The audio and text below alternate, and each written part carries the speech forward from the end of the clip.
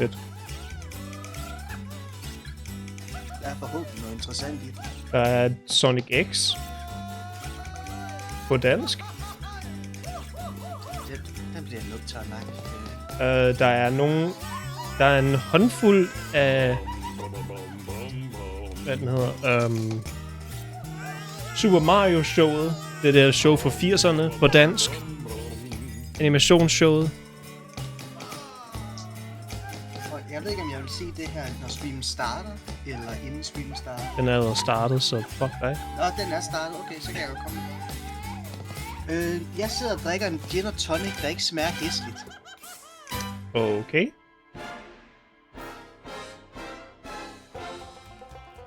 Men det har nok også noget med at gøre, den gin, jeg brugte, den er faktisk god. Den stinker ikke af gran. Var det gin, vi drak, måske? Smager gin af grantræ? Det stinker af gran. Okay, det er fordi, til julefrokosten... jeg kan ikke huske, om det... Til julefrokosten, der havde Mark... Han havde en flaske, der smagte af grantræ.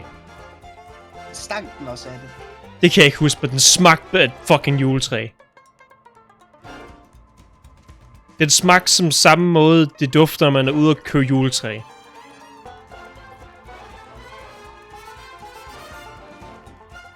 Den var forfærdelig. Og så var Nikolaj ond nok til at hælde den op i shotglassene til... eller ikke shotglassene, over i glassene til beerpong. Uden at sige noget. Jeg vil gerne have set ansigterne der. Jeg kan ikke... Jeg så det ikke, for jeg gik hjem på det tidspunkt, men... For Jen...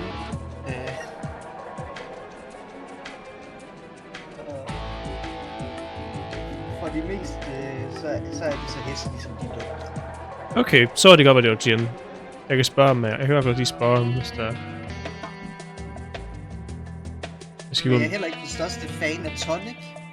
Og da jeg har en god gin, så er den her gin og tonic ikke forfærdelig. Beskriv ikke forfærdelig.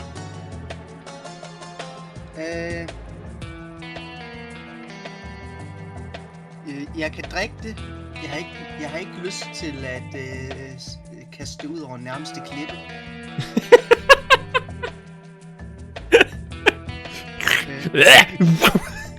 Og bare rolig, jeg har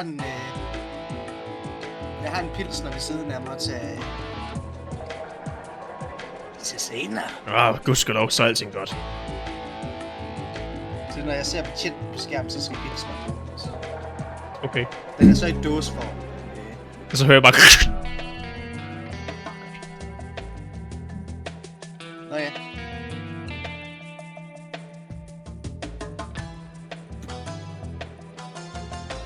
Jeg må lige rulle 2 sekunder.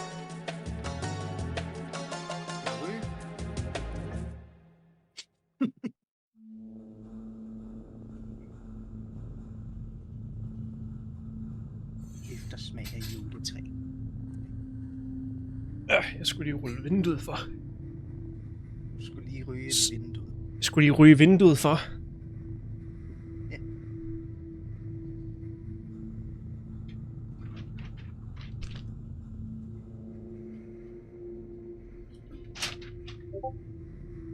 Er vi live? Live? For Bremen? Ja. Det er vi sammen også. Fantastisk. Jamen, så lad os komme i gang med videospil.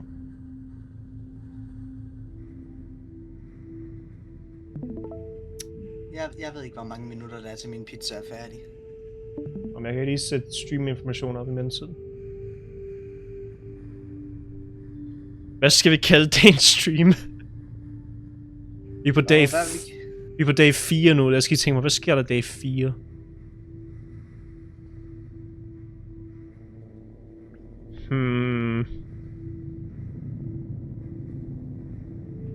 Sidste gang hed Harry og hans forsvundne skilt.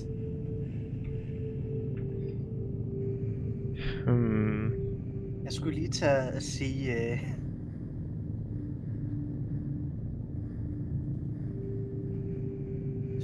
Finder forsvunden mand på bænk, men det gjorde vi sidste gang. Og Ja. Gud, den samtale har vi ikke haft, you know. Og vi fandt ham. Ja, vi fandt ham. Jeg ønsker, vi ikke gjorde, men vi gjorde.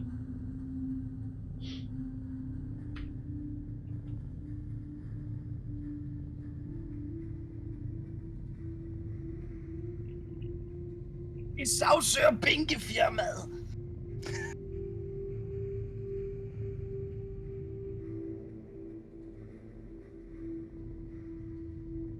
Nå, hvad sker der i dag? Jeg skal huske på, hvad der... Jo, okay. Hvad sker der i dag uden at spoil? D&D campaign. D&D med Kim. Det kunne vi godt gøre. Hold on, jeg skal...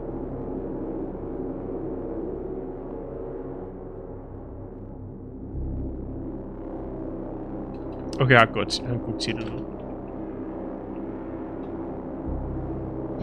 Sådan.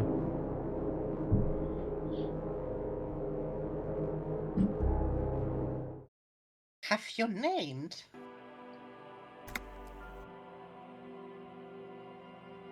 Let me see.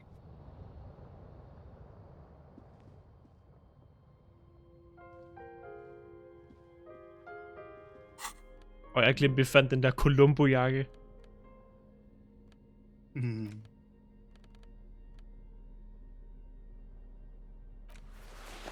Og vi har også fundet en farfarjakke. Holy shit.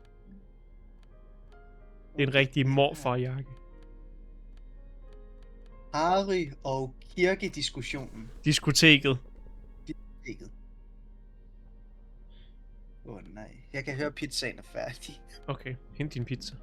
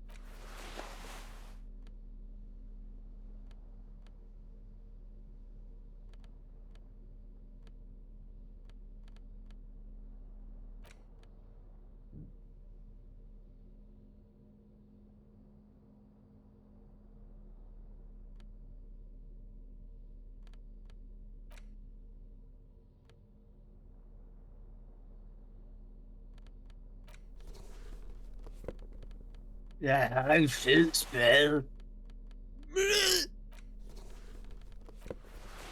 Du kigger på støvler? Så det læser beskrivelserne af tøjet. Ja. Hvad har vi af beskrivelser? Fuck af. Hvad er den bedste beskrivelse? Ved jeg ikke. Jeg havde glemt, hvad der stod.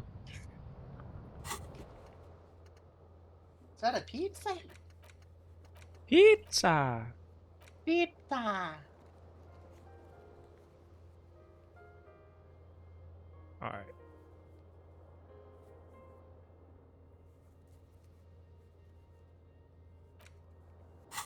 Lad os starte dagen.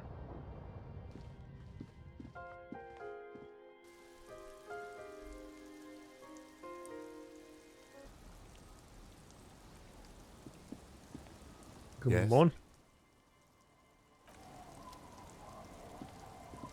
Alright,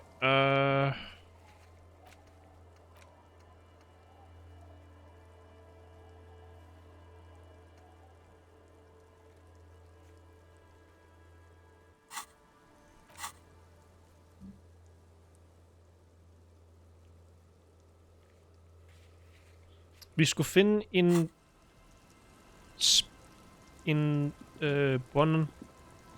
en båndafspiller.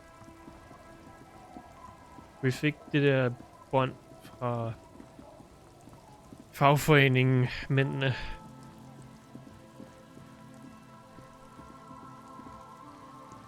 Den dejlige fagforening. Som troede med at tæske os flere gange.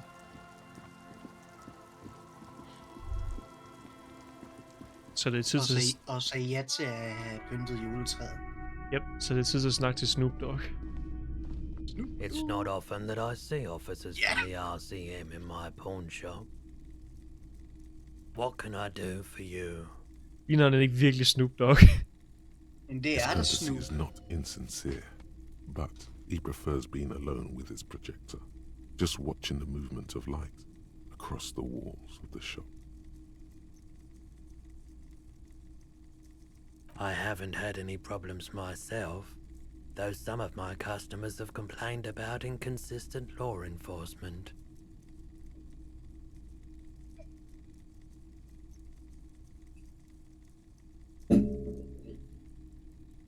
Who are your customers usually? All kinds of people come through here. Locals, travelers, people looking for a deal, people looking for a keepsake, people who are terminally bored. As you can see, I have a wide selection of goods for everyone to choose from.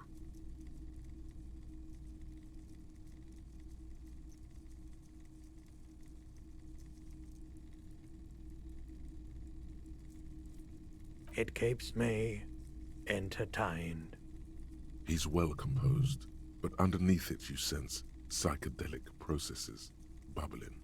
Some kind of drug, maybe. Entertained? He might be high. If he is, on what? Ja, no, selvfølgelig er Snoop Dogg høj. Snoop. A tape. We have boomboxes for sale that will play it. Check the shelves. Vil du dele dit broccoli? Let me have a look.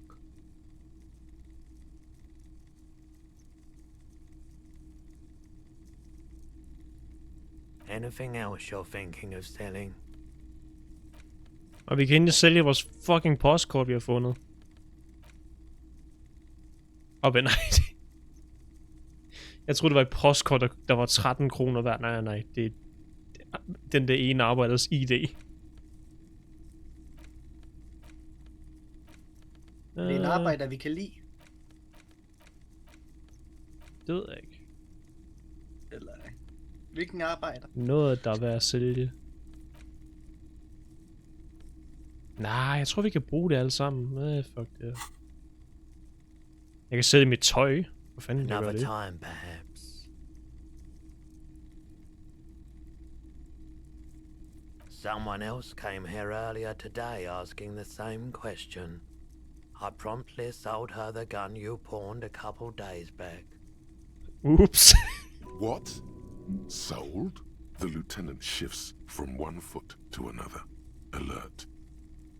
You, With Kim here too? That just sounded really, really bad. Har vi You solgt were vores adamant skøb? about Ja, vi har getting solgt rid of vores it, skøb. officer. Said you were undeserving of a service weapon of the Revachol Citizens Militia. And I don't like keeping guns around the shop for long. Off the charts photon emissions. The unhealthy kind. He's not telling you the whole story. It seems he's trying to spare you. You weren't quiet yourself, officer. You were very distraught. You said the gun was a threat to your life and that you can't trust yourself with it tonight. And that you need the money. When I said that I don't normally buy firearms, you put the gun barrel in your mouth and sort of sucked on it. Then I agreed to take it. You sucked on a gun? Good. Very normal. Very normal behavior. You must have been in great shape. Meget normalt. Hvor Hun meget slutter ikke solgte på en jeg? købing. 15 real. 15! The lieutenant looks from you to Roy, and then back to you. It's clear that he hopes this tableau might still turn out to be a bad dream. It's not, though. There's pity there Har vi too, fået 15 kroner for in case køben? you didn't notice. Eller var det 15 øre? Ja, vi solgte den for 15 kroner. 15 kroner. Sig ingenting. The light swirls in his face and glasses. He doesn't know what to say either. She didn't seem like a policeman, although she kept referring to herself as a pig, which was odd. I found her interest in the gun a bit obsessive, but I was just happy to get rid of it, and of her. Truth be told, she was terrifying. Right, so let me get this right. You sold your sidearm, issued by the Citizens Militia, and now a civilian is running around the streets of Martinez with it? Nej. Miraculously, his face does not reveal what's happening inside. Jim, det er en feberdrøm. Det er ikke virkeligt. Jeg sværger. Den ligger stadig i floden. Eller hvad? It's possible in these parts of town. We ought to find her and discourage her from taking justice into her own hands. My apologies, officer, but I have no idea where she was coming from or where she went. A needle in a haystack. There is nothing you can do about it right now. You'll just have to hope Everett wasn't lying, and the Union can track her down in time. Maybe. Shady-looking guys came in here yesterday, looking like they'd just taken off their Wild Pines overalls. They asked if I have a police weapon to sell. I told them I already sold it. They went their way. It was a trip, but you know, all sorts of people come here, asking for all sorts of things. Maybe Claire really is tracking down your gun. Det må vi hellere fortælle til Joyce. At han er ved at finde vores køb. Of course.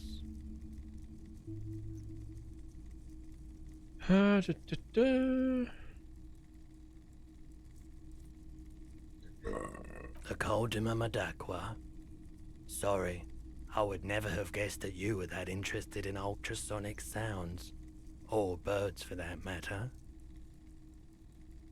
Jeg elsker Sonic the Hedgehog. I didn't mean to imply otherwise. But it's been a while since I've gone hunting for the Col de Mamadaqua myself.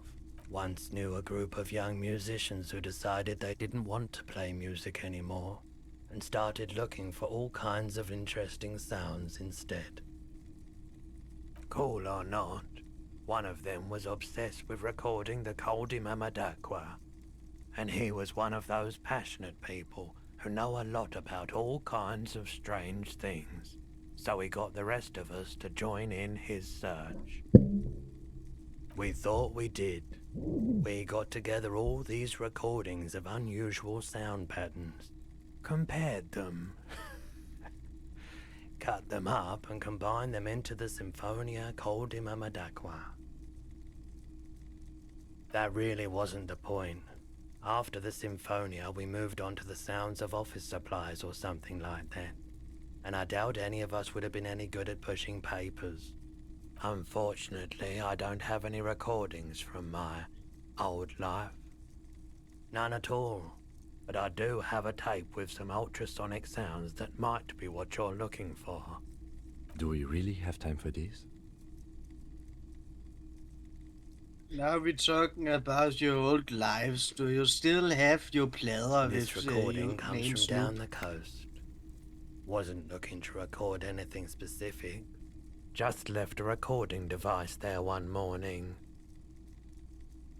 Keep in mind, I have to slow this Nej, one down ikke engang en enough to rigtig make Snoop Dogg sounds har well sine over gamle plader. 200 kilohertz audible to the human ear.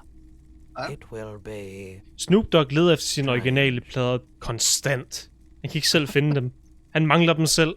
As the hum grows louder, modulating but always unnaturally uncomfortably low, like it's coming not from the speakers, but also from inside your chest. Breathing is becoming difficult. That's an illusion. Your breathing is just as it was and will remain that way unless you start panicking. There's a growing sense of dread. The sound is coming from inside you, but also surrounding you. It feels as though someone is standing just outside your range of vision and watching you, doing this to you. He nods to you, reassuringly, just as more diverse, higher-pitched sounds, some random, some appearing to form patterns, hit your eardrums. gulls and skewers. But... shh.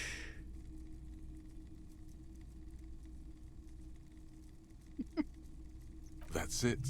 The signal in the noise. The thin whisper.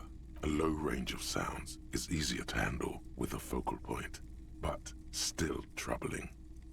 You are mesmerized by the sounds, but also feel nausea welling up as the motif continues, then begins to recede, dissolving in what must be the sound of water lapping at the bank. You know, now that I've listened to it on these new speakers, it's not the cold Imamadakwa. Wrong patterns, wrong photons. Probably some insect trying to sing higher than its predators can hear. Still, fascinating, aren't they? Early morning sounds.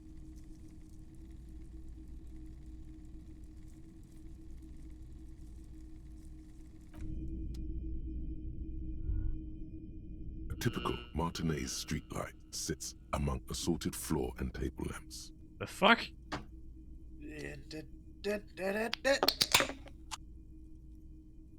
Hvorfor er der en gadelampe i din genbrugsbutik? The light pole has been carefully cut, and the wiring has been redone and attached to a standard indoor plug. The light buzzes faintly, but persistently.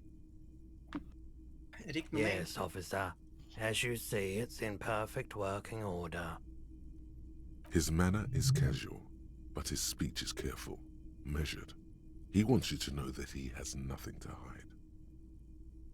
It was brought to me to be altered. We are not here to investigate the theft of city property.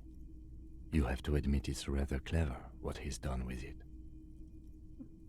700 real. A bargain, I dare say. A bargain? No, it's not. He's trying to sweet-talk you into buying trash. Hvor meget? 700?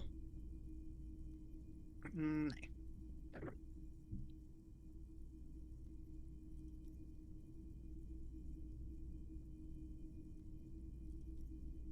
There's also the matter of rewiring, but the most important transformation is the light's placement among ordinary indoor fixtures, which has adjusted its morphological field. The light became suitable for use inside the home just a few days ago. Man kan rent faktisk købe den. Skal vi købe den? Hvad fuck resulterer det i? Jeg er virkelig nysgerrig nu. Hvad ender det med, hvis du køber en fucking gadelampe? Hvordan får du råd til en fucking gadelampe? The boomboxes on the shelf look well loved and well Du har godt for mange penge, hvis du er dented. virkelig... They stare at you with the unblinking eyes of their tape reels. Du kan tjene penge. One especially catches your eye. Deep gold and amber plastic with a big old handle on top. A classic lød meget boombox undgående. that says stereo. Du skal bare tage... udnytte alle andre mennesker rundt om dig og være et komplet liberalt svin. This is you. Det gør vi i Golden næste orange. playthrough. Ej, Just make sure it works before you buy it. vi er stronk og ikke andet. Vi er strøm. The Harman Vi er Welsh grønk. W2, made in Vespa, designed in Seoul, plays all reel-to-reel formats, 2mm, 8mm, 12mm. It's even got a little radio in there. It'll set you back 12 real. Vi slår først og trøster bagefter. Absolutely. I've tested each one myself with recordings of speech, found sounds and music from a variety of genres, even though I don't really like music. Kan jeg få rabat, fordi jeg er politi? A discount? I do have to keep the lights on, man. It's 12 real. A man like that in a neighborhood like this, in a rickety house falling into the sea, there's fear in him. Use it to your advantage. Hvad var det, du prøvede at købe? Boomboxen. Hmm. Material. Sounds like a rip-off, but okay. I can make it 10, but no Yay. lower. Så dum svin. And here you are. Quality sound reproduction on the go. It'll play anything, wherever. Turn any tape into a conversation of sounds and shapes. En øre vendt, en øre tjent. Oh, nice. Yeah! We get that drip. We got the drip. All the Hvad er der her? Er tøj? wow, a very large red t-shirt with an impressive print stands out from the other garb. Ja. Oh yeah. The print depicts a muscled man striding toward you, a giant sword in each hand, encircled by burning embers. Behind him is a cluster of cabins engulfed in flames. Beneath him are the words, Hjelmdal burning. Det er Hjelmdal. Smells like worn cotton and a little old sweat there. Det er barbaren. Worn cotton with a side of flea market or trash bin. Hvis du kan huske alle de der fucking 10.000 bøger med Hjelmdal-manden. Sniffing is okay, but please don't try anything on. Can't have you leaving your photon emissions in the fabric of things you're not going to buy. You're not imagining it. Photon emissions? What is he talking about? Hvad for noget? I don't know. Hell yeah, man. I don't usually carry printed tees, but this one was just pure exemplar.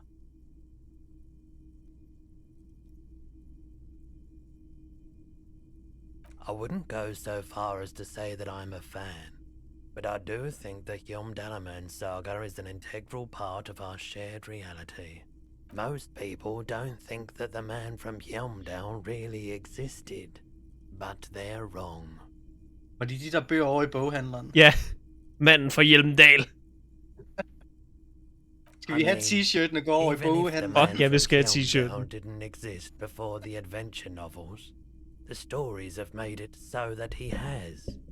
It's simple, really. Okay. You sound skeptical. It's not that complicated. All that's required is a more robust understanding of cause and effect. Besides, I've been to Snoop Kotla, Dogg. though not quite as far north as the Hjelmdal, and watched northern lights travel across the sky. Very unique, energetic tides there. Very, very unique energies indeed. Altså, Snoop, du skal ikke være bekymret. Det er bare sådan, han snakker. Stop Han talking har about altid this den tone. nerd stuff. It will make you weedy. Buy the damn shirt already. It's powerful.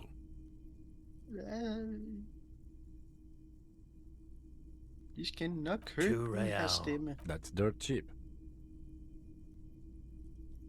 You should. Så. Welcome to Helmdal, officer. 2 kroners trøje. 2 kroners trøje. Ja, tak. Minus 2 autoritet. Og hvad fik du? For gammel til det her pis. Hvad var plusset? Fysisk instrument. Så lige lidt af ham. Vi skal lige se trøjen i dens fulde glory. Oh yeah. Fuck yeah. Teenager igen. Derfor vil jeg minus 2 autoritet. Du er for gammel til det her. Og det er da også en fed nok trøje. Det er da ikke det. Nej! Virkelig, du se den. Vi skal have morfar-trøjen. Den der morfar-klæde. Og den der. Hvorfor er teenager igen? Oh my god. Perfekt.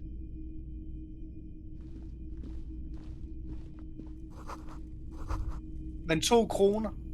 Det er billigt. Det. That's a steal. You see rows of toy soldiers guarding the rest of the trinkets displayed on the table. Some on horseback, others in rags, others yet in bright blue uniforms. All are stern and unyielding in their duty. Try to find something pretty and cool here, then use it to win her back. Okay. Everything you pick out seems faded, chipped, and sad somehow. Most of them are just broken toys. Vind han tilbage. Yes. Buy something nice. A figurine. This sounds off. You shouldn't trust this guy. Hvad var det, du slog for? For at vinde hende tilbage. For at finde en god figur på sit hylden. Jeg havde 83% chance for at rulle. Jeg fuckede op. Vind hende tilbage. Er korn? Sikkert. Jeg rullede lavt. Du fik 3! Au. Jeg skal slå igen. Så skal de åbne den først. Og vi har rigelige point. You see rows of toy soldiers guarding the rest. Why? What's this? A headless man en on højere. a horse. A headless man wearing futuristic 2 tracksuit. plus 2 er lige før. Okay, hvad sagde en flastiastisk? En hovedløs hesterider. Oh, that's the headless phone rider. The What? headless phone rider. It's an urban legend about a man who rides the streets of Revachol sporting a fawn tracksuit. As you see, he's missing his head. 50 cents. Bargain priced. I'll throw in the tiny cap too. I think he's looking for it, or something. That part of the story has many interpretations. Did I mention that this figurine is supposed to be lucky? Always carry it with you. That was a very smooth salesman's grin that almost 50 comes off øre. as earnest. You Nice. should learn from him. Big men on big horses, clad in lamella armor and carrying flintlocks, the kind that would mow down a line of enemy soldiers in the blink of an eye. Franco-Nigerian knights. I used to be very serious about these guys. They're not all blue. These figurines also wear gold coats and caps, complemented by orange trousers. They are variously posed, wielding swords and rifles with bayonets. Which ones? Ah, those. Yes, they are. I find the paint job a bit gaudy, but children like the bright colours indiscriminately. Finder fucking Warhammer-figurer. This set of soldiers isn't meant to look impressive. A few have rifles, but most of them carry pistols. Some even shovels and tall sticks. You're probably talking about the revolutionaries, yes? Yes, they are soldiers, revolutionary soldiers. I think their poverty Er has det been Warhammer? exaggerated for effect. Ikke When helt. you place them next to the royalists, it doesn't seem like they could possibly win. Det er mere i stil de der klassiske ridder, vi har. De der klassiske ridderfigurer, man havde. Med der på heste og det hele. Ja, dem. Ja, tak.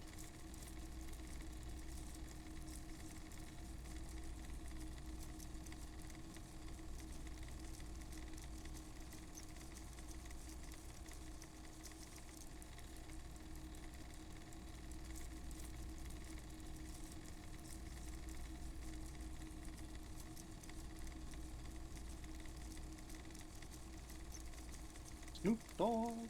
Maybe.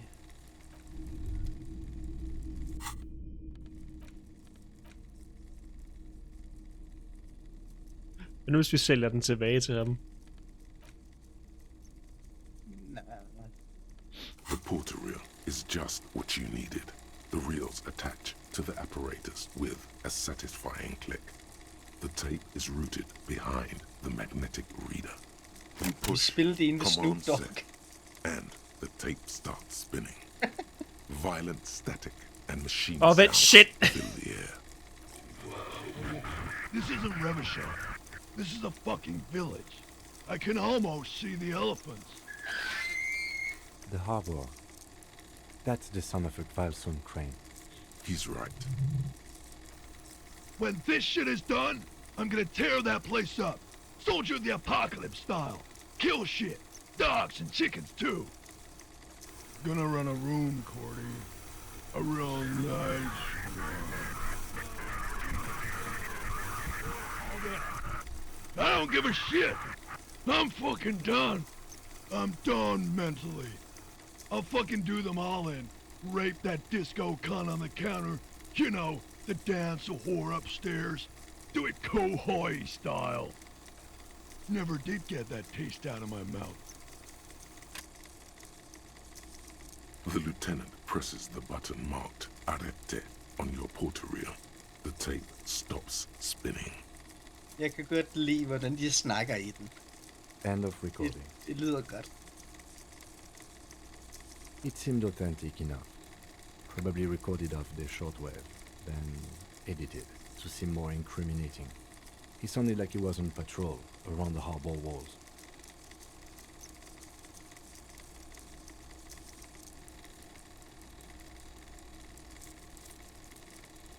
Indeed, but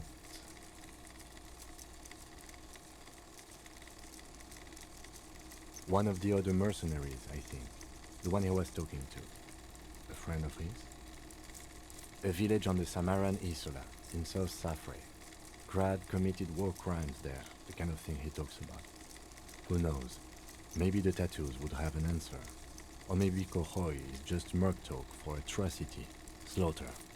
I think we've got a few more questions for class here, don't you? This seems to contradict her testimony, at least to some degree.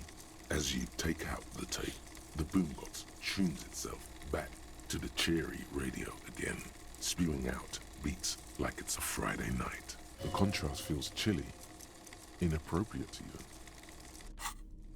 even.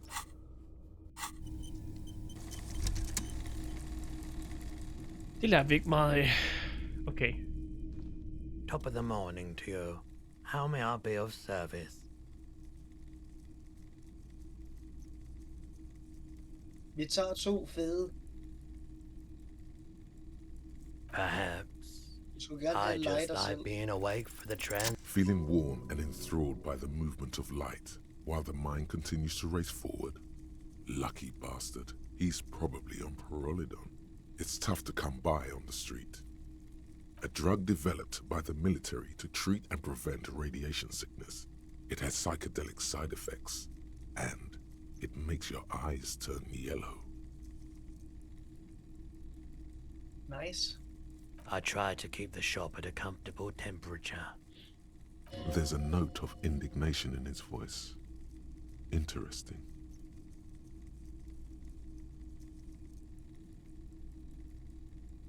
I've had to take it. You know, since the people's pile cleanup. I was with the Emergency Relief Brigade. He's taken it for mental and emotional, not physical pain these days. A bad idea. Some poor leftist built a particle decay generator in hopes of bringing affordable electricity to underserved communities. It malfunctioned.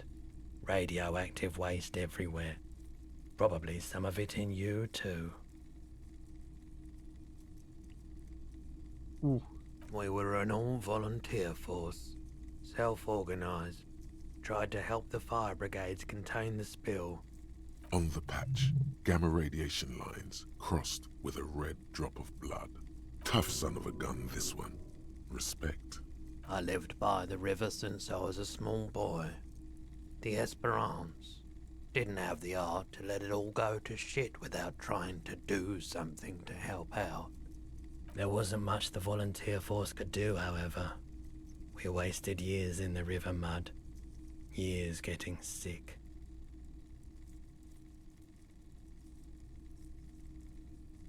There's a reason why everyone's tried to forget any of it ever happened, and why no one has tried to repair or replace the pile. So much disappointment, and early deaths. Cancer mostly. And we knew all that was coming even as we were cleaning up as best we could. No one's. Everyone's. So much bitterness. A bunch of poor people built themselves a primitive nuclear reactor, hoping for the best. What do you think is going to happen? The cleanup happened 15 years ago. I was young then. Later, my second aunt died. Left me this shack and all the assorted junk in it. So I came to Martinez. People told me don't go there. It's a shithole. I said, people, we just had a nuclear pile meltdown. I'm gonna get as far away from Forburg as I can. Still in the same city, but... I like the theory more than the story.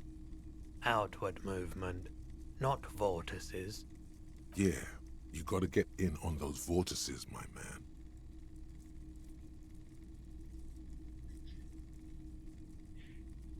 Kan du dele din medicin med mig? Nej, for helvede, nu stopper du. Jeg har fået en sprøjt. Bare en lille en. En kvart. Han tager dem for at holde radioaktiv stråling tilbage. Jeg tager dem for at blive super fucking høj.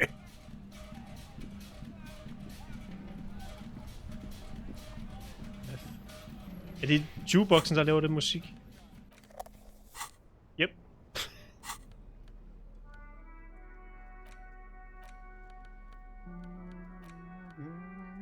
Hjelmdal. Har vi egentlig en Hjelmdal-bog? Købte vi nogen? Vi købte ikke nogen af dem, gjorde vi? Ej, det skal fikses nu. Se hvad jeg har købt! Ej, det var fordi der var så mange fucking bøger. Vi købte nogen. Hvad? That's one brutal motor carriage.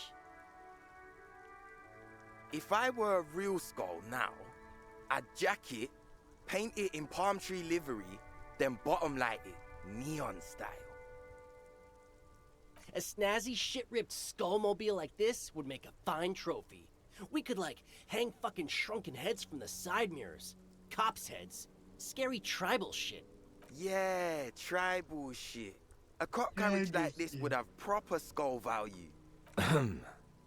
While I appreciate the interest you take in my brutal motor carriage, I have to stop you right there. The RCM takes threats directed at its property seriously. It's just theoretical work, Copper. No basis in reality. Man, if we were certified skulls right now...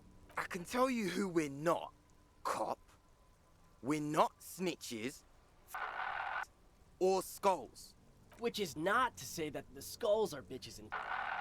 On the contrary. The part of this presentation you want to take home with you, cop man, is we're not part of the Skulls yet. You don't know? What kind of cop are you? Jeg er så glad for, at du spørger. The question was rhetorical. The Skulls are the most vicious gang of the Besmertnay. The nastiest bunch of psychos. I am the law! Jacking carriages and getting into high-speed chases. Possessing an infinite amount of fuck-all swagger, infamous for their non-verbal modus operandi. If a skull spots you, he will pull out his dagger and stab you without saying a word. Hvad? Hvorfor er pacifist blanket ud? Ikke det, der står. The lieutenant's voice is as calm as usual, a testament to the violence and death he's witnessed through the sight of his firearm. Er det en forklaret senere, eller er det noget, They usually du kan sige occupy par the ord, så jeg kan burnt-out gætte mig quarter til in det? Jamrock. Or you can find them loitering around the bright. Du spurgte tidligere, hvorfor fuck nogle gange bliver censureret. Det er ikke fuck, der står. I Men can't der, wait to become a der står skull. der pis Bottom først like's a deroppe. wretched Der står aggressive. pis, og så står der... Jeg kan ikke sige det andet ord. Det er imod terms of service. No, they really aren't. It's porno tuning. Say no to the porno. Sig nej til porn. Men Kim! Murder? Kim, jeg troede, vi alle var 14 sure. her. We'll gladly tell you everything we know about it.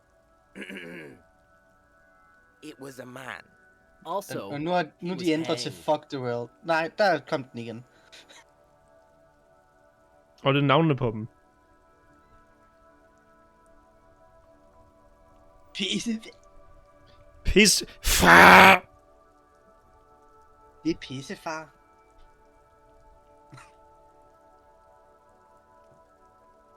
Don't fuck around. I am the law. He was hanged from a tree. Yeah, I mean, duh. These punks don't know anything. Let's just move along. Hey, stop right there. How does one know anything? Sure. Understandable. Fuck and I appreciate your effort, though. Nope. But Cindy does. Don't tell him that.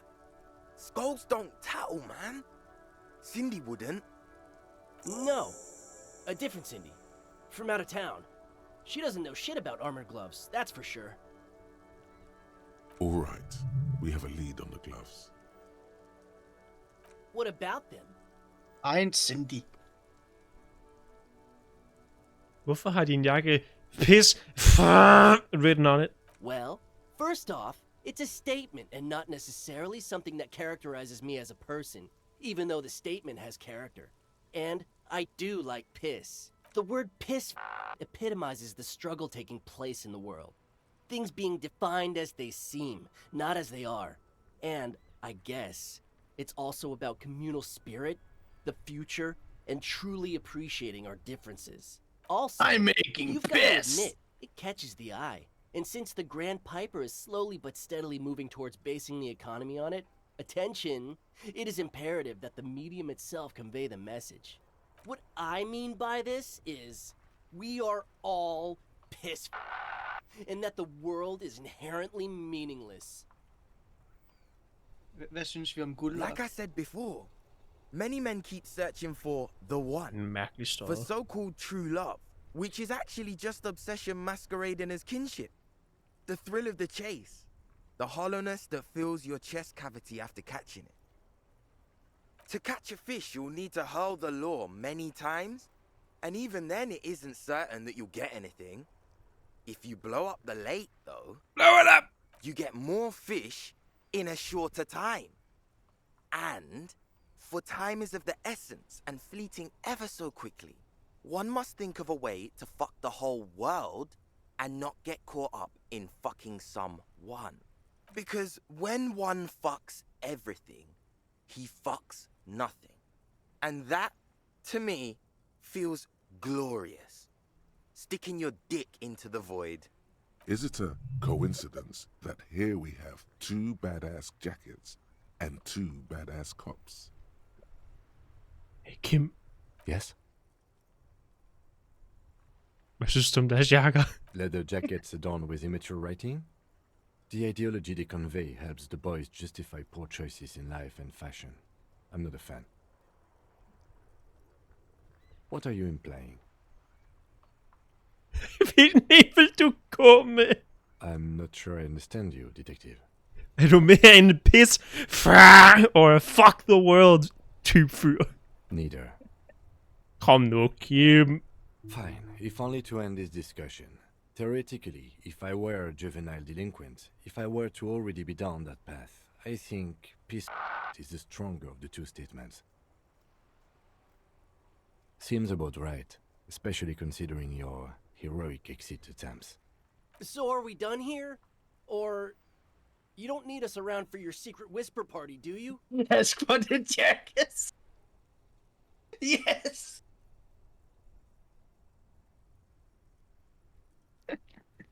Hvis jeg klikker her, stopper den så samtalen permanent. Please leave den ikke. Okay, det gør den ikke.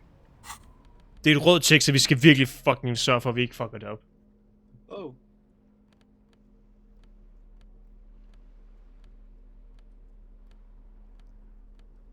Vil du gå helt til at helgardere dig med et safe, eller?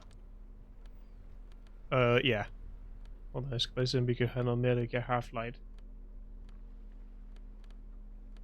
Half-Light, yes. Det er minus.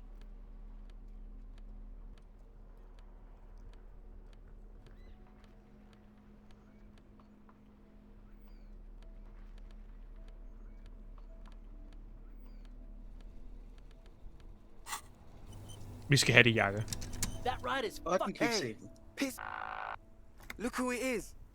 Shrunk. No. Don't Let's ask go. anything.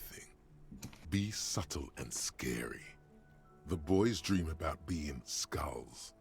Use that. Hvordan? Suggest they're massive skulls. Come on. Voice of What? those jackets. No. Skulls don't have kings. I think. And we're not even in yet. Yeah, man, keep your voice down. Skulls don't take it lightly when folks pretend to be them. We're not even prospects yet. Raise your voice. Wow, you boys are ambitious. Only prospects and already planning a coup in the skulls. You're destined to go far. He gets it. Passive-aggressive flattery. Shut the fuck up. Are you trying to get us killed? Now bring it to the jackets and, yes, start shouting. Ja, og vi vil også være cool. Dræberkranier ligesom jer to. Men vi har ikke nogen fede jakker. Please be quiet. What? What do you want? The jackets? You got it. No need for cruelty.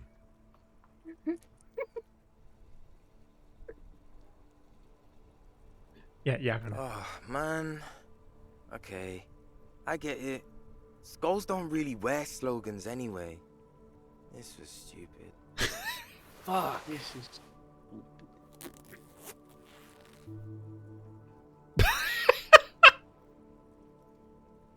Ej, nu dine øjne. De ligner bare sådan to trommespillere i et svensk band. The lieutenant watches the boys take their jackets off Gør de. with mild amusement.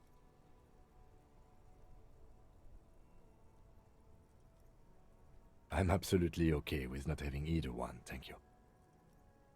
Har vi fået begge? Ja. This case doesn't require us to go undercover or raise hell. In fact, I don't think the jackets will be useful at all. I just wanted them to not have them anymore. Cold-hearted cop.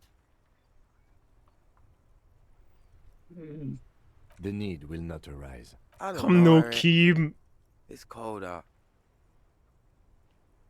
Yeah, let's get out of here. The cops fucked us. Nå, hvad giver de?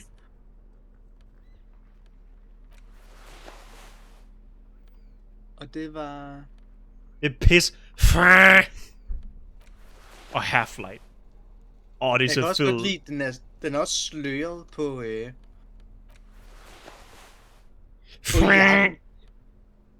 Plus 1 drama. Minus 1 autoritet. Vent, jeg er en detektiv. Og den der Vi tager den her. Vi giver os i Half-Light. Endnu mere paranoid muskelmasse. Ja, det er vores nye outfit for nu af. Den er god til røven. Ja. Kim, tag Og den jakken passer på. også. Den passer godt til t-shirten, når den gør røven ekstra på. Hvordan får man til at tage jakken på? Er vi det? Jeg har set nogen gøre det før. Hvordan får man til det? Kim! Kim! Hvor høj? Hvad skal vi have høj i? Har ingen idé. Stod der ikke det? Det er ikke det. Det er hvorfor vi... Det Yes. finder ud af, hvorfor station 41 center. Nå. Men det var fordi, han var fan. Inside, At den you see store a druk. set of steering levers, a radio microphone, Nej, hvorfor de pull-up sendte os? toolbox, and No, the us. soft glow of the fuel preheater gauge. This is Precinct 57. How may I assist you?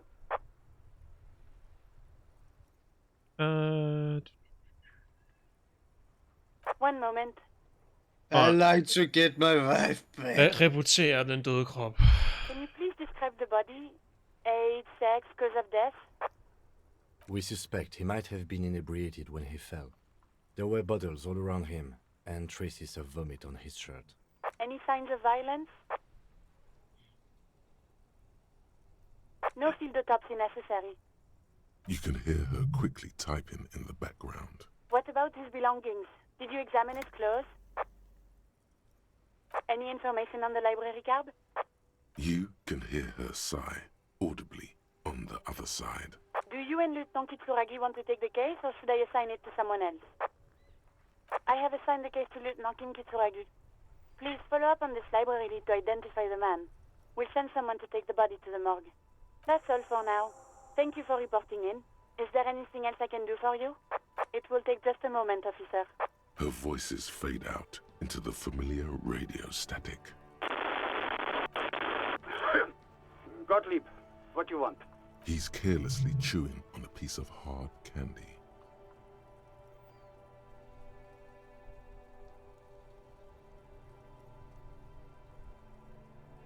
I was told that lizard people were working about me. Are worried about me. Det går ikke godt, doktor. Det går virkelig ikke godt. Oh, it's you. Was that a snarl or a suppressed groan? No love for you here.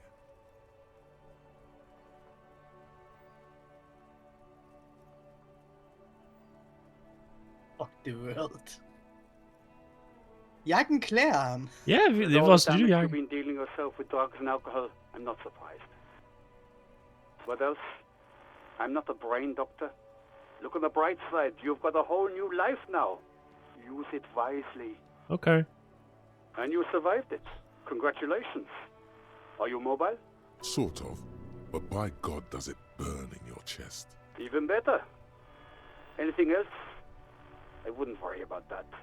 Officers your age have coronary trouble all the time. Also, death is a natural part of life. Wow, du er ubrugelig. Accept it. The body is an object, and objects break down. Do what good you can. Hvad with var yours. han? Læge? The rest goes too. Husk, død er altid en naturlig årsag. Er en naturlig del. Anything else I can help you with, officer? 57. In the cabin, you see a set of steering levers, a radio. This is Precinct 57. How may I assist you? Jeg missede chancen. Og 57. In the cabin, Eller you hvad? see a Er der noget, jeg har set of glemt at klikke på? motor carriage. Something bad with a motor carriage. A dark lump rises in your throat. Nothing. It's probably nothing. Forget I brought it up. Please proceed with the carefree lollygagging. No, I'm afraid not. We have a murder case on our Lollygagging. hands, remember? A lollygagging. motorized vehicle. I don't know. I'm sure you are familiar with the Jeg ved ikke, concept. hvordan man skal oversætte We've det. had these for nearly a century. Sådan at fjolle rundt. Ja. The Caprice motorcar does provide most of our patrol vehicles, yes. But this is different. This is a sports model. You're right. I didn't take you for a motorcar enthusiast. Do you also like tip-top, detective? Really? Well, I'm not indifferent on the matter either. In the cabin, you see a set as you tap on the gauge. There's no use pressing the heat button. It won't start without the ignition key. A metallic drawer, the pull-out tool, the white. Your fingers waste no time closing around the handle. Clutch this, you feel an uninterrupted connection to the mechanic. After a while, of course it's only the I'm good at the bottom of the sea. So strange. The machine is not on the because it's lonely. The handle is in the cabin. You see. This is precinct 15. Pis. In the cabin, you see a. Der er normalt muligheden for, når du samler radioen op, at klikke på en gemt radiokanal, som Kim han lytter til, som bare sådan det mest blæste fucking bras, du nogensinde har hørt. Jeg har misset chancen. Det er surt. Fordi du klikker på knappen, mens du stadig er på radio med hende der Alice, og han bliver så fucking flov, og han hører det musik. Og det er ikke et event, vi kan starte nu? Jeg tror, jeg har misset chancen, for jeg gjorde det først på dag 4. Det er meningen, hvis du har ringet til vores politistation på dag 1. Jeg glemte det.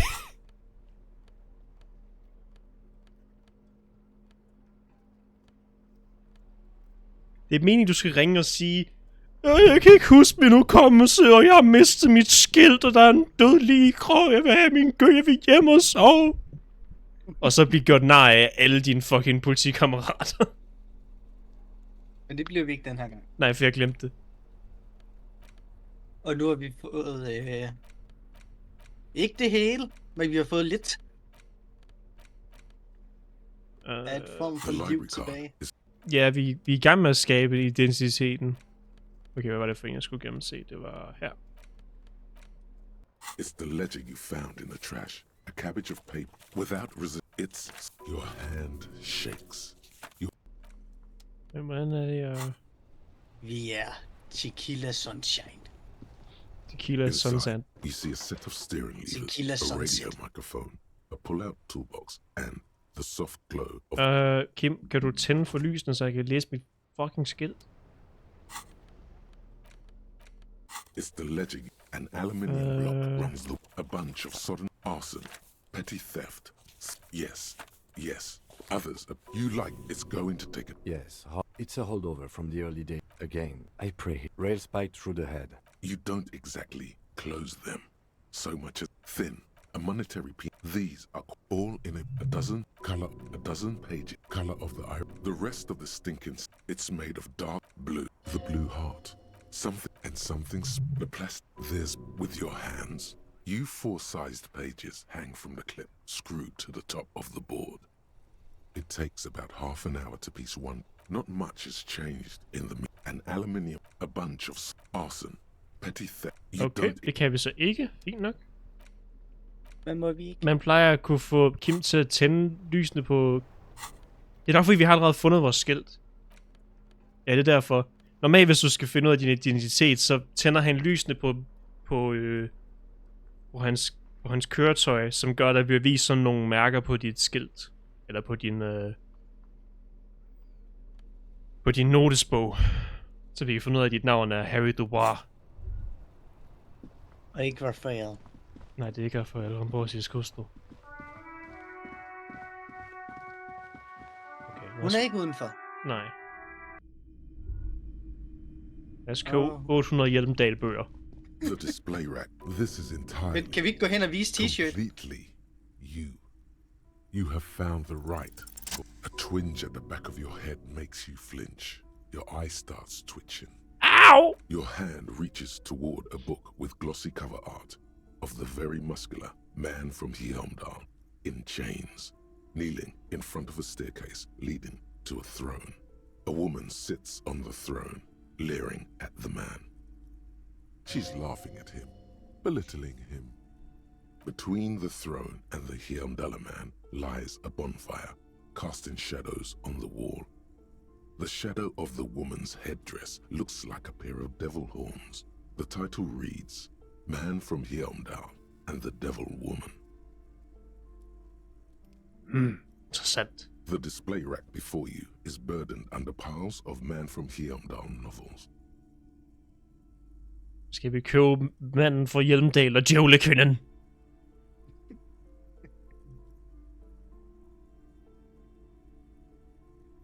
9 kroner. Ja, det er fucking dyrt. Vi skal ikke betale for overnatning længere. Stadig dyrt. A small mountain of colorful board game boxes. There are numerous types of games for all ages. A lot of shelf space seems to be taken up by Skal vi købe D&D? merchandise. Eller skal vi vente til at være lidt flere penge, måske? Er det den, der koster 12 eller 25? 25. Den tager 6 timer at gennemføre, hvis du er rigtigt. Vi har lidt mere politiarbejde, vi skal gøre først. Bare lidt mere. Tag så den fucking jakke på, Kim!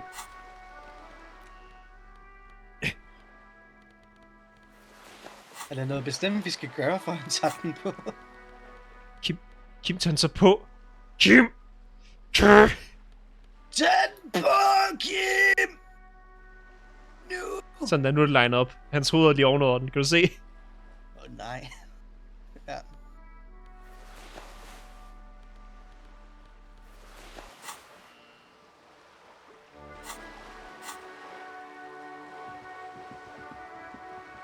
Nå.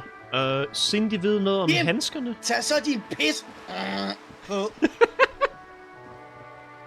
Pis. Just an ordinary wall. Nothing to see here. Kan vi forbedre de på nogen måde? Elysium. Just an ordinary wall. Conceptualization.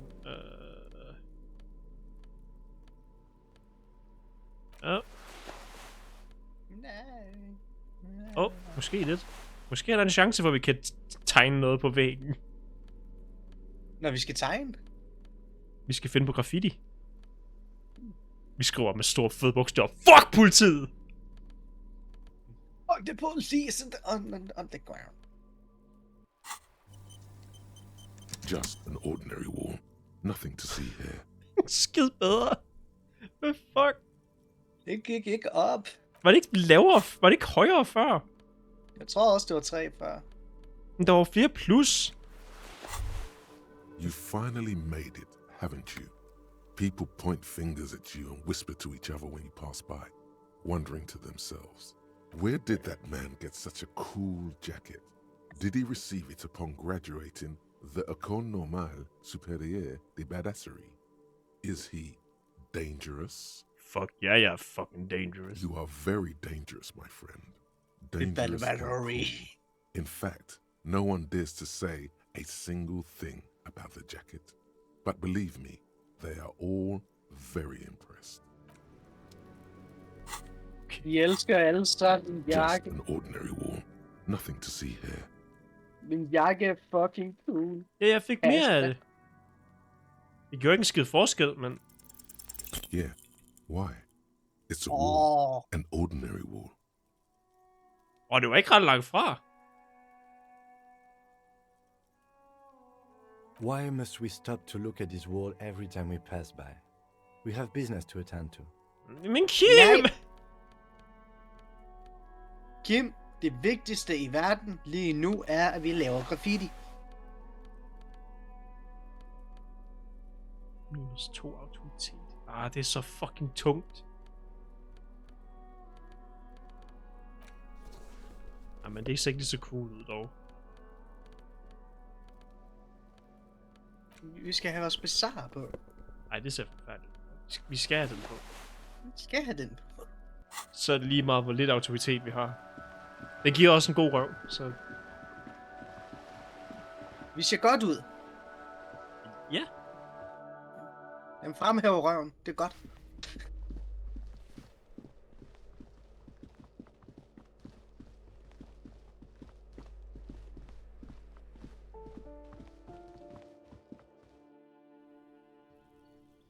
Kig på os, vi er en undercover betjent.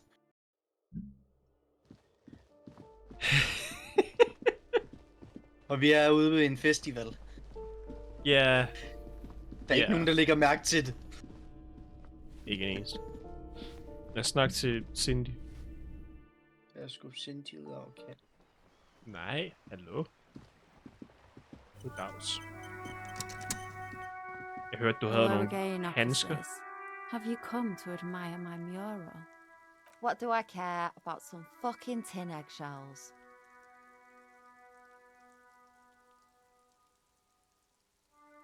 Er det dig, der har min gøb? Not particularly. I want to keep this as brief as possible, you see.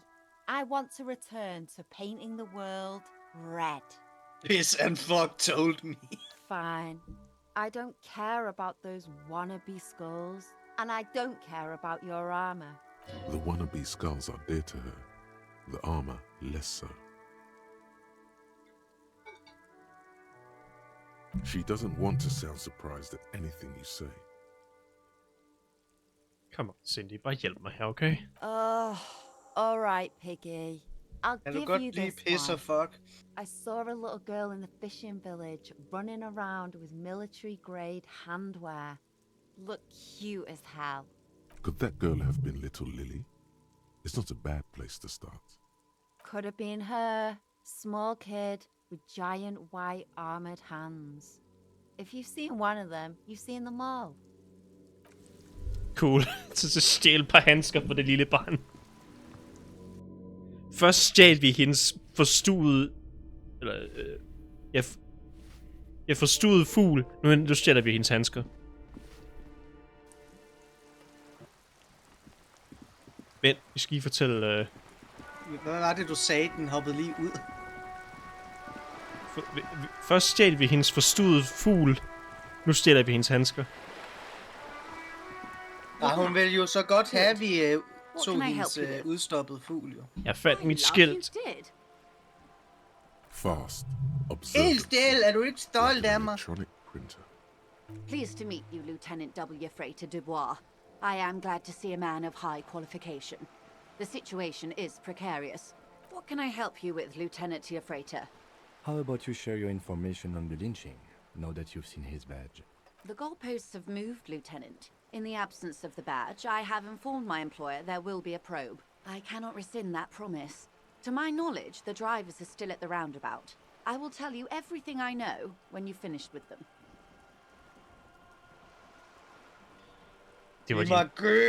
Det var din plan hele tiden. My plan is to share information. The only way to do that now is by telling my employers you've kept your end, which I hope you will, because let me tell you, we are in dire waters. How bad can the info she has be? The sooner the probe is finished, the sooner I can share crucial information with you. Now, is there anything I can do for you in the meanwhile? Tea, perhaps? Hun vil stadig have, hvis jeg laver hendes beskidt arbejde. Fuck. Gider vi ikke. Jeg gider ikke arbejde. Hvad var det? Det var hvad? Ude på stolpen. En grøn ting, der sikkert fortæller mig om, hvordan fucking tangen på stolpen smager. I don't know. Ekstra saltet. Det plejer at være rimelig ligegyldig information hver gang. Jeg snakker til dem hernede. Hvis jeg ikke snakker med de her tre. Have you no shame? Whining about your back every time you bring out the measuring tape. Honey, you're a man with a fork in a world of soup. Please, let's just try to enjoy the game, all right? I'm trying to, but you keep breaking my concentration. You're old. I can see that. We're both old. Now stop grabbing your ass like it's a girl. These manly men are playing balls. This is a ball game. Grab a ball and play it. Don't ask questions. Shoot first. Ask questions never. Okay. That's the spirit.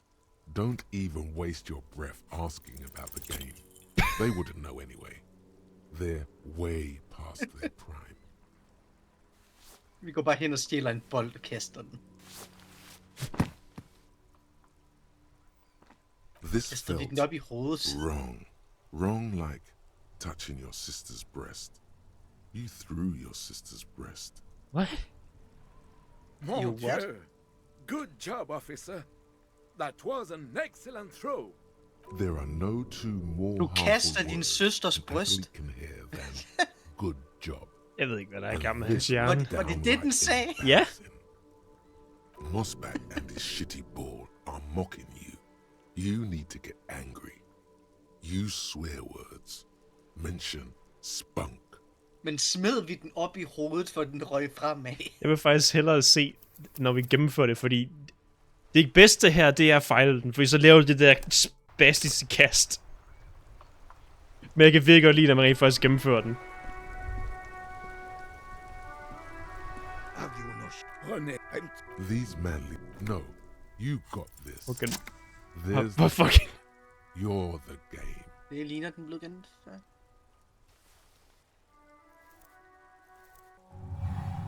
Trick shot! You are immediately surprised by the ball's lack of weight. Den var en No højere matter. end sidst. You'll make it work. God, this is right. You feel the familiar tremble of excitement and adrenaline that precedes Feel every your sister's victory. breast. The cold metal ball is surprisingly smooth against your neck. It has a pattern on it, probably a sponsored ball. Yours would only be covered with bumps of learning and scars of victory. Already your muscles are adjusting to the weight, the nervous system calibrating, until you and the ball have merged into a single entity. The man ball is ready. A chilly breeze ruffles your hair as you stand there, feet firmly planted. All sounds, smells, even the wind, everything fades until the only thing left is the union of man and ball. West, in the Grand Couronne area, a sharp overhand left from Arsène Luc Edelbrock sends the Samaran heavyweight champion, Kostya Miasnok Kostanicha, flying to the mat. The crowd goes wild. Revachol loves her heroes. An embodiment of pure motion. A fine-tuned locomotor running at maximum efficiency. Behold the fear and confusion reflecting in the eyes of the two feeble geezers. They are in awe of your superiority. You are a god to them.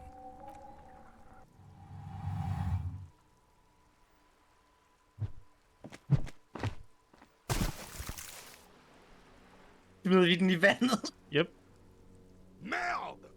Bordel de merde! What the hell is your problem?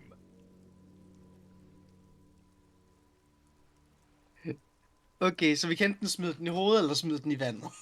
Vi kan enten kaste et perfekt kast, eller et perfekt kast.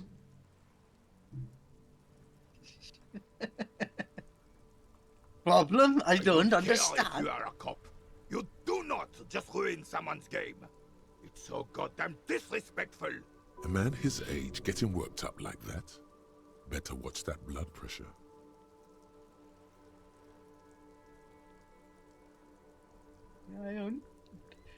Det skal ikke være en dårlig taber. You vandalized our game, son.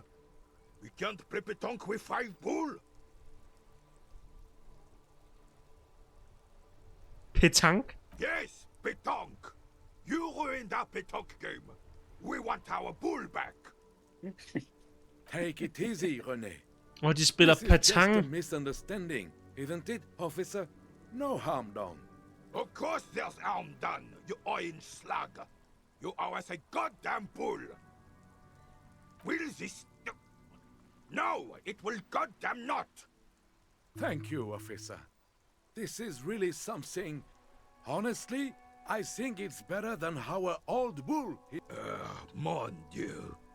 All right, fine. What do you want, officer? Just talk. It'll smooth things over. Old people like attention. I prefer the old name, Insulindian Lily. Girls bought them to young cadets when they entered service.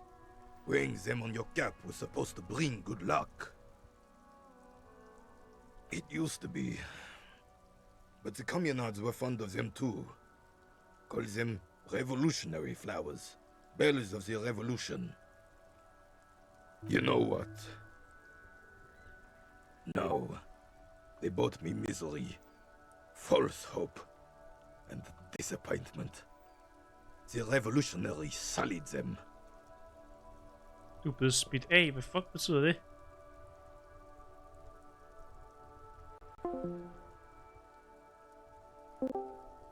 Hallo?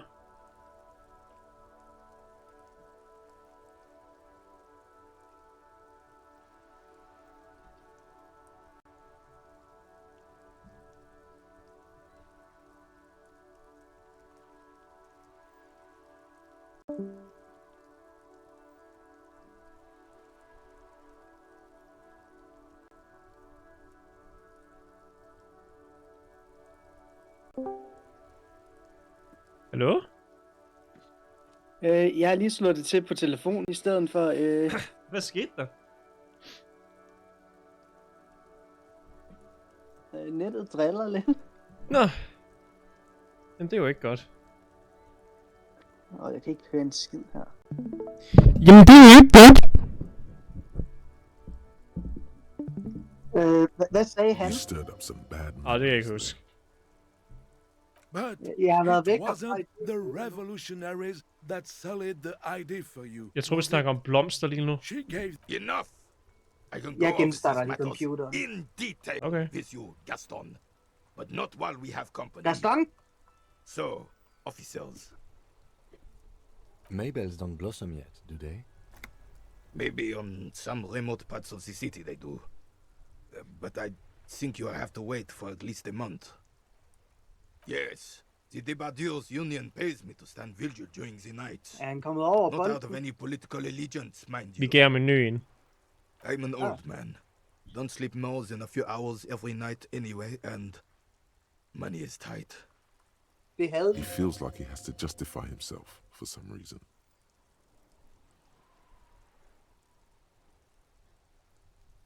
Yes, it does.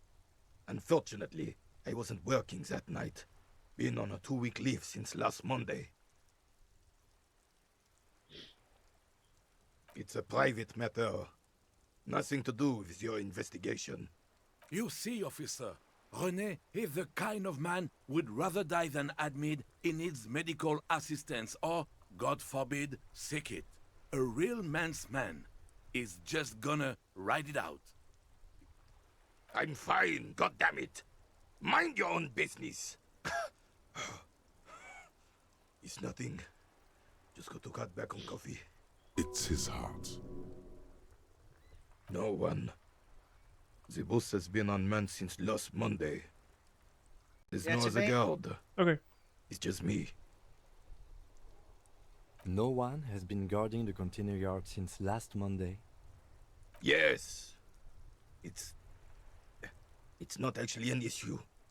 I mean... Look, officers, the container yard doesn't actually need a guardsman.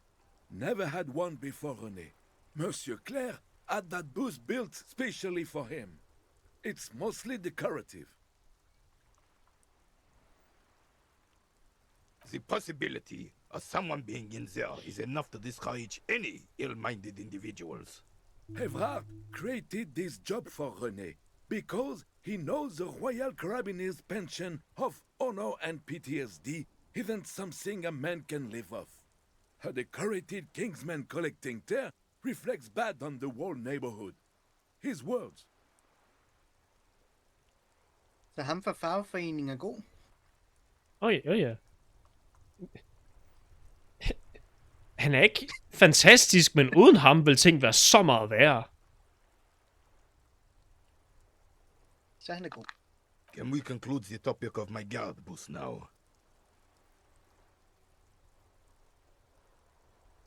She is nobody. This is none of your concern, and I refuse to discuss my private affairs with the RCM.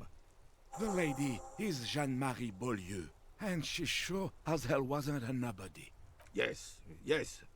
Like I said, I would be up anyway, so might as well keep an eye out. It keeps my senses sharp. Unfortunately, I don't. Unlike most of the locals, I have no qualms about assisting law enforcement, but this affair has passed me by completely. In Martinez, the Union is the law, so can you really blame them? Cop is a pejorative term. I don't have a problem with policemen. On the contrary, I admire the effort to bring order to our streets. If I knew, I would not be afraid to tell you. I simply don't. I'm an old man, not a coward. The daily business of the riffraff no longer concerns me. This is a man with a lot of past, but little present, and almost no future. Yes. The terrain here provides an interesting variety to a familiar game.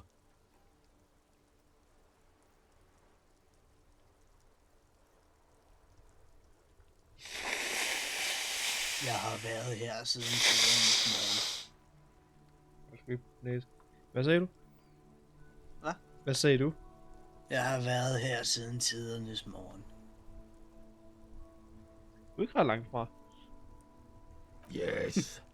It was left by heavy artillery fire. Heavy artillery fire, you say? That's the best kind of artillery fire. Very interesting. Why what? Because that's what happens when communards hijack your country, execute your supreme leadership, and turn your capital into a slaughterhouse. You use heavy ordnance to clean up your home. Sadly, no. It was the foreigners who brought them to their knees. We fought valiantly. Too valiantly. So valiantly we got licked. Should have fought dirty, like they did with their suicide sex cult propaganda and mad anarchist women strapped to shrapnel bombs. We didn't though, and we lacked caliber. God bless him, but the suzerain's cannons simply weren't big enough.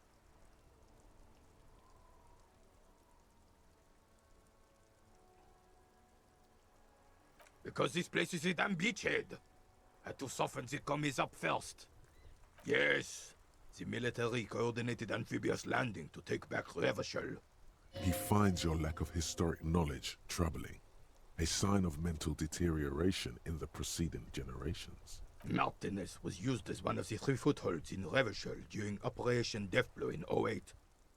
The other 2 are off in Stella Maris and the Delta.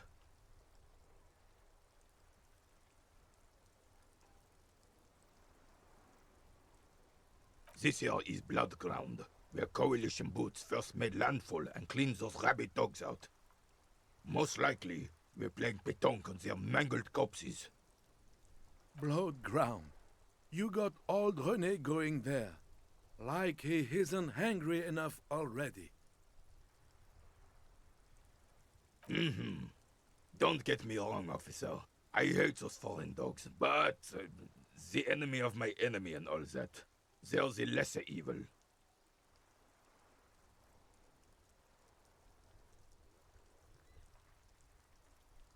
Damn right, son. They laid the fire of hell on the city before they stormed it. And it worked, too. He approves of this radical approach, knows it was necessary. The rest of the city got cleaned up, but Martinez they keep as a monument. And now the Union Socialists are practically running the place. Well, it's your own damn fault. You, we, the coalition, Revachol, whoever you want to blame, never finished the job. Officially, the party never surrendered. Of course they still all influence. You don't even begin to truly understand the players on the table, let alone the specific circumstances surrounding the... What do you think?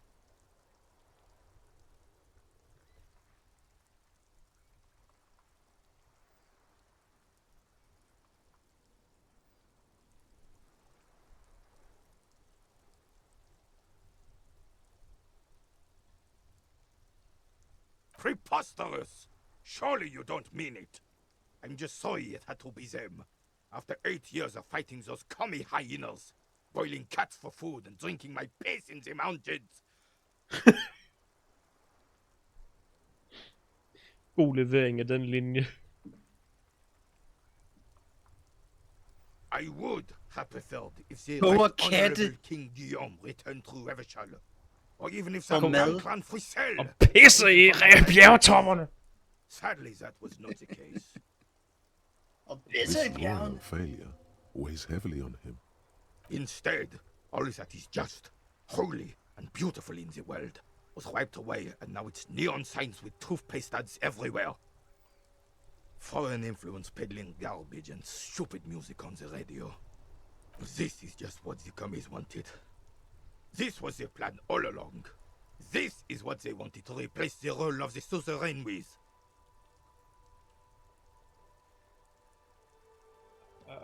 Damn Frissel. He was the king we couldn't protect. The Carabineers failed him, and the crown. He died in the hands of the Hyperlay, in a very public execution. He slouches as he says that. It makes him smaller, admitting they left the king to the mob. A true king in both blood and mind led Revachol before Frissel. He would have been better, but the damn commies drove him into exile. The suzerain is the king! Has everyone forgotten already? They've forgotten already. Soon, they will forget everything. Him too. Then he chooses anger over melancholy. It's no use talking to you. You were still in Daddy's balls when it happened. When we took our last stand against the filth and rode the cavalry straight into gunfire. It's a Bell McGrave, 4.46 caliber, breech loading, Revachol made. Good weapon, accurate and reliable. This one's inoperable. The bolt spring is missing and the mechanism is jammed shut. Still a beauty. Where did you find her? I'm not surprised. There are probably lots of forgotten wartime weapons lying around here. Back in the day, everyone had something stashed away. As for the rifle, I don't know what else to tell you. These BM-446s are an antique. No one uses them anymore. The ammunition is impossible to find.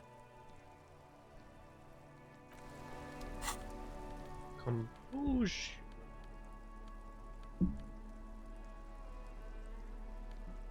Hvad skal vi slå for?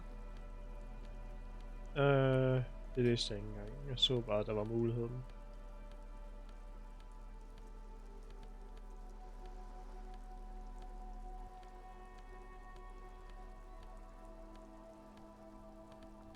Ikke tilføje noget. Fair nok. Vigilance officer, what can this old Carabineer do for you? Hvad er det, der gør, at den her gamle soldat står så stolt? All you observe is a veteran refusing to let go of the past and his old uniform. This is not uncommon. This is the uniform of the Royal Carabineers in service of Frissel the First, Guillaume le Lion, and the valiant King Philip V before him. Det er fisk. Don't you mean Frissel the Fan? You do not speak his name, Craven, although he was a clown. But he was our clown, ours to ridicule and to mourn. There's something you missed. You will get to it. Han, Don't worry. han er bogstaveligt talt ikke snakket andet om, at han har kæmpet mod kommunisterne, hvis du gider at høre efter. Der er intet vores over denne mand. Han var fjenden under invasionen. Og fransk.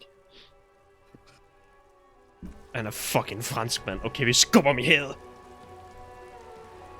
Ignorant! Han var fjenden under revolutionen. I have really outdone myself. This is divine. Yes, that's what you need, Gaston. More padding on that fat ass of yours. I hope your heart gives out. René, it's a little pleasures. Life doesn't need to be a struggle. Hello, officer. How might I be of assistance on this fine day? Kan jeg få en bid? I'm sorry, officer, but I really don't share food. Nothing personal, it's just a principle. The only one you have. Suddenly you realize how hungry you are. The last time you ate must have been God knows when. The sandwich looks like a culinary wonder, well made and abundant in components. The author sure knew their craft. In addition to the obvious slice of ham, a fat one, you notice a brim of a tomato peeking from below. And is that mayonnaise? Hvorfor en lille bid? Believe me, officer. I wish I could help you, but I need this sandwich to keep my blood sugar stable. In my age, you need to pay attention to these things. You can barely hear him. The sweet smell of pickles in harmony with garlic butter and marinated onions emanating from the sandwich is driving your mind in a singular direction. It must be yours. Du havde med at hvidløg, vi stjæler sandwichen. Du hører mig ikke, mand. Jeg har brug for den sandwich. Fuck off! It's mine! Sorry, officer. I'm sorry. I didn't... Giv mig den sandwich! Right our country he hides. But try to get right to his dear sandwich and he gets claws. Og vi får ikke den sandwich. Hvad kan vi slå for? For at få sandwichen. For at overbevise om, at vi vil have, at vi kan få en sandwich. 3%. Hvad skal vi have, for den bliver højere? Retorik.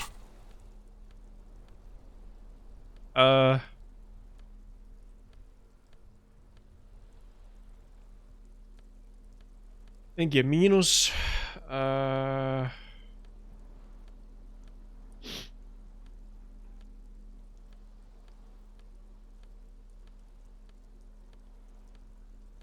Vi har intet at tilføje til retorik.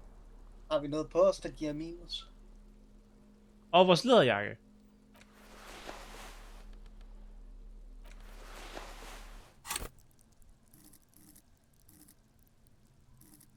Vi kan ikke engang level op i rit. Oh my god. Det er fucked. It is such a pleasure to see you again, officer. How may I help the citizens? A man so principled about his sandwich calls for a principled approach. Time to get political.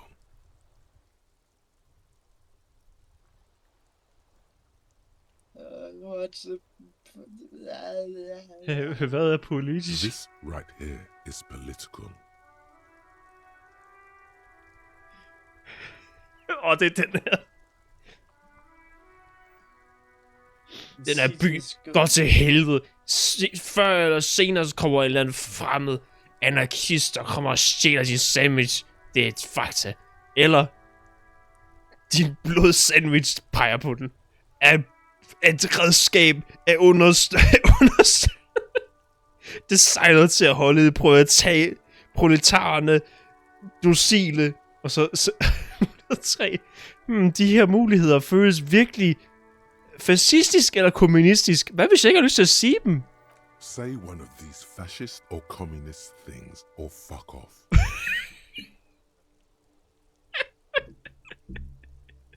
Okay, kan vi så vælge dem igen, og så er det den tredje mulighed, fuck off. Easy there, Goldmouth. He doesn't have to say anything. Re-engage cop mode and bail out, if you like. Du understøtter What oppressors? Hvilken en var kommunistisk, og hvad for en var... Den øverste var et fremmed had. Den midtigste, det var et kommunisme. Your blood sandwich point at it. Er et redskab for at understøtte. For at undertrykke proletarerne.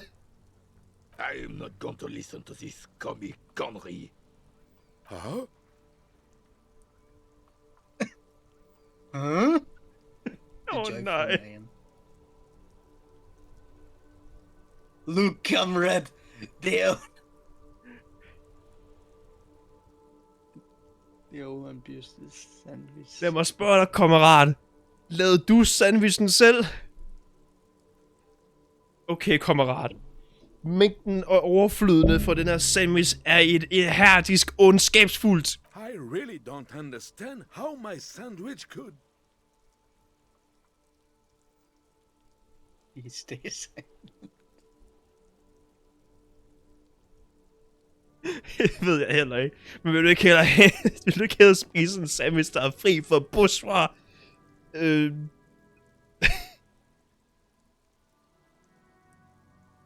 I would rather just have this one, officer. It's really good. What dimension? The skepticism emanating from the Merry Senior could be sensed all the way to the Seminine Isles.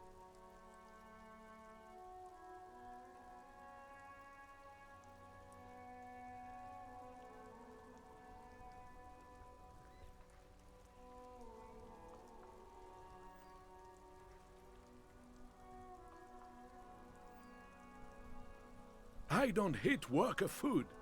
Look, officer, I like different classic food. Fine dining, not worker bags. Please, just drop it. Giv mig din sandwich! Oh, sweet Jenny. She was the finest woman in all of Revachol. Maybe the entire world. Do not defile her memory, Gaston. Let her rest in peace. We knew her, all right. Lived on the same street our entire lives, just 2 houses apart. The 3 of us have been best friends since we were 4. She was René's first girl, back when the prick was 16. They were courting till he decided he'd rather die for some great ideal than just be happy. And then you stole her from me. Oh, officer. It already got ugly nearly 80 years ago when the 3 of us were just learning to walk and talk. You stole her from me. Well, technically, you stole her from me, because we'd been pretty close ever since you two had that falling out over the ink you spilled over her pretty yellow dress. We were just boys then. This was different. No point starting this all over again. For the 1000th and the first time. Especially when we have company. She died of pneumonia 2 winters ago. It was a quiet passage, peaceful.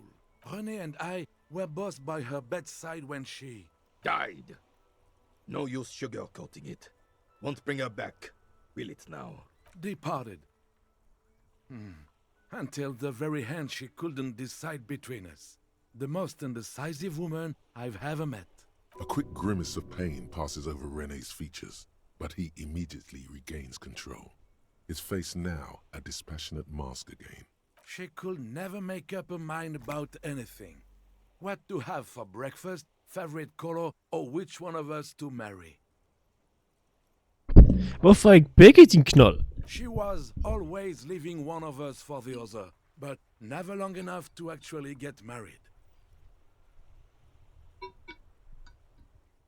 Heck, technically, we're both still engaged to her. You always confused her. Couldn't let us be happy. Seduced her with your fancy words and pastries. He suddenly remembers you are still there, falls silent, and turns away. De fucking flår hinanden levende, det jeg går. Of course, officer. Memories are all we have left. Lige med så ligger ham med sandwichen i jorden med en fucking bule, der er formet af de der kugler, de står og kaster med. Sandwich. Sandwich. Gif. Let me think. Give I me heard sandwich. someone was hanged and left on a tree for a week. But that's all I know, really. No, officers, I'm sorry. And I really would like to assist. You... Then help them, you wimp. You have plenty of shoulder with the gauche caviar in the Union. Someone must know something. I wish I could, but I just don't know anything. I always keep my nose clean and don't gossip. Everyone knows and respects that. Respects? I'm not even anyone... Of course he's holding back. His mouth is so full of Union prick he can't even speak properly. Can I at least finish my fucking sentence before you piss on it? Is that okay, René? I'm not anyone important in the Union. I just know Evrard. Everyone in Martinez knows the Clare brothers. I taught these boys human studies and history in the gymnasium. Gymnasium. I love that word. What do you know about history? You never witnessed history. Only heard about it years later, when it had already moved on. You don't know history. The old soldier mumbles something under his breath and turns to face the sea. The blind leading the blind doesn't even begin to describe it, is what he said. Let's try not to get caught in a crossfire. Oh, in many ways, yes. Like an honorary member. I attend meetings and parties, help with little things. Evrard, Edgar, and the older debarders all know me. Oh, yes. Not in the technical sense. I don't have a vote or a membership card, but Evrard keeps me on the payroll, just for the little things. Of course he's not a member. He's not a member of anything. I knew that. He's a Weservein. Turns the way the wind blows and tries to look important. I hate this socialist rabble, but even siding with them is better than living your entire life on the fence. Never committing to anything. Pick a damn side already. Writing work mostly. Occasionally, he needs something written, and I happen to have a way with words, people say. Oh, nothing official, I assure you. Just essays for the newspapers. About Martinez and how things are and how they could be. Evrard and I have these long talks where... Well, he tells his little penman exactly what to say. It's commie propaganda, plain and simple. You should be ashamed of yourself. That's just the way things work around here. No reason to feel bad about it. No, thank you. For being consummate professionals. You'll have this case wrapped up in no time. Giv mig den sommer! Jeg vil bare have en sandwich. Er det så svært at forstå? Vi vil have mere retorik, så vi kan få sandwich!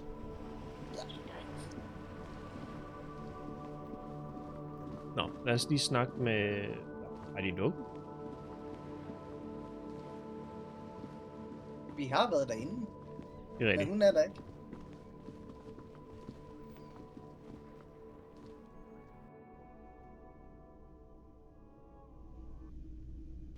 Det der, du ved, blå på blå, det er faktisk ikke et dårligt look, det vi har kørt lige nu. Nå, vi skulle lige snakke med Clarice. Både ind i lejligheden. Punch the door. Punch the door harder.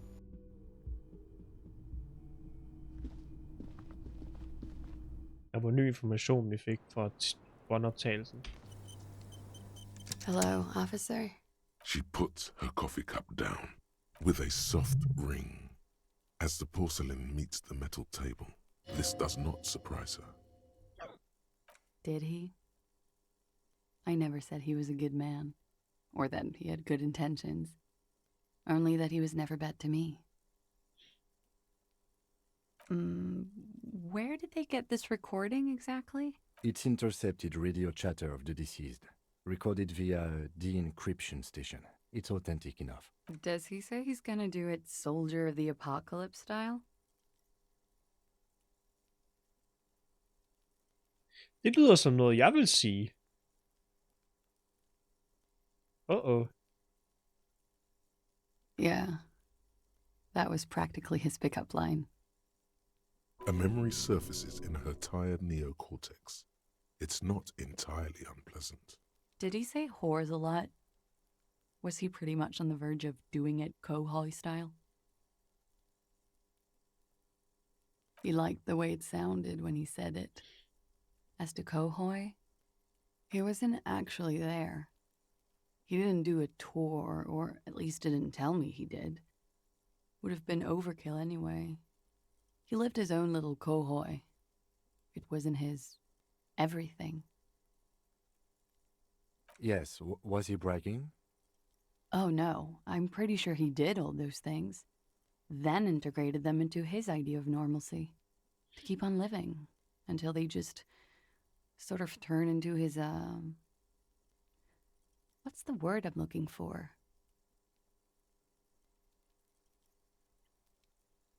Persona? Running joke. I was gonna say running joke. And it sounds like you didn't even get the good bits.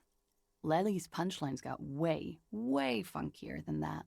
He was like the Seminoles conflict, the Kohoi massacre, and the 36 famine in Yezut all rolled into one person, then cast in Orani ceramic armor, which he wore in bed and in the shower. Afraid of what? That tape the Hardy Boys recorded?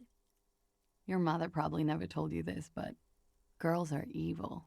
Had I the physical robustness and social support, I'd be in Kohoi.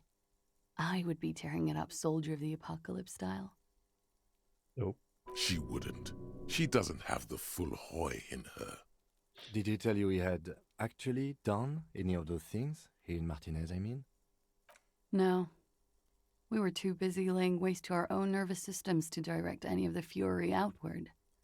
He seemed happy, I guess. At ease. As much as a man like him could be. There is a small measure of pride in her that she could quell the rage in such a being.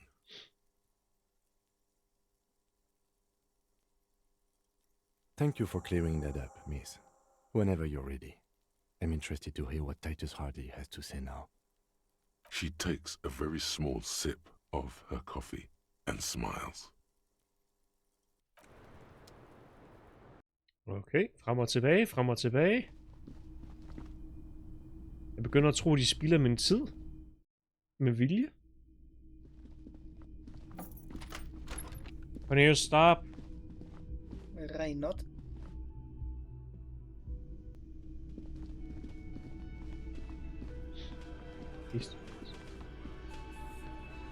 The clowns are still hanging around. What is it now?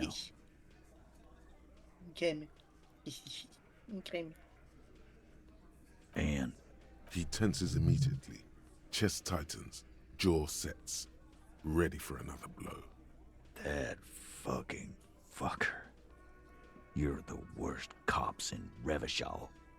I gave you gold on that tape.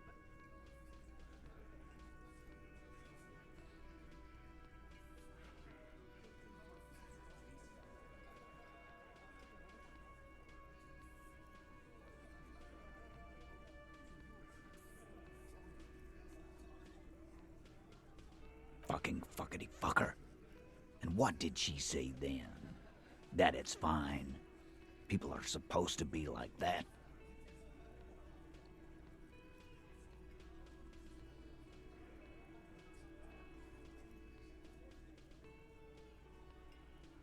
Yes. In fact, I think she thought it was a little funny. Funny? No good goddamn psycho whore. Alright. All fucking righty then. I guess it's good then. That fucking... Please try to control yourself in the presence of visitors, Titus. This is just perfect. Just fucking perfect. Any thoughts on this, lawmen? Women are crazy. Irrational. That's what you're thinking, right? Also, AC? your fists are itching for a bump. No, they're not. And That you're was not Casey itching once. for any bumps. Don't betray your inexplicable feminist ideals for cheap macho friend points. Jeg glemte, vi havde feminisme i tankerne.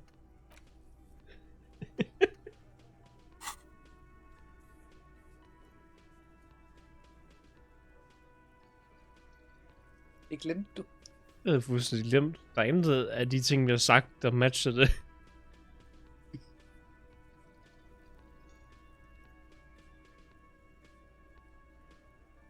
Nah, I know her. She's just a girl. In over her head.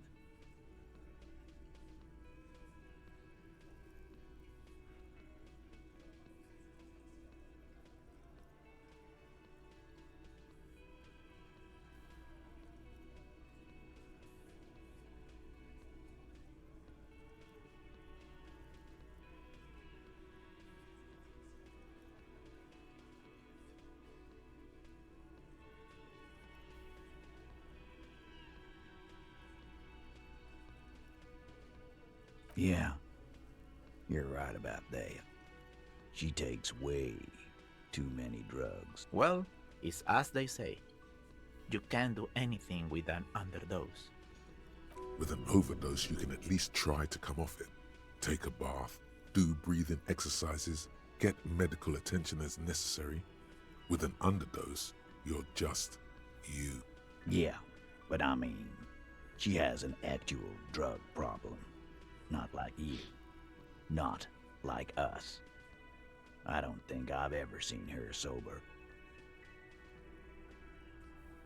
Yeah, maybe. That is a possibility. He does not sound very convinced anymore. I already told you. We fucking hanged him. There's less gusto in his voice now. His men too are growing increasingly silent. Come on, Titus. We know you didn't hang him. He was shot. I know you're tired. So am I. Why don't you just... You know what? I am tired.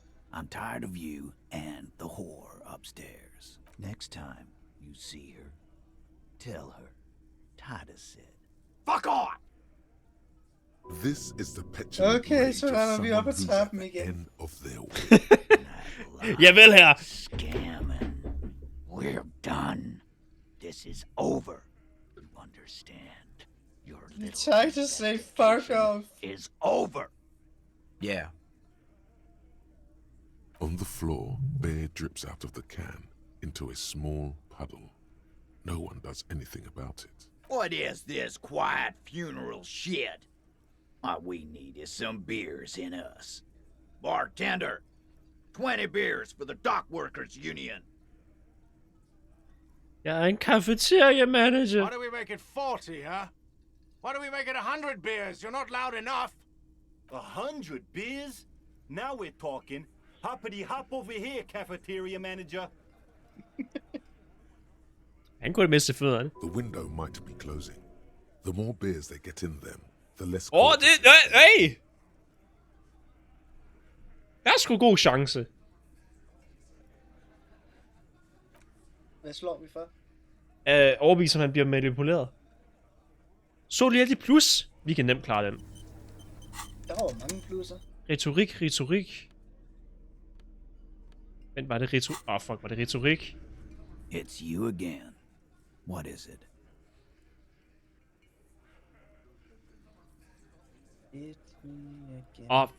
Nej. Vi kan ikke prøve den igen, hvis vi fucker op. Den quicksaved. Clausia is playing them like a fiddle. Tell them how bad they got played, and they'll tell you the truth. There are many ways to go about it. All of them really good.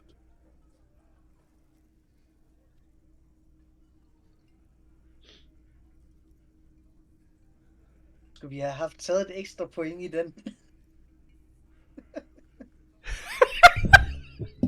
Kim, jeg har brug for din pistol igen. Yeah. That is absolutely not going to happen. Go on me, Kim. But I didn't say anything. What are they whispering, Titus? I can't hear anything. I don't know. Some kind of bitch fight, I think. You're a horrible gunless cop. This is all because you don't have a gun. Go on me, Kim. Vi prøver 2 gange mere. Hvis vi ikke gennemfører den nu, så kommer vi tilbage til den senere. It's you again. What is Gøb med Kim. Gøb mig, Kim. Det kommer absolut ikke til at ske. Convince Titus. Yay. He's being manipulated. Let's go! You should know by now. Titus Hardy will never falter. But you know someone who might. Fat Angus, the powerful guy, Mr. All Muscle. The time has come. Put him in the pressure cooker. Just remember, it's about more than Glasia. It's about these men and Martinez, their district, their responsibility. Outside, under the rising sun, tattered and in ruins, the windows of the cafeteria aglow with her morning light. Huh? He'll get it. Go on. Skriv det ned, Kim, i Martinez. De dræber bare, fordi de ikke kan lide dig. Got it. Kill you because they don't like you. All because...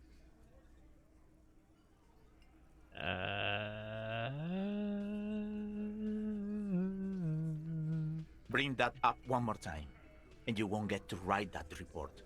The man's fists under the table are balled. You can tell from his neck and shoulders. He means it. Yes, I understand, Alain. That's your name, right, Alain? You'll kill us. That's what they do in the wild north. De hænger der bare. Som i middelalderen. The Wild North. De hænger der, skyder der. Hvad er der? Så kan ikke fucking huske det. It wasn't that. It wasn't. We didn't shoot him. That's it. That's the weak one. You flushed him out. Now go in for the... Officer, you will be next if you don't shut up. He's onto you. He knows what you're trying to do.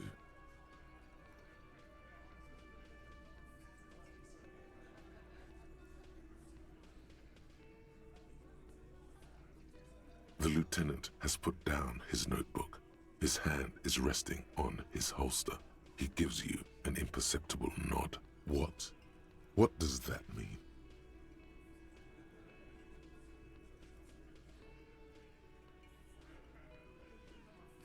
For no fucking reason! We didn't kill him. We didn't even hang him. He was dead when... Shut up, Angus! Fatty! Say one more thing to the cops and I'll... Dennis, stand down, or I'll beat your head in. Theo, take your hand off the belt. This isn't 31. I've got this under control. Does he? His closed fist is shaking. It's you who's in control. Let them have their moment. Angie, where's your goddamn inhaler? You sound like you're dying.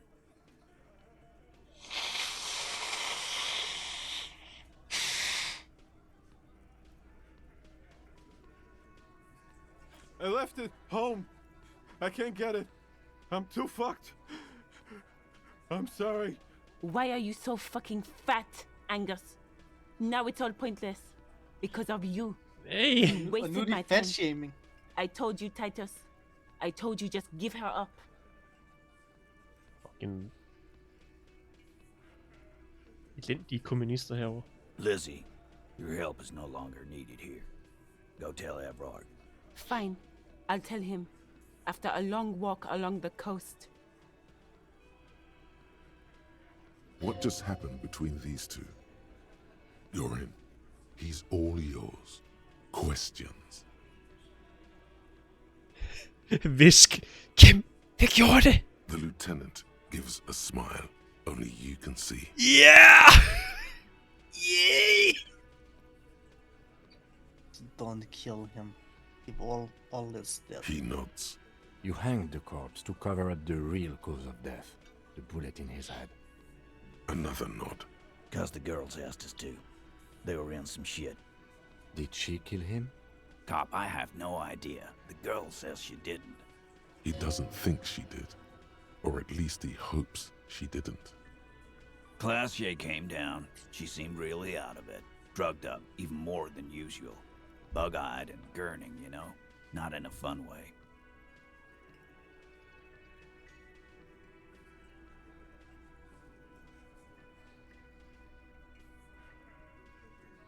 It looked like she'd redosed after something went down. I've seen that look before. She was scared. I knew someone had died. I've done this job for 10 years. I've seen it before. It's the politician in the motel room with the dead hooker scenario. Only in reverse. Good analogy, boss. You don't get to talk yet, Shanky. You're still on the bench. And you keep taking it easy too, Angus.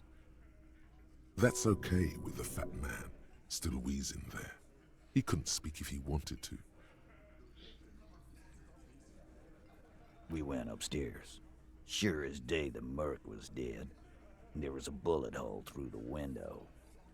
Fucking dirty sheets and bottles everywhere. Tibbs patched the window. And the corpse. We hanged. Nah, he's my brother.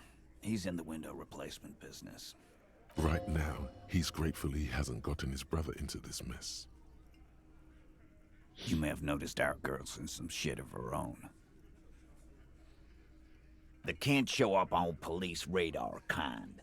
There are people after her from the old world, where she came from. They're powerful, connected to the moral intern. She's clearly afraid for her life. Says if she showed up in your systems, she'd be ghosted away. And why would you help someone like that? By taking on a murder? Why would I? I guess we abide all sorts of runaways and losers here. It's a Martinez thing. Not yet. Just some ideas. She says the shot came from outside, behind the window somewhere. So that's a clue. I'm thinking someone's past caught up with them. Either hers or his. Hers, you mean? I mean the people after Klausya. Maybe the shot missed. Maybe it was meant for her. I like that. Been thinking the same thing myself. Might do. One of those mercenary buddies of his could have done it.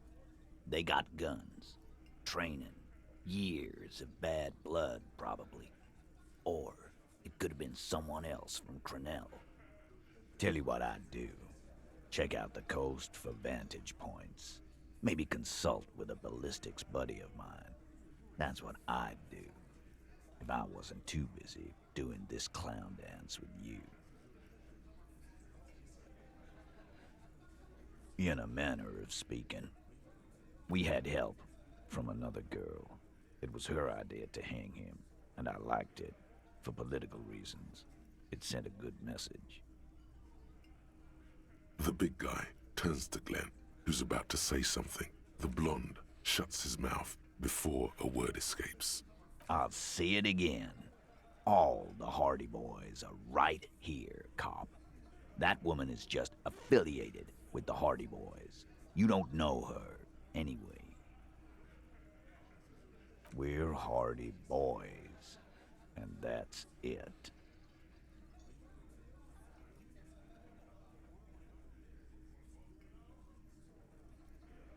Nope. You're not getting to her. It's Klausya you want to talk to. You do that. Hey, cop. Before you go... Suddenly, the wind picks up outside. You hear it rattling the large windows in their frames. It carries newspapers, circles the whirling in rags in a warm column. She... Klausya... came to Martinez to hide. Many of us did. This is where you wash up when there's nowhere left to go. The Union takes you in. Now, she refused that protection. But, that's right. If we didn't take care of the people who end up here, this place would just be a couple of ruins and some cargo containers. We'll take that into account.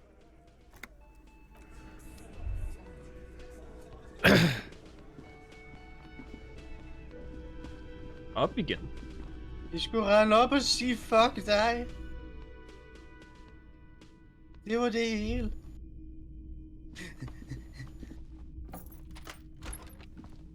Og så ind og spille paintball. Jeg tror ikke, vi kan længere. Nej, den gik i stykker, gjorde den ikke? Jo. Åh. It's always good to see you. Something in her demeanor has changed. She's tired, consigned to her fate, to being here with you and what's to come. I understand. Just like that. No resistance. Her shoulders are slouched, her feet long and straight.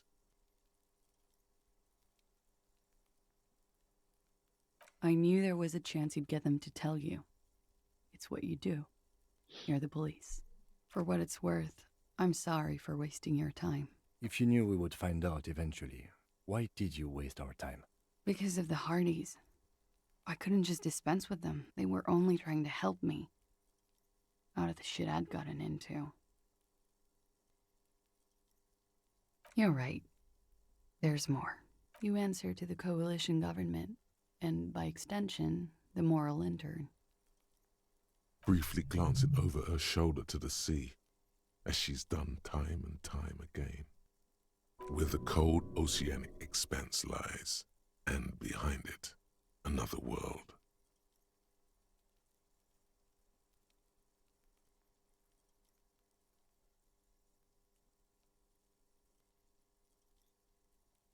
You share a database with them. You send people to their courts. Just business, but bad business for some people in the moral intern. If I show up in your records, officer, they will find me. They will... What happens if they do? They will kill me, sir. If you file my name, take me in for questioning, enter me into the moral intern mill, well, then I'm fucked. For nothing. This murder didn't have anything to do with me. It's not nice, but it's not illegal. Not here in Ravishol, or even in Orania. What exactly did you do? Industrial espionage. I joined a business collective with the intention of betraying them. I did my job well enough to be asked to do it again, with a bigger company. The kind you really, really don't fuck with. I took their ledgers, 2 decades worth of accounting. I need the names of the companies involved and who hired you.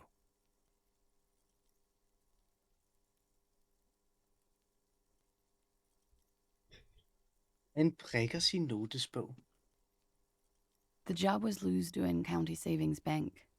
They sound small, but they're part of the Luscop conglomerate. That was the second job. The first was some printer company. You wouldn't know them. But she really destroyed them. She still feels it. As to who hired me for the job, I don't know. But they're after me too, along with Luscop and their friends in the MI. Once you're done in the competitive intelligence circuit, you don't have allies. You're radioactive.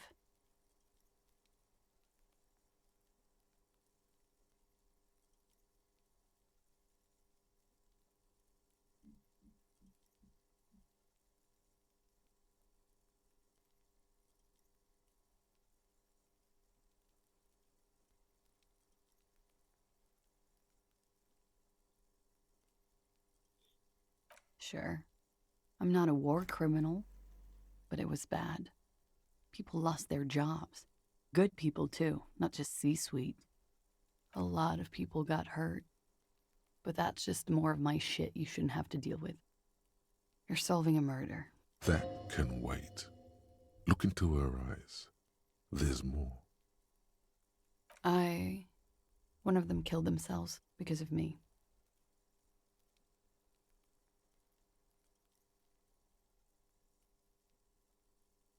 How do you deal with anything? It's all just... How do you do it?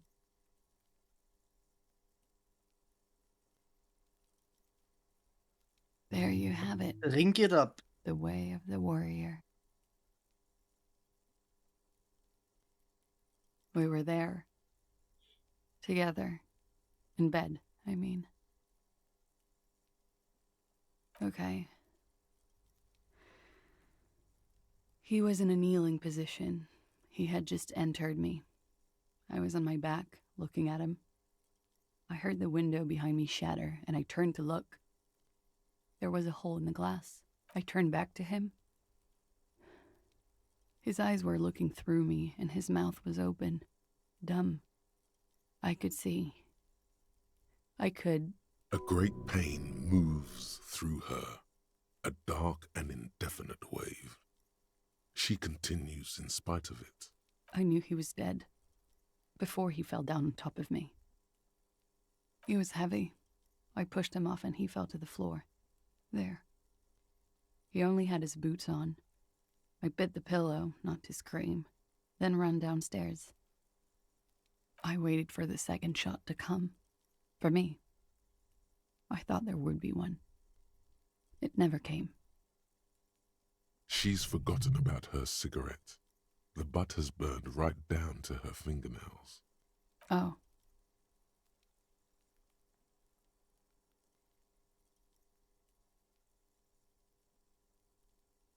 That's a motherfucker. So am I. What time was this? When did it happen? It would help us if you could be as precise as possible. 11:30 to 12:15. I don't know the exact time. Around midnight. It's okay. Were you inebriated? Not as much as usual. He'd done a line, plus other things. I was drinking. Wait. Titus said she was gurning her jaw off, much more than usual. Oh, yeah. I did one of his lines, just to clear my head. Good thinking. Clear your head. You should clear your head. Get into his mindset. Did you hear or see the shooter in the course of this? No.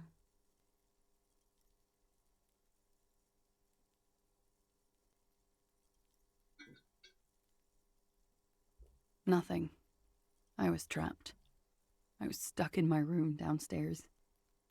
I got some clothes on and crawled back up, drew the blinds. Blood was coming from his mouth. Not a lot. Just a little. He was still on the floor, slouched. I couldn't be there with him anymore. So I ran down and out of my room, into the hallway, down the stairs. I knew there would be people there. Run, woman. Run past them and out into the streets where it's dark and people move. To the lorries at the intersection, as far as you can. I already ran. I ran from an entire Isola. I can't run any further. Not with these people. This is as far as it gets. Sylvie was tending the bar. A lot of people were there. The Hardys were at the table in front of the stage. I think the Union box was full. Ruby was there too. They were having such a good time. I sat down and they all welcomed me. I didn't even have to say anything. Ruby knew something was wrong. Fucking Ruby. Ruby? Ruby. You know, the leader. The leader? Of what?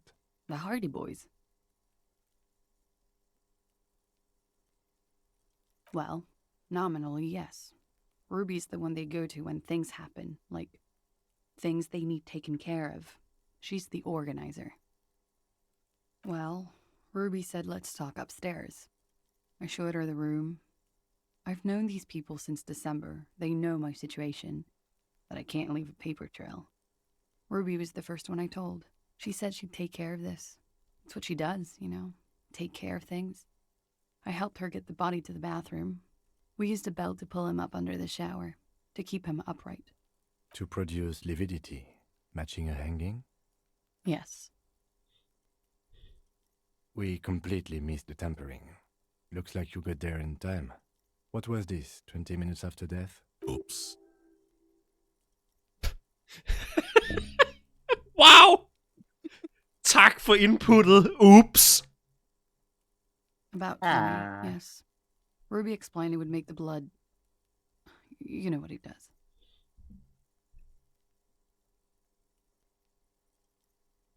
Ruby went outside to talk to Titus and the boys. I was just looking at Lely in the bathroom. I had to put his clothes back on. His armor, too. It was tough, but I've seen him take it off and put it on many times. Det er hans navn. Lely. It took Ruby maybe half an hour to come back Lily. with Titus. Lely. I'd gotten him ready by then. Spaghetti. Carried him out. I knew what they were going Lad, to det var gørt, do. det. Make it look like a hanging. Ruby said they would. Ruby said to wait here. She also said I wouldn't see her for a while. That we should lay low or something. So I did. I don't know. I haven't seen her since. We will need to take this question to the Hardy Boys. Åh, for fuck's sake. En gang til. When he was shot? Hvad skal vi løbe? I don't know. I couldn't hear anything over the Jeg er classic træt af floating. motion. Jeg skal altså hoppe over taget. Det er hurtigere. Og hvad er et par brækkede ben værd? Vi tager elevatoren. Den Why virker would I get ikke. myself through this insanity? Get myself cornered like this? He wouldn't have died if it weren't for me. I know that. But I would never hurt him. All kinds of crazy things happen when drugs are involved. Sweet, sweet drugs. Og så kæft, din junkie. It could have been a desire murder. Maybe an act of jealousy.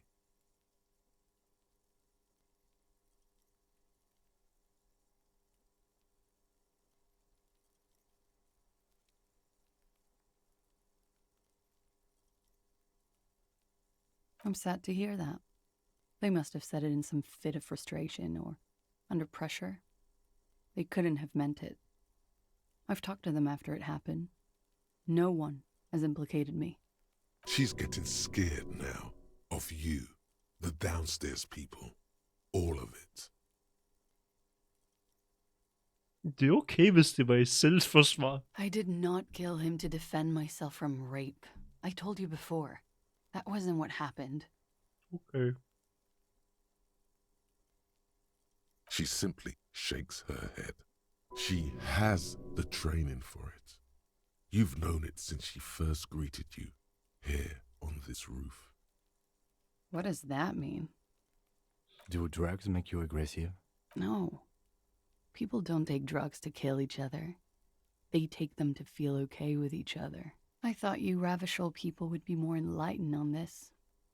I'm sorry, officer. I'm under some stress here. Like what? Hun begynder at være lidt kold. Hun er ved at være pissed. That's the Yep. first thing that went through my head when I heard the glass break. I thought they'd found me. What? They've killed him to punish me. All last week, I've tried not to talk to anyone or be seen with anyone so they wouldn't be hurt. I've come to understand, however, this is paranoia. What happened didn't have anything to do with me. Men hvad nu hvis det gjorde? I just don't know. I don't know anything. We can't go after Loose Cap. Not yet. There are other, saner leads. I don't ask you to, Lieutenant. If there's one thing I know, it's that you'll get nothing from Nu me. er du ved at komme over det. Lad mig lige gøre det. Lad mig lige få dig tilbage på sporet, så du stadig lider. Because I'm an idiot. Yay. Yay. Which is an indicator of truth. You have to understand, the people around here, no one was making the call, and he kept rotting. Og hun And ringede. then they picked his clothes off. Det tror jeg and vidste that sidste gang, little men jeg kan ikke fucker huske det. threw stones at him. Her jaw is clenched. Og den Her lille throat skid moves. kaster sten efter ham. It takes all her strength not to cave in and sob. Once. Just one time. He kept throwing stones at him for 3 days. I could hear the thud. Thud. So I called you. I hope with all my heart it's not the last thing I do in Ravishol. Don't be paranoid, man. It's unbecoming of a police officer. And it makes you sweat. Last week, Angus and Titus's brother, I think he's called Tibbs, took care of it. She nods, silently. She doesn't even smoke. Just picks up the cold coffee and holds it in her hands.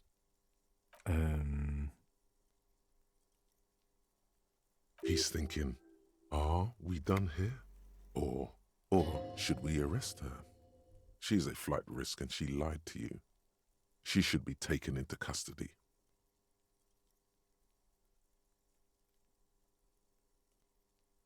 En good name. Break up. I Guds navn, vågn op! I skal vågne drama. Når jeg får drama, har jeg ikke sagt et ord hele tiden. Drama har været totalt stille.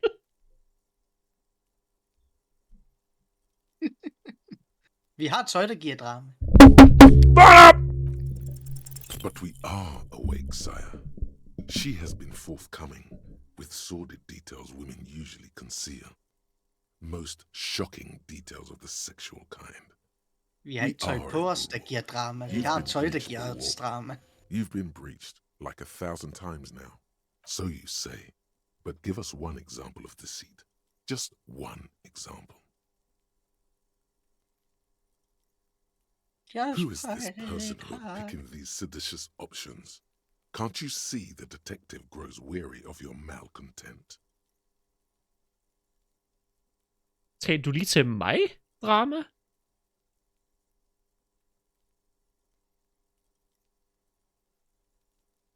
Can't you see?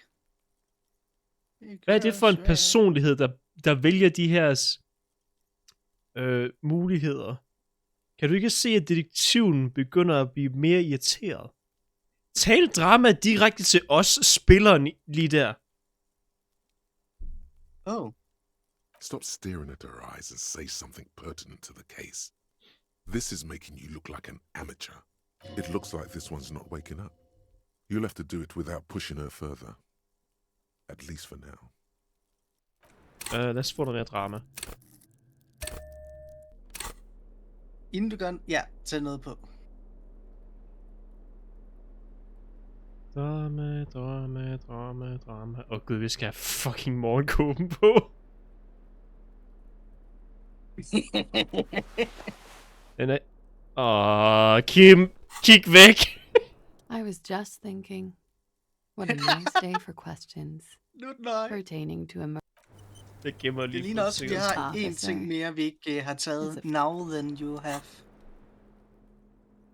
Nå, jeg mener ikke tøj, jeg mener muligheder. Det er mere, det har vi allerede gået forbi. Who? What? Double six. Dear God, you've been lied to. She could have killed her lover. Total 21, let's go. She's not candid at all. She's smoke and mirrors and will-o-wisps. She probably didn't give you her real name either. Why would she? Arrest her immediately before she further entangles you in her web of lies. See?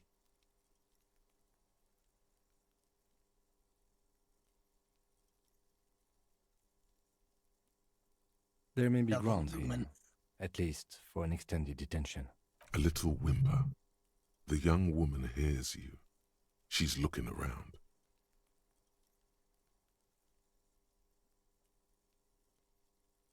I did. What is this? I called your desk or whatever it is. The numbers are all over town. Call 8-100-2 for emergencies. There was an older woman on the other end. It sounded like she was smoking. She took my complaint. She coughed. That is the emergencies desk number. Anyone could know that, sire, by looking around and calling the desk. Åh gud, nu drama virkelig vågnet. She says. Let's go, drama! What time did you make the call? Thursday night. It was late, sometime after 12. Det er godt, vi har vækket drama. Drama er den, der er bedst til at se løgne.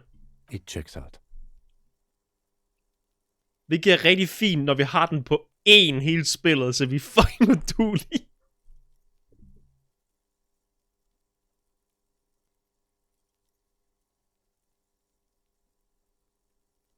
But I know the time of the call too.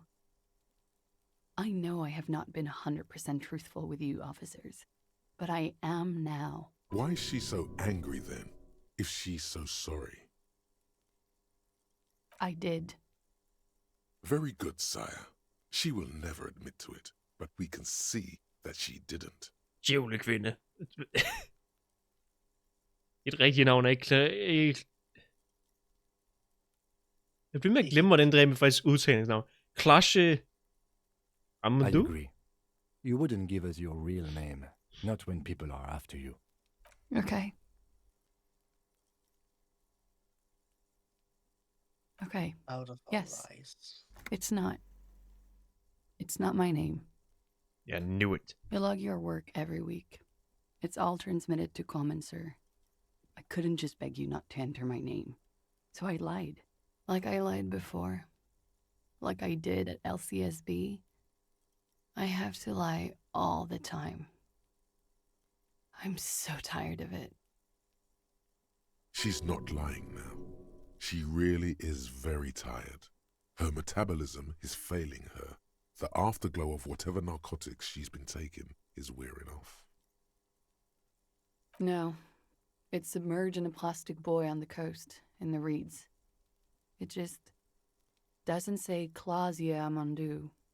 It says Anouk Mea Smith. Falsified documents? Passport and visa. Given to me by my employer. I can't even use them. My employer probably leaked the name, Mea Smith, to hurt me. Why would they do that? I didn't show up to a rendezvous. They don't take that lightly. I didn't show up because I was afraid they'd do something to me.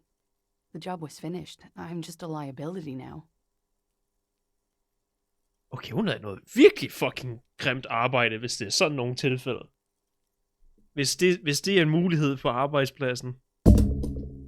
Det er noget sort fucking arbejde, hun er i. She fears an arrest right here and now. This has been an awful turn of events for her. West of the boardwalk, in the reeds, on the coast there.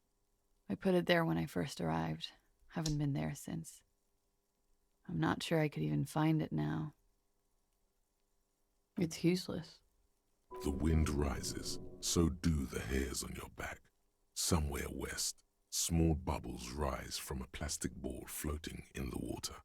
Rusty, the color of oversteeped tea. Long, spindly arms are spinning the boy around, turning it, inspecting it like a magic 8-ball, trying to find a way to snap it open. Nothing is useless. Og der kom byen lidt. The lieutenant makes a note of it. You're welcome to it. It's in the reeds northwest of here. Fortæl Past a broken sewage pipe. Right near the waterline. It's Katarzyna Lazie. Okay, det kan jeg det mindste fucking udtale. Katarzyna Lazie. She nods. Her round eyes meet yours. They seem moist from the wind on the roof. I am. They can never take my sash and my scepter from me. Yes, they can, for lying. Okay, drama. Tone det ned. She nods, her back straight, ready for whatever is next. Ready for the damage. She knows you're grilling her. That woman. Nej, det er sgu ikke at sige. That woman. Nej. I did. Jeg klikker forkert. That anyone. What time? Thursday night. It checks out. Se nu, hvad fik mig til at But gøre. I- Nu skal jeg igennem alt det her igen. I did. Very good, sire. She will never admit to it. What? Her hand trembles. She's only pretending she didn't hear you say, devil woman. For helvede. Kan vide, hvor meget af en chauvinist man skal være, for at feministetanken bare forsvinder automatisk.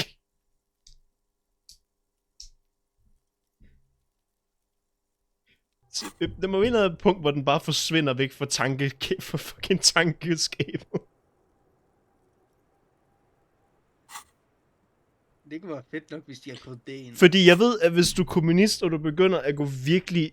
Fascist, det kan du godt, men går du super ultraliberal, så forsvinder den automatisk. Fordi ifølge det her spil, du kan åbenbart godt være et nationalt svin, men at tjene penge, mens man er kommunist, det kan ikke lade sig gøre.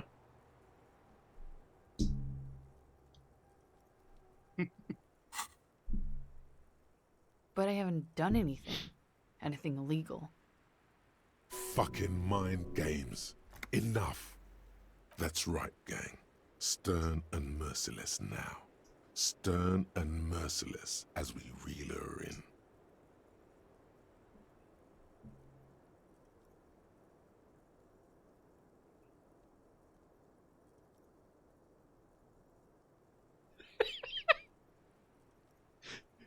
Vi spiller ikke de her tankegleje med mig mere. Væk med din finger ved siden af dit hoved. Du kommer hjem med os. You're really crazy. The lieutenant produces a pair of handcuffs. Oh, Please, no. shit. Oh, good. Fragile, unshielded. Her voice is thin and tired. I think I know who did it. Who shot Lely. I can tell you. I can help you.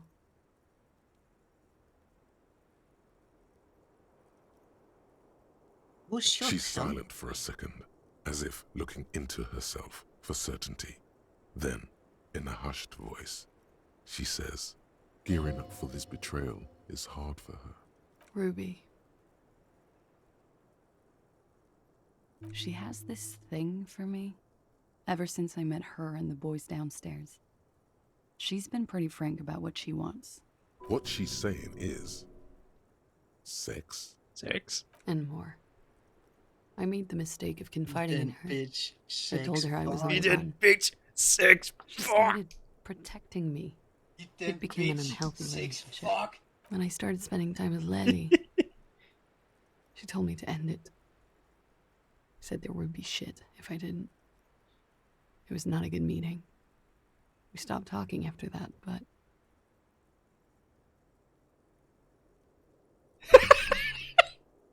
Jeg er lige mærke til Kim, man kigger sådan over på sådan, hvad fuck har du på? Okay, tilbage til arbejde. Vi har ikke kunnet nå at skifte, Kim. Undskyld. Vi skulle væk af drama, jeg beklager. Wait. What is this? Inden du trykker videre, hvad var det egentlig, hun sagde op i den der lange en? Noget med sex og Ruby.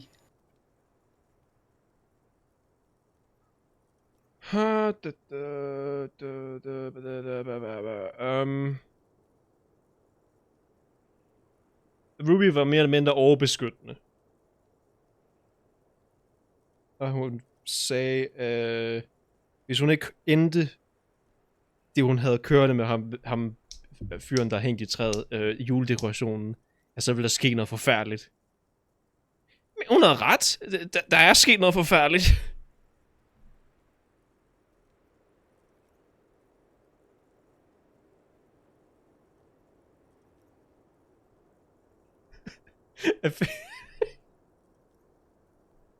I don't understand. Ruby is a Roman, right? Is a Roman's name? Go on. Harry skal til at lære konceptet, der hedder lesbisk. Yes. Men du er også en kvinde.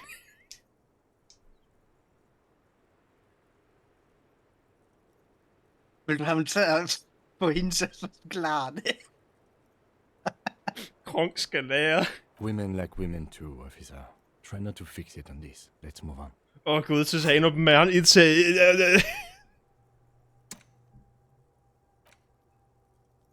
Til at have del 2 af den her. Den første 8 timer, den næste 16 timer. Hvad er det, vi skal tænke over der? I don't know. That's one more thing we know about the world. Der var ikke engang noget grimt for det. Det var bare sådan, okay, fedt, cool. For en gang skulle sige, fysisk instrument er ikke noget afskyeligt. Jeg fikserer på det, Kim. Don't. What in your relationship made you think she's romantically interested in you? She said she's in love with me. She even asked me to run away with her when I told her I'm a fugitive. She started developing notions about our relationship. Flugtning for loven. And you led her on? A little. I was flattered, you know? But then I had to let her off, and it was not easy. I came to regret being friendly with her. We maybe kissed, nothing more. Ja, det er det hullet er for i væggen. Hvad fuck vil det kunne gøre?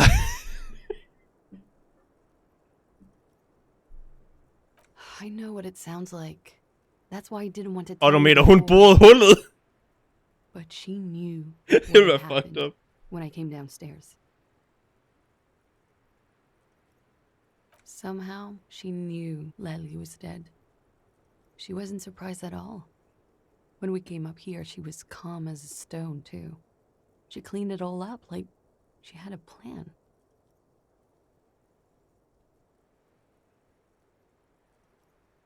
She came over one night, drunk. Said she'd turn my life into a living hell. Skiftede det date. I've been threatened before, so I can tell when someone knows how to do it. And she's a pro. She must be. To keep the Hardys in line. I tried severing ties with her after that. I thought it had worked, but... Some of that fear is still with her. She exhales sharply. What are you talking about? She's afraid you'll arrest her. You said there was a secret route there, right? She could have come up through there, then taken the shot. Right here, where I stand. It was too dark outside. I wouldn't have seen her. Then slipped back downstairs without anyone noticing. That is possible. Interesting theory. Did she know that door exists? Had you been out there with her? Yes. She's been up here many times. She used to come to drink on the roof when,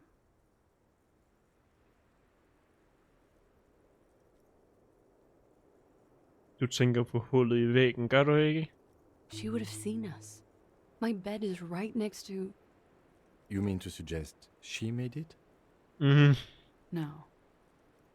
No. Why would she do that to herself?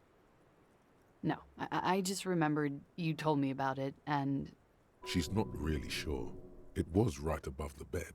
She could have seen all sorts of things from there. Don't let your imagination run wild here, sire. Keep it on track. Okay, and what? Arrest the liar now. Why? She told us some pretty interesting things there. Hold kæft, din fucking stener. Her. Stop letting her distract you.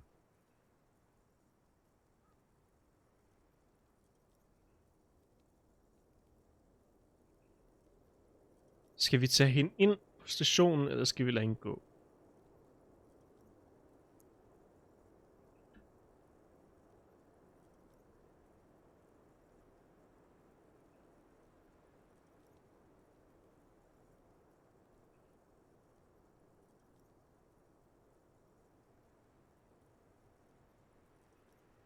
Forsvinder hun, hvis vi lader hende blive? Ja. Men hun er en død kvinde, hvis vi tager hende ind på stationen. Så kigger vi lige på vores skildtræ for at se, hvad vores patient vil gøre.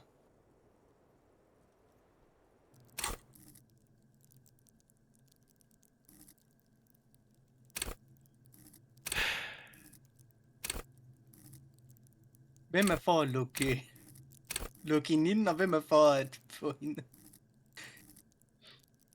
til at rende rundt i verden? Jeg mener, Elysium, som er vores...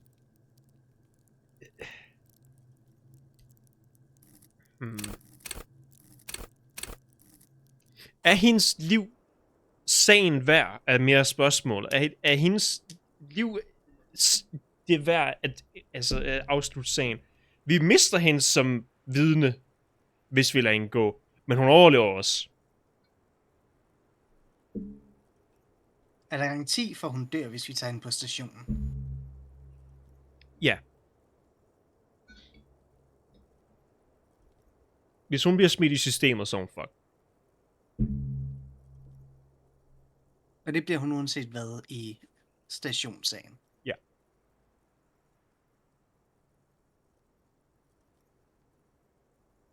Fuck.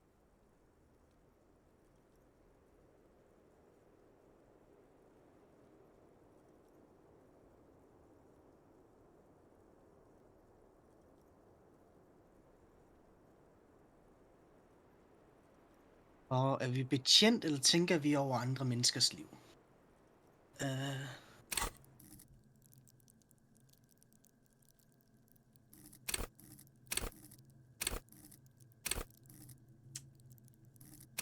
Jo, altså...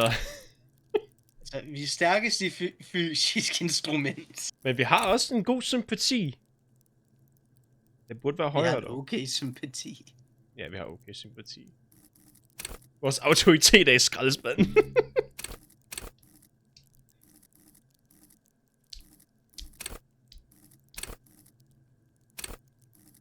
Vi har mange etter.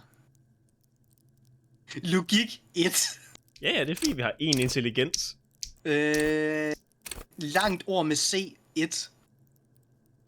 Den ved siden af 1. Visuel calculus. Men den kan vi også opgradere 1 million gange. Hvorfor kan vi opgradere den så mange gange? What the fuck? Hvad har vi højst i? Det er sikkert det er fysisk instrument. Det er den Vi skulle i stedet for vi skulle have taget den. Vores primære skulle ikke have været Inland Empire. Det skulle have været empati. Vi skulle have lavet Kronk. Fuldt ud. Vi har slet ikke brugt Inland Empire. Det er den der var dommedags shit. Vi skulle have gået fuld empati. Vi har brugt den nogle gange til at bare lave sætninger, hvor han bare... Ja, jeg selv fik ud. Men som jeg ligesom sagde i starten. Det er sjovt og vrøvl i starten, men på et eller andet punkt, så begynder du at tage det seriøst. Og det har vi bevist. Vi er stadig lidt dommedagsagtige og lidt skør i hovedet, men vi er begyndt at tage spillet seriøst. Du når til et vist punkt, hvor spillet, det fanger dig. Og så er du rent faktisk investeret, og gerne vil løse mysteriet. Og du ikke har lyst til længere at dropkicke træet for at skubbe ham ned. Når du siger, at vi har lyst til at løse mysteriet, så må vi hellere få hende ind til stolen. Okay. Still? After all this, sir, please. It's a shitty world, and I know I'm shitty too. I know. But I don't deserve to be sent to the moral intern and ground into paste just because I disturbed the sanctity of accounting. That's some multinational. She's gearing up for a last stand. Hvad kan vi nu? This is it. I don't know. To spend my days with smoke, drink and dance, wallowing in shit. Just like everyone else. You have those station calls, right? Where I have to show up at the station or I'll become a fugitive. You can write me one. You don't have to take me in right now. I promise I won't go out anymore at night. I'll be right here. I know you can do that. Just let me come in on my own. In 2 months, or maybe even 1 month. That's all I need. You do have the form. That's it. I'm calling it. Kim is beyond compromise. Hvad for noget? Kim er komprimeret. Fordi kan du ikke huske sidste gang, hvor vi fandt ud af, at alle vores skills er komprimeret, når vi snakker med hende her? Nu begynder Kim op at sige sympati. Så er det nok. Nu er Kim også fucked. Definitely, sire. Everything could change. This city, the extradition rules, the people after me could be in jail. Or maybe Revachol. There is desperation there, in that silence. A cornered animal looking for a way out. Maybe Revachol could be free. I could be tried in a free Revachol. An independent state that doesn't hand its detainees over to the moral intern. A free Revachol. There is a low, distant rumble on the motor tracks. A great machine shaking the pillars down south. Electricity runs up your spine. I find that hard to believe, miss. It's coming. Hmm? Byen kommer. Så. Ikke på min. Her kommer Solralf! Ikke på min vagt. Hvad kan vi nu? The world can change. It's changed before. Her political What's the overture has feeling? succeeded, we see. I This do was their like the last sound. card. There is nothing more she can Fenomenal. say. The final decision is yours. You alone stand on the throne of your mind. Jeg har valgt. She looks at you in silence, her face filled with fear, lips parted. Hvis vi har mulighed for at ændre lidt, så sig til. Jeg vil gerne høre muligheder. Så jeg glemte det her. Vi kan også give hende det, hvor hun skal ringe ind en gang om måneden. Jeg kan ikke huske, hvad der sker med den. Jeg er pisse på, hun stadig fucker af. Men det er bedre end ingenting. Hvad har vi af de 3 muligheder der? Arrester hende, få hende til at skrive, oprette en stationsopringelse hver måned, hvor hun skal ringe til stationen, bevise, at hun stadig er i byen eller det. Eller lad hende gå uden noget som helst. Lad os tage midtergrunden. Jeg synes, vi skal tage midtergrunden. Jeg tror også helst, jeg vil være... Jeg vil ikke... Den er lidt bedre samvittighedsmæssigt og... Og politimæssigt. Arbejdsmæssigt. Professionel og menneske. Ja. I won't.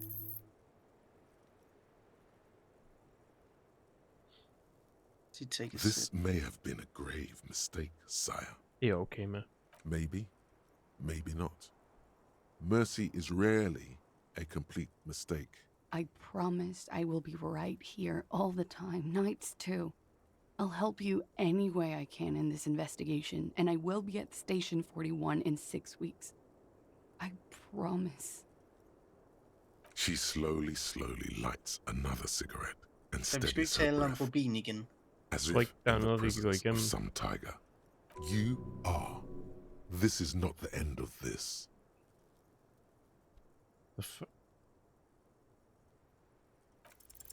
Nothing happens. There is a mass of droplets above the planetary body, colorless, merging into one another. Hvad fuck ruller vi for her? The sky is low and cold. You hear the distant murmur of motor connections somewhere south of here. That is all. Vi var tæt på! Vi skulle have... En mere! Fuck af! So, officer, what were we talking about?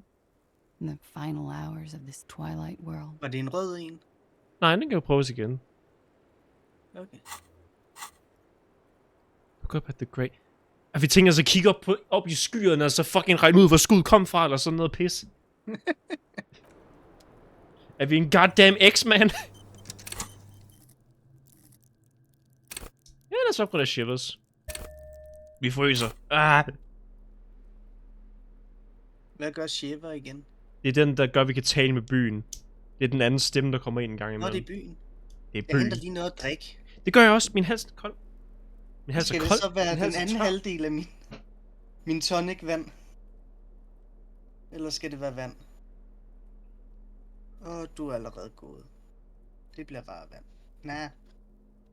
Jeg beslutter mig derude.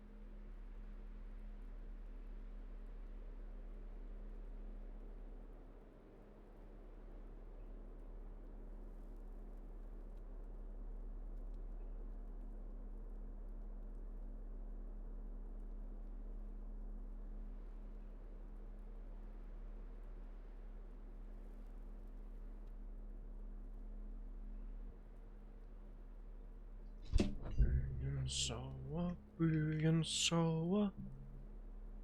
Kim, du er komprimeret.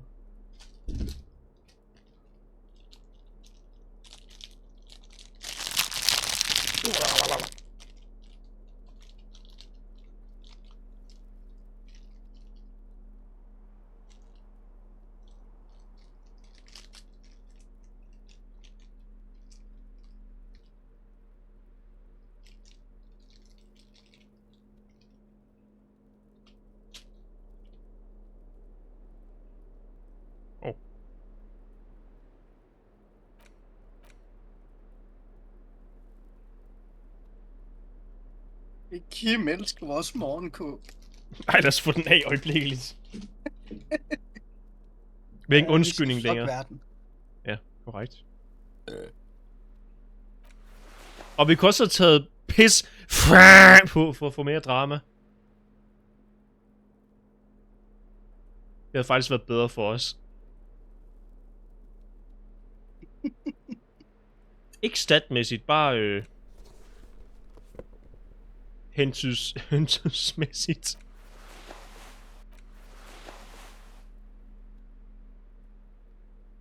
Lad os se. Og vi kan få en plus i shivers. Få med slipset igen.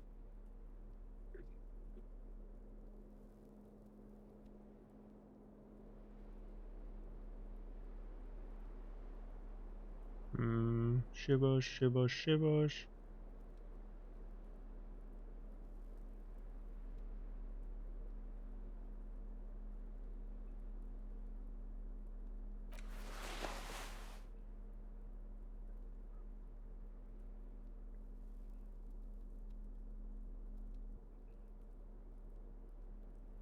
Okay.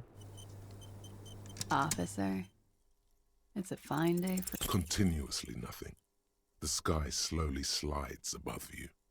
The young woman exhales the scent of menthol tobacco.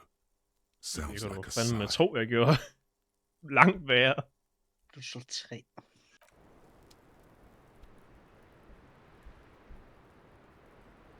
Jeg siger prøv det igen. Officer. Continuously nothing. The sky slowly slides en above you. The young... Prøv igen. Officer. A warm column of air rises around you, encircling the building you stand on. Vi kan se byen nu. You feel its twisting shape, bits of paper and birds on the thermal, along with several million liters of water, all rising up into the great Insulindian sky. Because it's warm, from the gathering spring, from the oceanic current flowing into the bay, the people on the streets, and the machines that hum in the harbor. Heavy fuel oils, too. From the vapor, a great cumulus is formed, a cloud castle 1,000 meters high. A flock of seagulls screams, hitchhiking on the thermal. They too are part of the procession, the Honor Watch. Wow, jeg kigger lige over på OBS. Jeg har aldrig set CPU-brug være så lavt. Vi ligger på 3,7% lige nu af min CPU, den bruger. Normalt så plejer den at bruge sådan 90% af hele min computer. For her, the guest, waiting. As safe as you keep her. For Gloria, soon these clouds will all fall down as rain. Spring will come. 2 more months, maybe less. It's time. You mean here in Martinez? I'm waiting for the miracle to happen. It'll take one to get me out of the mess I'm in. And what would that miracle be? The return, of course. Now, I know I'm not from around here. I would only be hitchhiking. The return is a big hit in the industrial espionage circles. A lot of desperate, seedy types there. All screwed in this unipolar world. Ja. Det var ikke en chokofant. Hvad du lave? Jeg sidder og spiser tivoli-stænger. Det lignede en chokofant. Det var lakrids. Og det var du rigtig glad for. Nej. Der er ikke noget mod smagen. Det var bare ikke det, jeg forventede.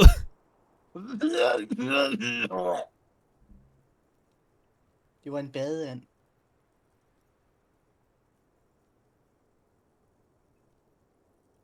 What is return? Hvad er nu den der YouTuber hed, der havde en badeand som profilbillede? Login. Loganden? Og vent, vi tænker... det kan også være Baden B. Ham den gamle Minecraft-YouTuber.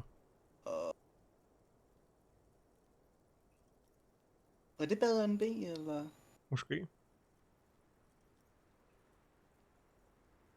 Don't you know, sir? I thought you were from around here. You look like Mr. Revachol. The return, well, it's part urban myth, part political science. It's a fool's hope, sir, and it's also all I've got. They say there will be an event, that it will happen somewhere here. In Revachol West. They say it will happen soon, and that it will change everything. Havde den bedre end en AK? Det kan jeg ikke huske. Le retour. Okay.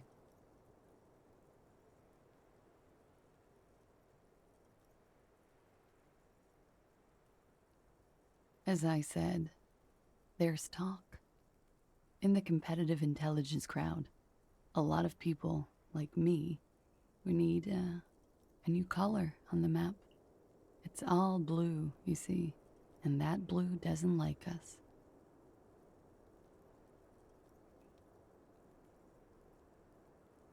Hvad er det, de snakker om nu?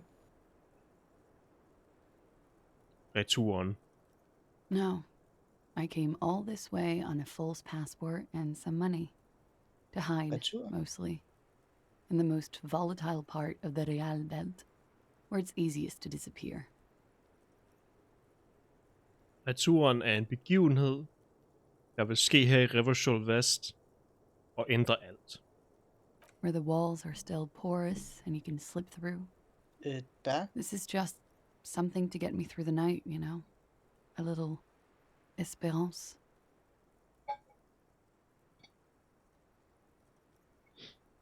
Det er ikke noget, der sker i Disco Elysium, men det er dog sammenhængende med bogen, der var skrevet før Disco Elysium. Som foregår, jeg tror det er 40 år efter Disco Elysium eller sådan noget. Still, the story influenced their choice of where to run. Er bogen oversat? Den er lige blevet oversat af fans, ja. Det tog fucking evigheder.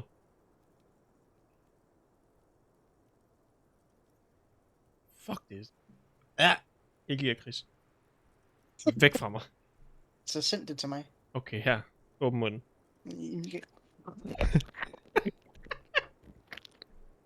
Det var en krig nu. Nej, jeg spiser resten alligevel. Det er sgu det bedste, min mikrofon. Jeg kan æde den.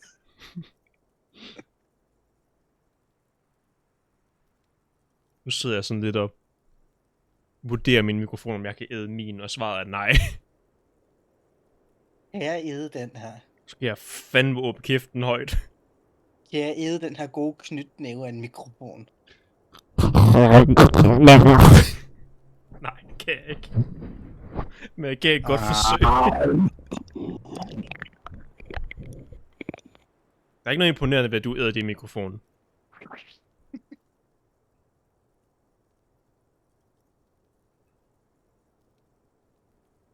Jeg gider ikke prøve at lægge den ned i halsen. Det tror jeg brækker mig af. Vi prøver. Nej. Så kommer du og gør rent i morgen, gør du? Nej, for helvede, nej. Så kommer du og gør mit tastatur rent i morgen. Nej, kan du så holde op? Okay, nu har jeg spist lakridsen, nu kan jeg snakke normalt igen. Okay, med bogen de skrev, eller det er en kort novelle, men en kort novelle, den er på fucking 500 sider, fuck. Den var svær at oversætte, fordi den var teknisk set aldrig sådan, den var udgivet, men ikke af nogen form for udgiver. Så det var meget sådan ukendt.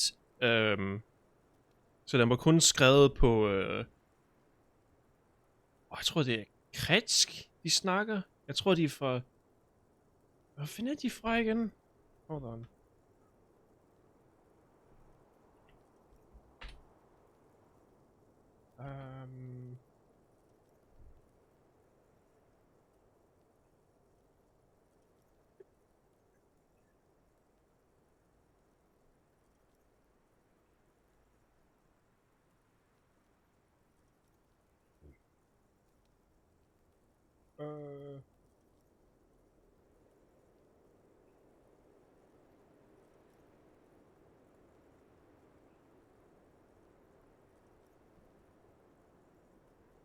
gud, selv deres hjemmeside er super fucking stiliseret.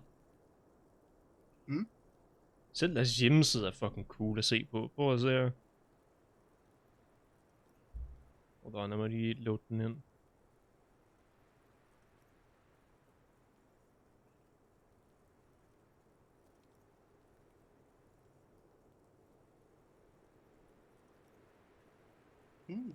Hvorfor skal I have så meget stil?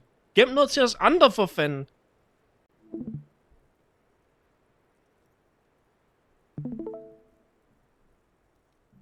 Vi vil også have noget.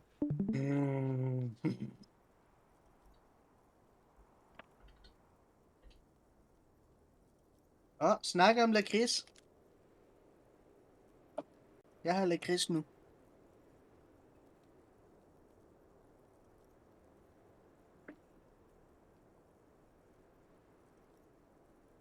De er fra Estonia, det var sådan, det var. Ja. Den er kun stadig...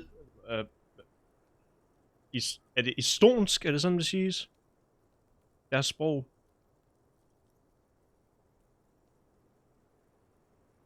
Hvor var det? Estonia.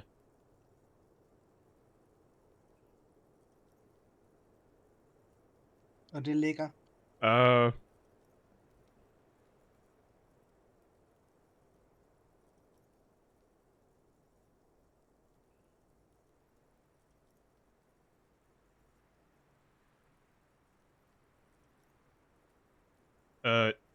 Over for Finland.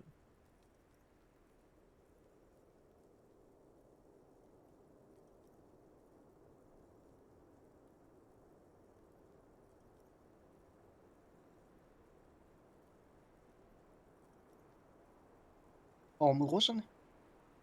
Det må det være, ja. Mm. Ja, lige over Rusland. Nej, vent, overhovedet ikke. Jeg kigger forkert.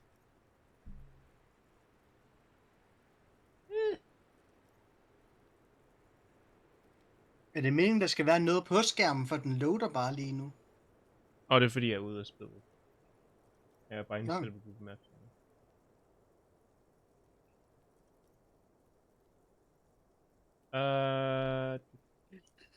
Wow. Ja, det ligger lige under Finland. Og lige under Finland. Ja.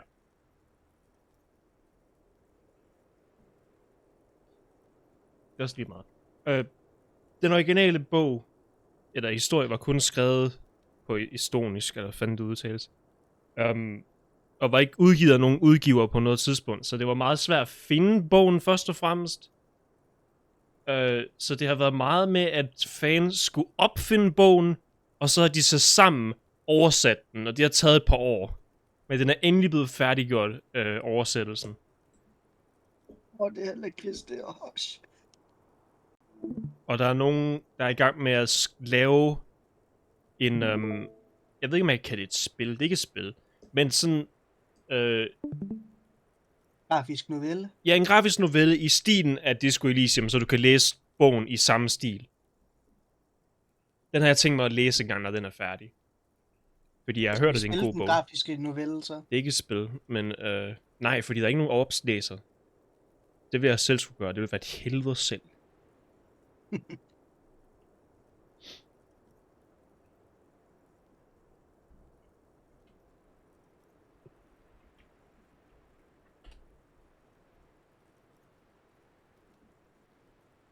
At den har en rigtig god titel, bogen. Og jeg skal se, om jeg kan oversætte det til dansk.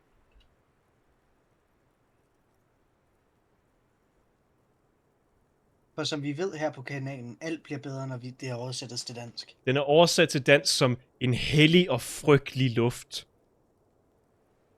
Yes. Godt fucking titel. A Sacred and Terrible Air på engelsk.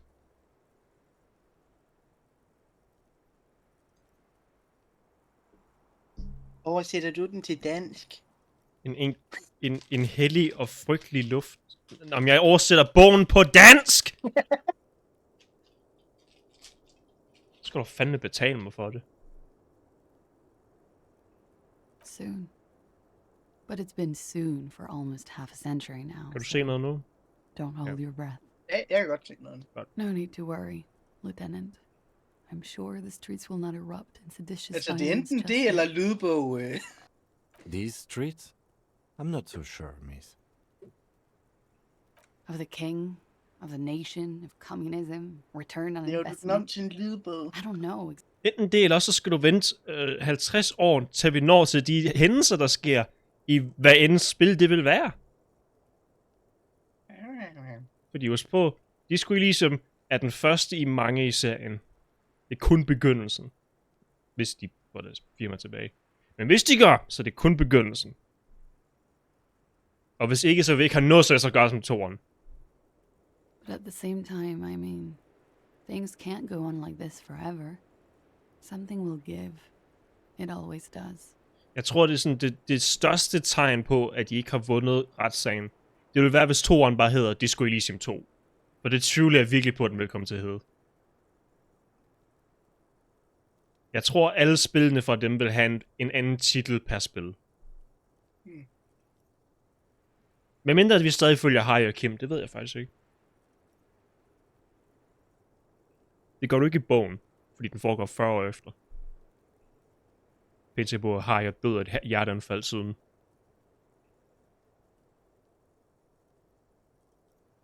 Yeah, I guess it is. I do. I agree, detective. Something is coming. Trouble. It will Men be det handler hard. stadigvæk om Rivershell. I don't know what exactly, but Rivershell er sådan hovedstaden. Så ja. Something is happening in this city. I can feel Get it up. when I'm out here at night. Så det er lidt svært at forklare. Det er ikke rigtigt at sige hovedstaden, fordi det er ikke rigtigt sådan, den her verden fungerer. Vi kan lige prøve at gå og snakke med Joyce, hende på båden. Hun kan give os lidt mere forklaring på, hvordan verden fungerer. Vi har lidt misset dem, som er vigtige at vide. Her thought trails off. The wind picks up again.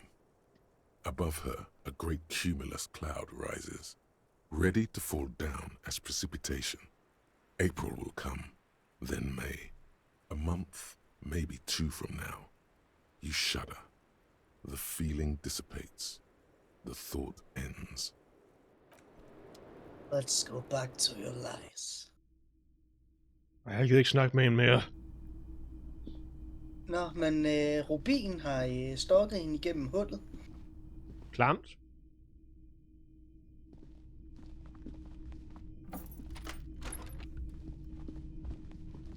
Hvad synes du, Finger?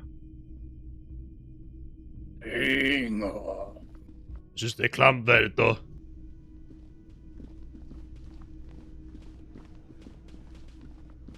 Jeg gider ikke snakke med dem mere. Pull your dick, Ray Walter.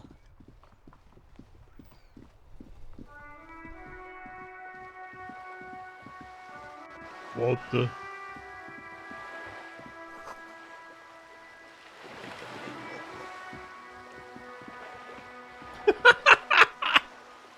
Hvad stod der? What are you laughing at? Enorme kugler. Værdig af en ægte mand. Nice! Fordi det var de der kugler, vi kastede med i det der lille skydes boldspil, de spillede. Det var stadig på samme måde endda. Okay, lad os se, hvad der står her om søtang eller fuck det er. Det er ikke engang noget at gøre med søtang. Jeg er så dybt skuffet. Fortæl mig om, hvordan verden fungerer, tak. Men jeg skal lige... Ja, sådan der. Nej, den der, ja. The world. You're back. Good. What can I help you with? She's not even asking you anything. It's so easy to just say. Mr. Everett helped me find my gun. Oh. That's so helpful of him. The lieutenant looks at you, and you can swear his jaw muscle is trembling. He's able to contain the anger and surprise. Unconventional police officers sometimes lose their guns. They then go around and tell people about this to gauge their reactions. It's all part of detecting. Incredible. Simply incredible. And how is it going? Has this detecting produced a gun? Mr. Evers helped me find my gun. Yes. As you said. Please don't get him in a loop. If he gets in a loop, it will last forever. Ask him to say something else, please. Han stopper der for at gå i et loop. Of course. Thank you for the Vi skal advice. stadig prøve. I'm glad you were here to assist. Giv mig en god mand. Your other dealings with Everard are still of considerable interest to me. The lieutenant will be more lenient toward sharing those, hopefully. Yo. Mr. Evers helped me find my gun. Oh. The lieutenant, he's a... Incredible. Please don't... Cool. The lieutenant will be more lenient toward sharing those, hopefully. Kim, gå hjem! Jeg skal have en samtale! Of course, Detective. You can always drop by. More lessons in basic reality? My favorite part of the day. Go ahead, ask me anything. Is... Okay. Spirit the Corpse, det kan vi nemt få. Glad to Hold have on. been of assist. Spirit the Corpse, Spirit the Corpse. Babble-boop. Spirit the Corpse, Spirit the Corpse, Spirit the Corpse. Spirit the Corpse.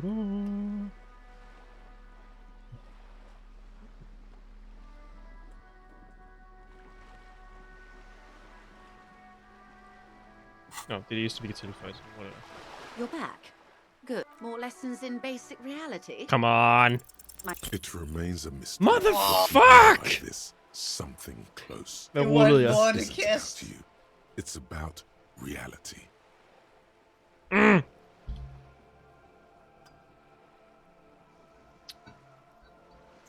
Det var et dårligt kast. Ej. Glad to have been.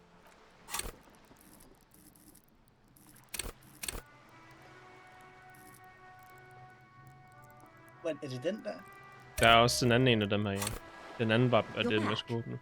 More lessons in basic reality? 3%! My favorite part of the day. Go ahead, ask me anything. Fuck det. Glad to have been.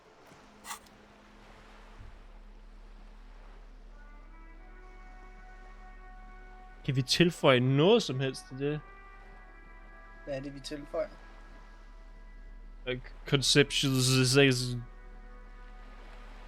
No, just snaps. Visual. Gå ind i items og find snaps. Okay. Så kan du ind under værktøj. Det er sgu også et værktøj. Gå ind i fars værktøjskasse og hent en papa. Vi har ikke noget snaps. Vi gav flasken væk, for fanden. Nej. Vi melder dem for tyveri. Vi gav den væk! Vi ved bedst.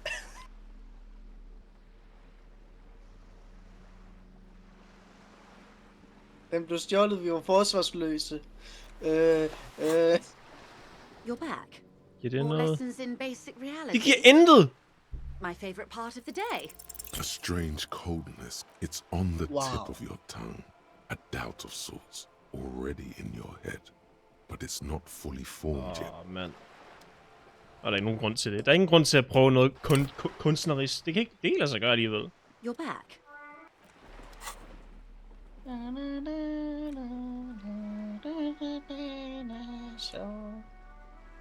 That's a dinosaur. Holy fucking.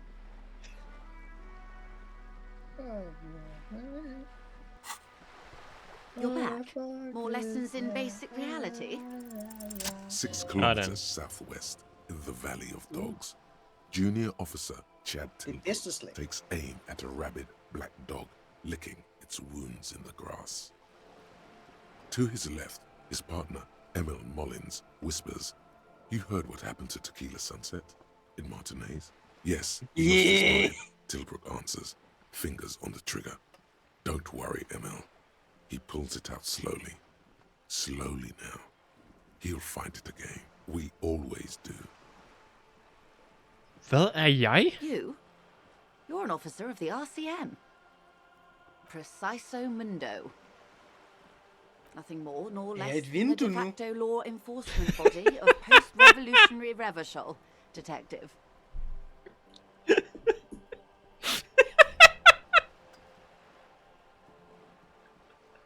Den kunne du godt lide. Jeg forestiller ham sige det, og så stå sådan på fucking kanten der, peger på sig selv. Er et vindue nu? Yes, we are the Revachol Citizens Militia. Sådan han taber smilet bare et sekund, altså forvirret ansigtsudtryk. Er et vindue? Men virkelig? Er vi? We are. Yes. Er That vi means vindue? not de jure.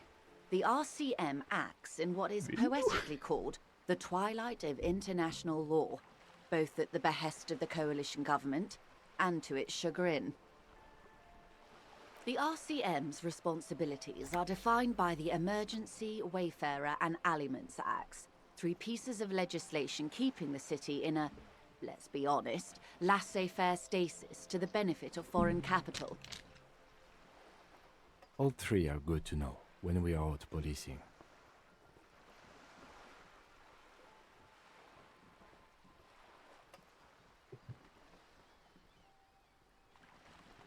There's nothing basic about your role, detective.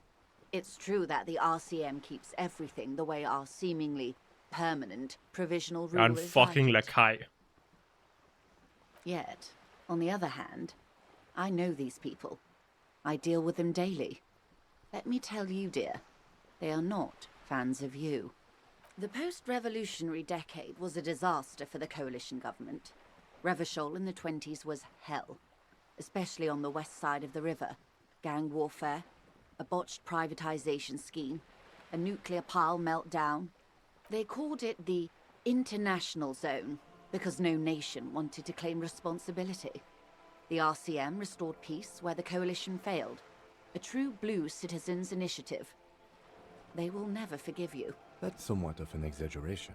In reality, ours is a mutually beneficial arrangement. Revacholians get to keep the peace in Revachol, and the coalition doesn't have to worry about it. Anyway, sorry to intrude. Please continue. Yes, Lieutenant. Permit me to conclude with this. Who you are, to me, is the police. The only legitimate law enforcement authority in Revachol. And if those authorities drink so hard they need help recalling the basic terms of reality, well, I'm here to help.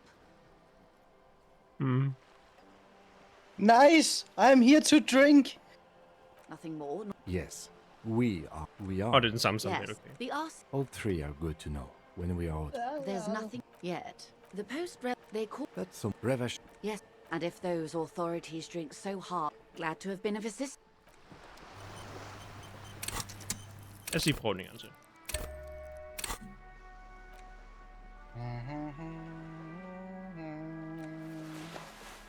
Du er ved at kende melodien.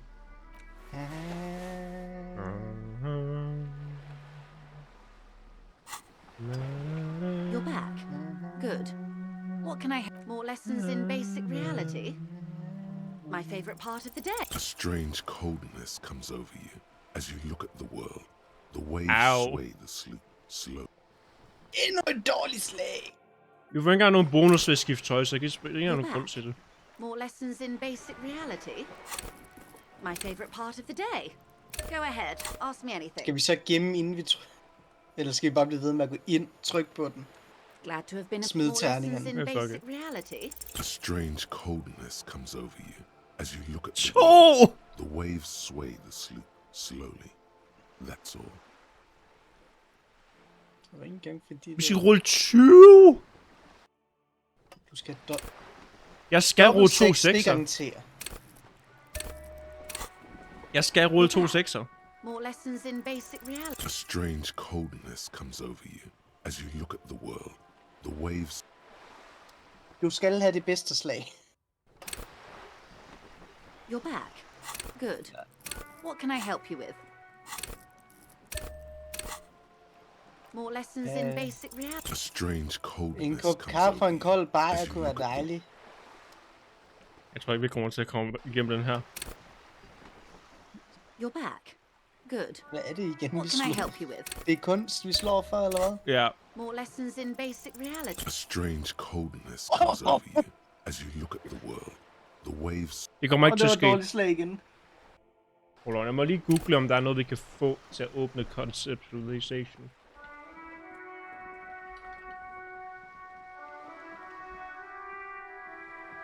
Conceptualization.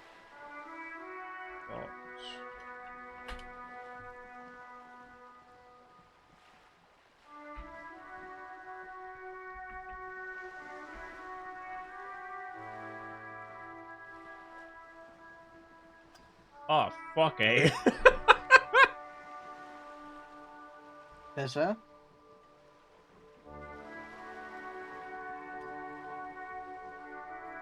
Jeg vil have os til at tage rigshatten på og morgenkåben. Minus 1, nej, no. Okay, ja. Så den eneste mulighed, vi har, udover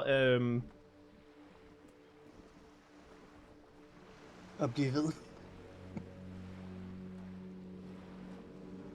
Ja, den eneste måde, vi kan få plus 1 i conceptualization, er at tage avanceret raceteori. Nej tak. Nej, jeg er okay. Jeg behøver ikke vide noget. Jeg behøver ikke at abonnere på Messerheads tankegang. Det har jeg egentlig ikke lyst til. Nej. Morgenkåben bliver af. Det er fint. Just an ordinary war. Nå. Bare en almindelig mur. En lille gladelig mur. Vi skulle finde hende der. Vi skulle kigge på passet. Hvad fanden var det var? Bibliotekskortet. The library card is folded into two and still slightly wet to the touch. The front side reads, Central Jamrock Public Library Card, issued to Billy Mejean, expires July 53. Whoever owns this card is an avid reader. You find a list of books written in blue pencil. Radio thriller. Stand a little less between me and the sun. The last one in the list is The Glinting Curve by M. Theobald. A library stamp indicates that the book has been returned. Most of these titles seem to be in the sci-fi genre. Some thrillers too. If lost, please return the card to the library. Dial 005 02 55211 or visit us at Moreau Street, 78, Jamrock. Business hours, 900 to 1800. Good. We should give them a call from my kinema. See if we can learn anything about Billy Mejean. Okay.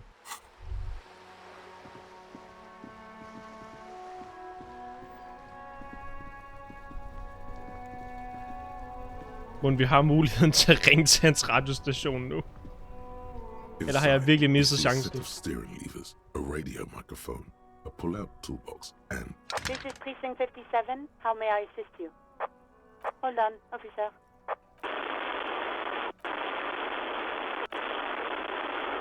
I've got Central Jamrock Public Library on the line, and I've already introduced you to their librarian. Connecting the call in 2. 1. Yes, this is Central Jamrock Public Library here. How can I help you, officer? He sounds worried, yet ready to assist. This is how people get when the police call. Billy Mejean, you said. Give me a moment, I'll have to check our database.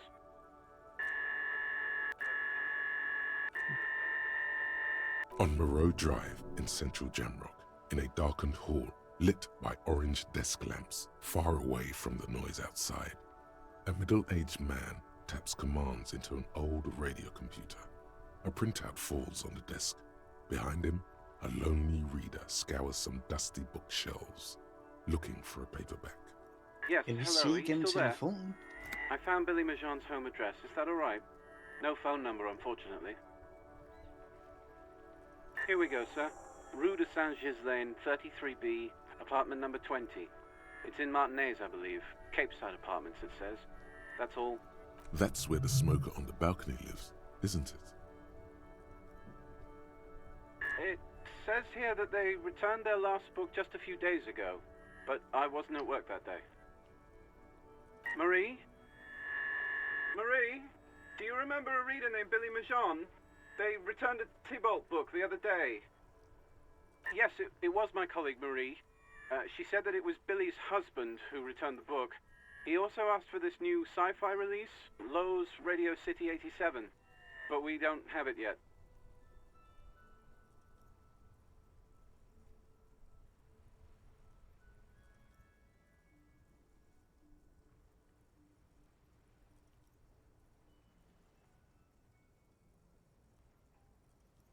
Sorry, no. Marie only knows him by sight.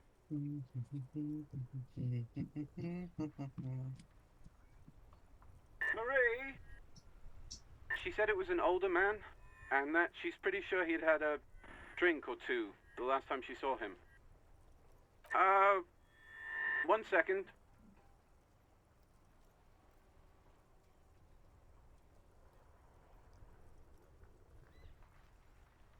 Sorry, Marie wasn't really paying any attention to that. Marie knows Billy. She's been working here longer than me. Sometimes her husband returns some books for her. And then goes for a little drink later. On the lookout.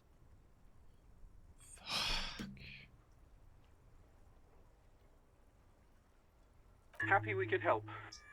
Goodbye, officer. Anything else you need from me? 57th, over and out. In the cabin, you see a set of steering levers, a radio on a hook, a pull-out toolbox, and the soft glow of the fuel preheated. Begynd at skifte kanal på radio. Vi har misset chancen. Jeg kan det mindste fortælle dig, hvad radiokanalen hedder. Speed Freaks FM.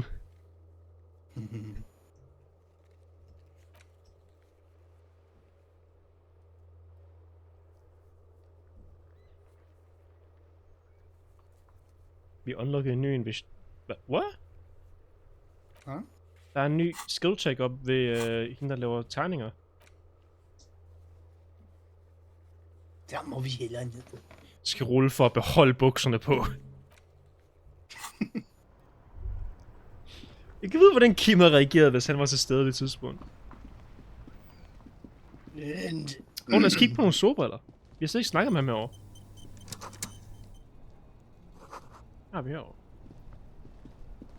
Så vi kan finde noget grimt. Don't be shy. These are premium class clothes. Good quality fabrics, best retro design. Save the economy with your style, officer. You find your hands deep in tattered and faded garments made from weird polyester blends that make your body itch and sweat in all the wrong places. Oh, no. I am the law. The box smells like cat piss or like an old person. At the woman on the boat say I'm a window. Also trendy. Look first hand. Buy second hand. Come Keep on. the economy moving. Something cold grazes your hand. Synthetic and sleek. A windbreaker. Surf, it says. But also wind, summer, 100% waterproof. This jacket is the apex of human evolution, the moment at which man became weatherproof, practical, and yet it may deaden your senses to the world around you, possibly because of the awful typeface. Good choice, officer. Mega sporty. And it's only $4.50 for you, sir.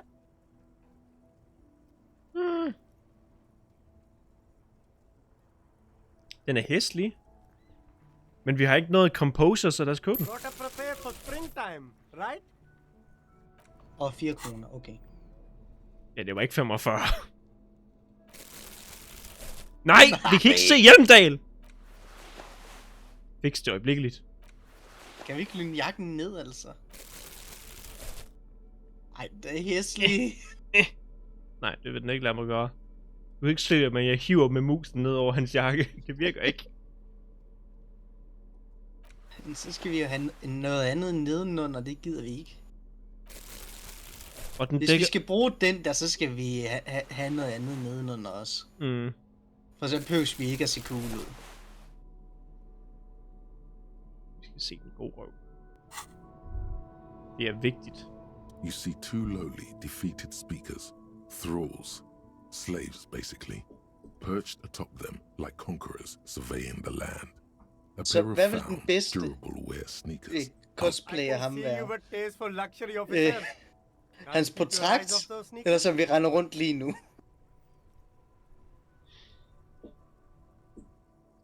Du skal være... Du skal være high med fuck the world på din jakke, og så skal jeg være Kim med piss på min jakke. Jeg skal tage en airbrush til ordet og spraye det ud, så det ser sløret ud. Piss Først skrive det, og så tage noget sandpapir. Bare ødelægge overfladen på jakken. Lignede det ikke også det, når man kiggede på det? Jo, det er sløret på en virkelig speciel måde. A pair of... Those sneakers, mister. Those sneakers are the latest found $50! Super rare, super fine, super cool. Only 50 real. These once respectable speakers have been conquered, reduced to a mere prop by the indomitable Faun Ultras. I am the law. A I'm small don't betale 50 kroner for Don't that. look at the speakers, officer. Look at the sneakers. These, officer? These speakers are Samaran garbage. No way, officer. These aren't for sale. They're bad speakers. Low five. No, officer. You're a high-class policeman who accepts nothing less than the best. Lucky for you, I've got the best on sale. Well, but see, if on the other hand, you wanted to buy the sneakers too, I could maybe throw in the speakers for little De er extra. så fucking dyre. 50 cents? Fuck det, bras. Har vi over. There's a pile You like sunglasses? aboard. Damn, officer! You look like a mega secret spy. They're perfect for concealing your bloodshot and baggy eyes. Snakker du om? It's going to be very difficult for anyone to take you seriously with these things on your face. No, you are definitely not buying those. Don't tell me what to do. Skal vi se, om vi kan finde den der t-shirt? Are you sure? But they look I so am- good on you. You should think this through, officer. Vi får en specielt lavet Hjelmdal-mand t-shirt lavet. Minus en i logik. Hvad fuck? These are all boring. These are all first-rate sunglasses. Premium design. Very cool. UV resistant. These were Vi slår 2 sekser. Vi kommer aldrig til at få noget nogensinde. Vi har ødelagt det hele for os. Er der virkelig ikke noget, vi kan fucking få, når vi unlocker princippet? Oh, nej.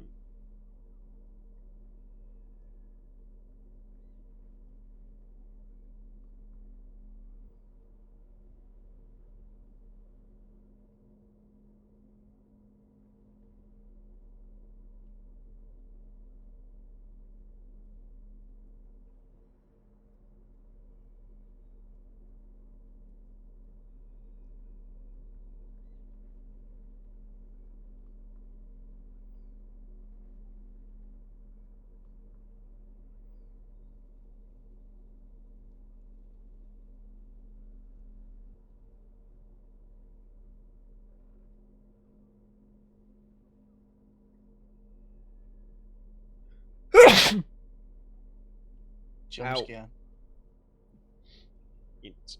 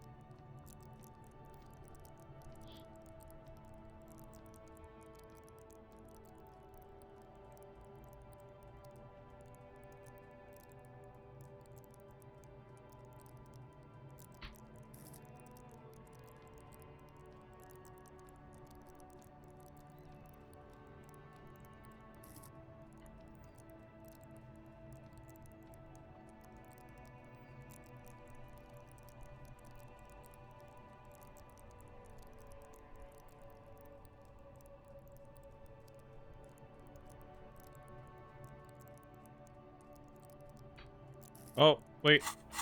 Wait. Der.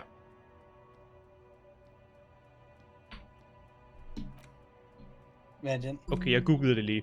Hvis vi får den her, så er vores cap bliver slidet med 1 i alle i int. Så vi kan tilføje 1 mere i alting. Den bliver låst op. Det har vi virkelig fucking brug for.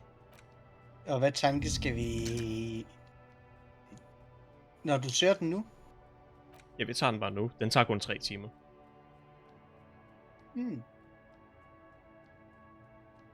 Og så har vi... Så kan vi have Er 2 mere? i dem her. Det gør, at vi kan få et lille plus. Det betyder, at vores items begynder at give plus. Jeg tror, det er sådan, det fungerer. Jeg tror, hvis du kun har 1 i dem, så er det lige meget, hvor meget du har i dine items. Det gør ikke en skid forskel. Okay. Så det stiger dem alle sammen med 1, og det kommer til at hjælpe os en del. Godt. Så kan vi spore løgne. En lille smule i hvert fald. Så kan vi se de åbenlyse løgne.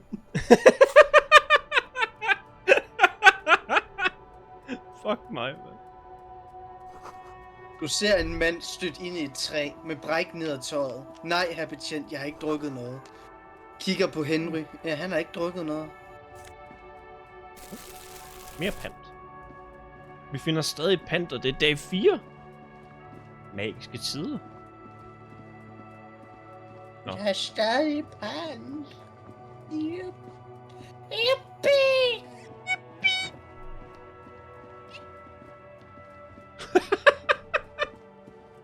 De mikrofonkortet.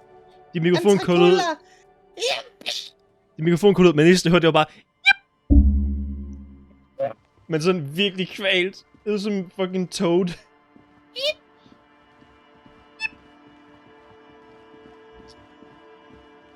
Det lyder som en flue, der ramte en fucking elektrisk fluesmækker. Nice.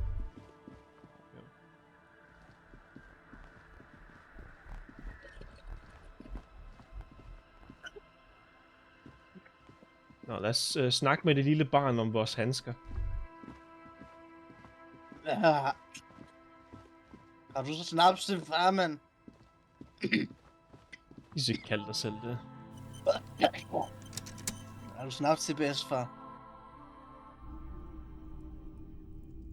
Hey, børn lille. Ikke kig på min jakke. Mester? Min jakke er forbudt for børn. I had gloves. Very big ones. Heavy, too. Where did you get these gloves? Found them when Lemmy and I were playing hide and seek. In an empty house. Where no one lives. I think someone hid them there. She doesn't want you to think she stole them. I hid them. The twins were gonna take them. They're stupid. We're going to need those gloves. It's for important police business. Oh. They're in my sandcastle. Behind our house. Under the sand. You can break the castle. It's not very good. Jeg vil gøre alt for ikke at ødelægge det lille slot. Bye! Bye! Du er nødt til at ødelægge sandslot. Nej. Eller tårer. Jeg kan gøre det uden. Store tuder for grund af ødelagt sandslot. Weather has not been kind to Lily's little sandcastle. The once mighty towers are quickly eroding away. You can see something shining back to you from what must have been a vast underground catacomb network. The little castle? The reigning lord must have come upon some really tough times to let it sleep in such decrepitude. The walls and floors give way to the giant's greed, collapse and present you with a pair of ceramic gauntlets.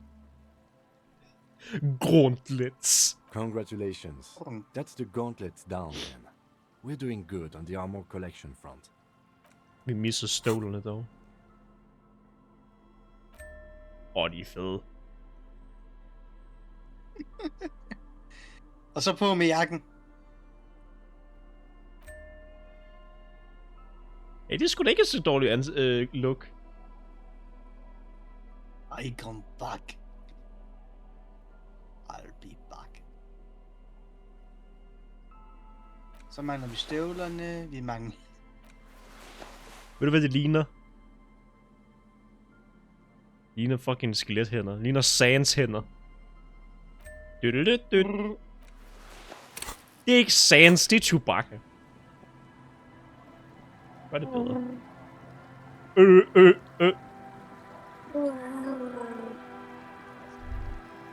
Winter, slow to let go of the shape. Feel some more wet snow. The snow falls lazily, making the beach sand pale steel, mixing with the rust-covered solid runoff. Er du ved at slå mikrofonen? And to think, it seemed as though it were already spring. The melting snow seeps through your thin clothes. Grandmothers don't let their grandchildren out dressed so lightly in this weather. At least your hair is protected from getting wet and sticking together. You look around. More winding coastlines. The waters below, yeah, where the children view all around her. Whites. The canal. Someone is scraping snow off like a fenced-off yard. The abandoned. A serpentine strip of land weaving its way into the room further out. Then the bay, and at the raised was once the pox heavy drum. A line of motor garages with armored carapaces hunched in the cold around you. A chill comes up. We should keep moving. Who knows when the snow will let up?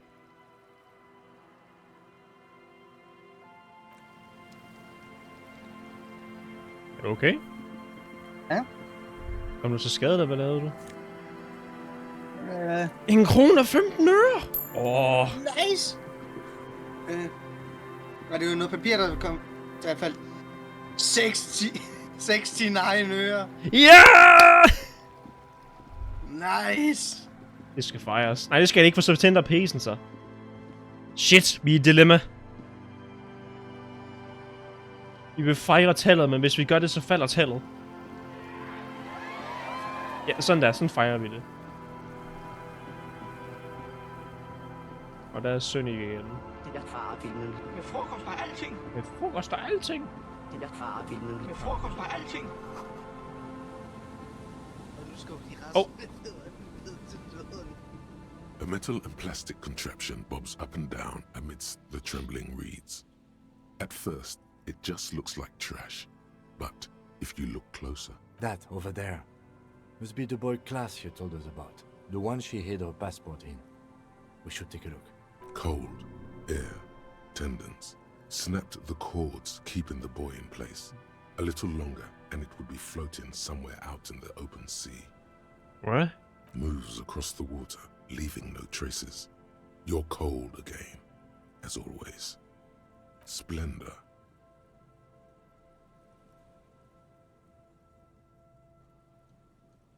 Indeed.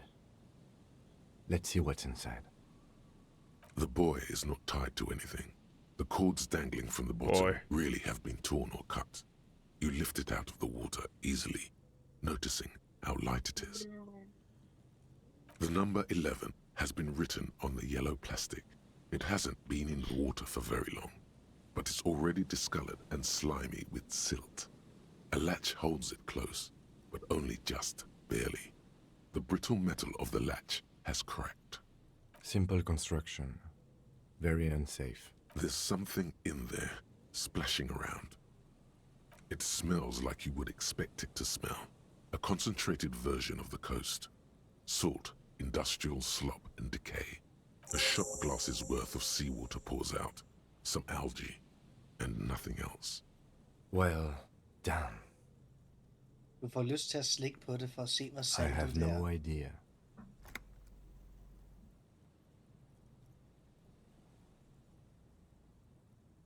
Or think we do. This is a small loose end, either way. Not important, I hope.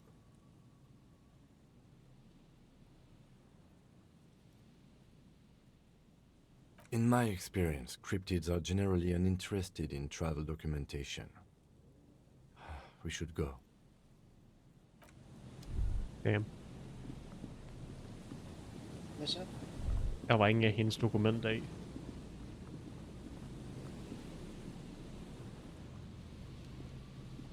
Stod han lige og røg en cigar? Har du opgraderet, lille Kim? Stod du lige og røg en smøg?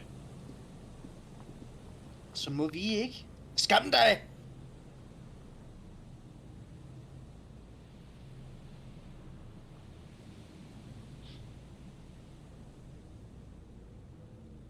Kim? Kameraet kan ikke se os, Kim.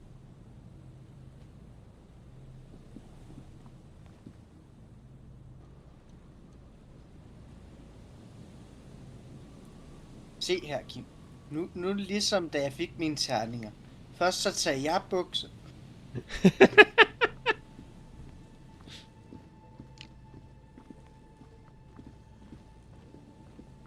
Råd overbeviser mig, at han skal tage bukserne af. Det siger jeg ikke. Hvad siger du så? Jeg siger, at vi slår terningerne for at finde ud af det. Og man skal tage bukserne af? Ja. Ah.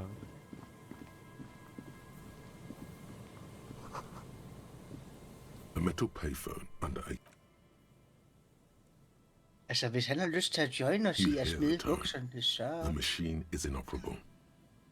Men så er det ikke 69. Så er det ikke 69. Men så gider vi ikke. Gemmer for at se, om det er noget værd. You pick up the handset. There's a tone. The machine is operable. Calling. Still calling. This feels wrong. Should you be doing this? End of tone. Someone picks up. Pierre, is that you, Pierre? Yes, I'm Peter. I might be. About Pierre? He's my sister's grandson. He used to visit me as a lad. Fine young man. But who are you then? A salesman of some sort? Modern goods are rubbish, and I can't afford them anyhow. It's a shame what you did to our country. To hell with the police. To hell with you. Her voice is drowned in white noise.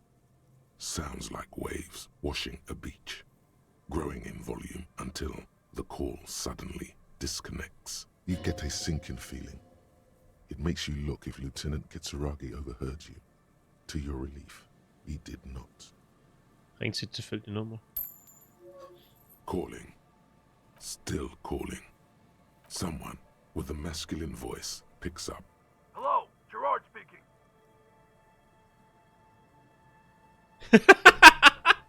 Sikke et. Ændr dit navn! Ændr dit navn! What are you, like 5? Thanks for calling, asshole. Phone hanging up. Disconnect tone. Calling, calling, calling. Still calling. Har det hans chance for at være relevant? Stop calling me, man. I'll get you your money, alright? I just need till tonight. Let me work. Okay, men det er lille ændret i planer. Jeg har brug for, at du leverer det til Whirling and Rags i Martinez. Vi fucker nogen op. Vi kunne være lidt pænere ved hinanden, synes du ikke? Din gæld er ryddet, min ven. Det fucker ham stadig op. Og hvad er den sidste? Mere politiarbejde, som Kim absolut ikke vil være glad for. It seems it... okay, nej. Okay, men hvis vi er kronk, vil det her så ikke være det, han vil gøre? 100p. Uden helt at tænke på, hvad han egentlig gør. Så det sætter jo bare mere fucking røv. Hør her, min ven. Din gæld er væk. My debt? I don't fucking owe you. Is... Who is... never mind. I don't have time for this. He does not seem to be overly thankful of your kindness as he hangs up. Disconnect tone. Nope. Disconnecter. Calling. Et enkelt fortæller dig, at Kim er klar til at fortsætte. I'm tired. Bliver vi ved, indtil vi er nede på 69 igen? Okay. Writing. I hate writing so much. But I have to Så vi brugte en krone på fucking random opkald. Disappears with a sigh. You do not hear Penge the godt customary brugt. disconnect. Lucky you. The call went too fast for the payphone to register. You can still make a new one without paying. Yeah. You close your eyes and put your index finger on the rotary dial. Then pull down on the number. Then move one up. And repeat the motion. Twice. Strange. This is not how you started before. 414447. The rotary dial feels cold from the sea air. 1117361. Your fingers keep moving like a spider. Every time the ring rotates back with a little ring of metal, like a bell tolling. Yes, 451-67451. You are going deeper now, into some unknown place, far away from this island of matter and its telecommunication networks. 451. You have dialed God knows how many numbers. The headset has been waiting silently to relay a signal. Surely nothing can come of this, you think. But it does. A connection. An ultra-long distance call. Your air fills with a crackle, the wash of a strange ocean full of white noise. A little bird starts ringing in there, not like the local calling tone before. No, a small ring in a cage of distortion, far away. A distant network of phones, calling. Calling in the night. The saddest sound in the world. Both pitiful and terrifying. You feel your pulse rising with each ring. Calling still. Ringing by the bedside of a dark but capacious apartment with long windows. You know this to be true. The handset starts slipping from your sweaty palm. Your breathing is heavy. Kim. The lieutenant is too far away to hear your yelp. The sea wind blows. Jeg bliver ved med at trykke Kim. Læg røret på. Umulig. Calling. Calling. Calling. Calling. Hvem prøver vi at kalde lige nu? Calling still. Then the ocean breaks. Out of the depths, a woman's voice emerges. Small. The dearest thing you've ever heard. Hello? Oh. Yeah.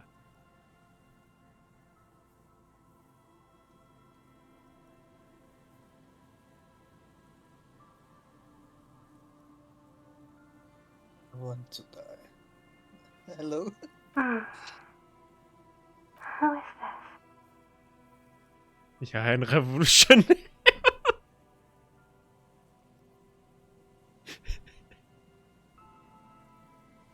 Jeg vil fri menneskeheden og vælte klasserne.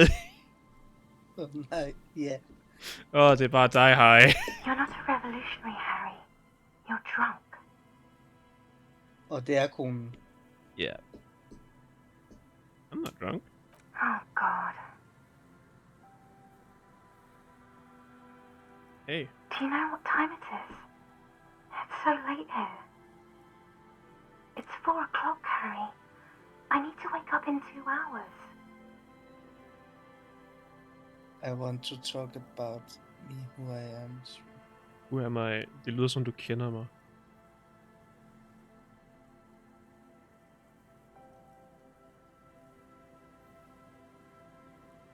Er det okay? Jeg synes, vi ikke skal joke alt for meget, når vi endelig har fat på vores kone. Ja. What do you want to talk about that we haven't talked about already? This is bad. You feel your right hand on the handset cramping up with pain. Hvor er du henne? Det er som du er i en anden verden. I'm in my rover, sleeping. Have nosepad. Skal vi tage en ekstra bare for god sags skyld? Ja, nok en god idé. Hvor er du på vej hen om 2 timer? To work. Hvor? The academy, where I work. My job is sad terrible. Is that dead? Mit arbejde er sørgeligt og forfærdeligt. Det har døde kroppe i det. Det lyder bedre end mit arbejde. Jeg er glad. No response, only a sigh. The connection crackles like burning paper. Jeg er loven. Jeg er detektiv. Jeg er i gang med en sag. Der er en hængt mand. She does not answer anymore.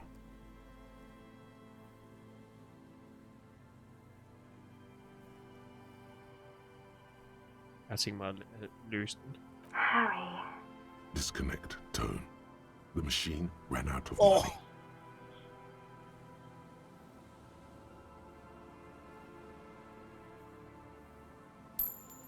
You dial the number again. 26 pulls of the rotary dial.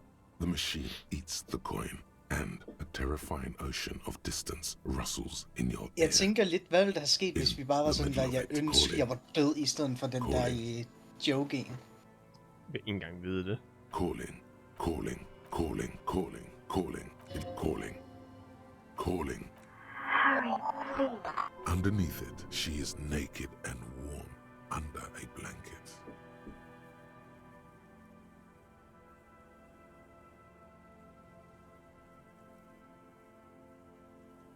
There's a sigh. Please. I'm going to hang up now, okay? Phone hanging up. Disconnect tone.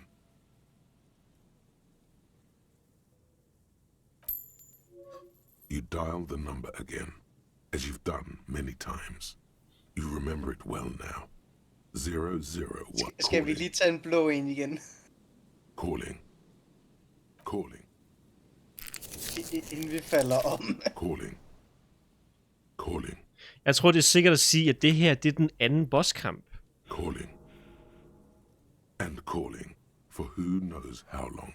But no vi one mangler answers. virkelig blå. Vi mangler virkelig blå.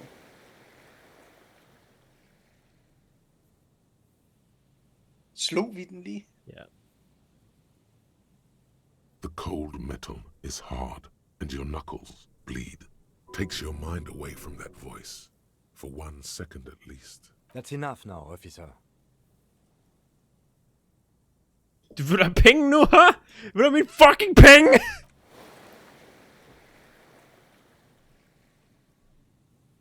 Hvorfor ikke nogen god dask-lyd, når vi slår den?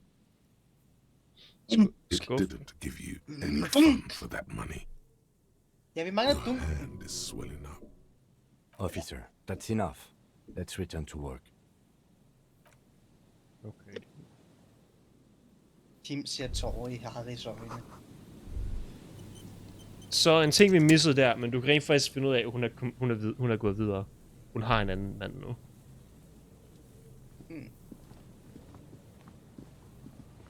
Hun er længe forbi dig.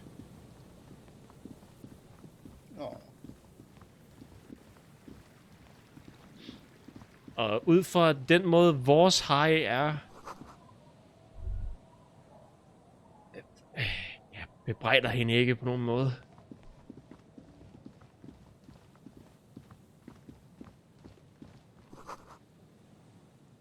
Og hvad vi ved om Harry. Ja.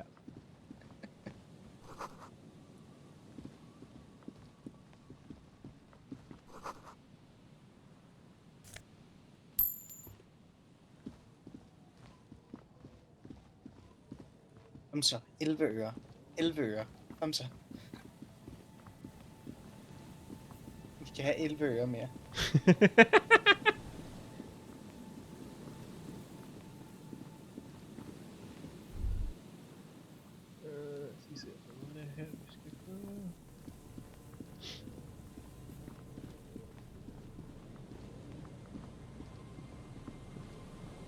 There's some tear, an empty cigarette package, and a crumpled kebab wrapper in the trash. Nej, det der vil være for... Men vil hun sige, at du er fuld ved alle sammen, man kunne sige? Uanset om du har drukket i spil eller ej, så siger hun, at du er fuld, ja. Fordi sådan plejer du bare at være. Der er intet, der giver hende ideen om, at du har ændret dig på nogen måde på de få dage, der er foregået, jo. Hun ved ikke, du har mistet forstanden. Eller du har haft hukommelsestab.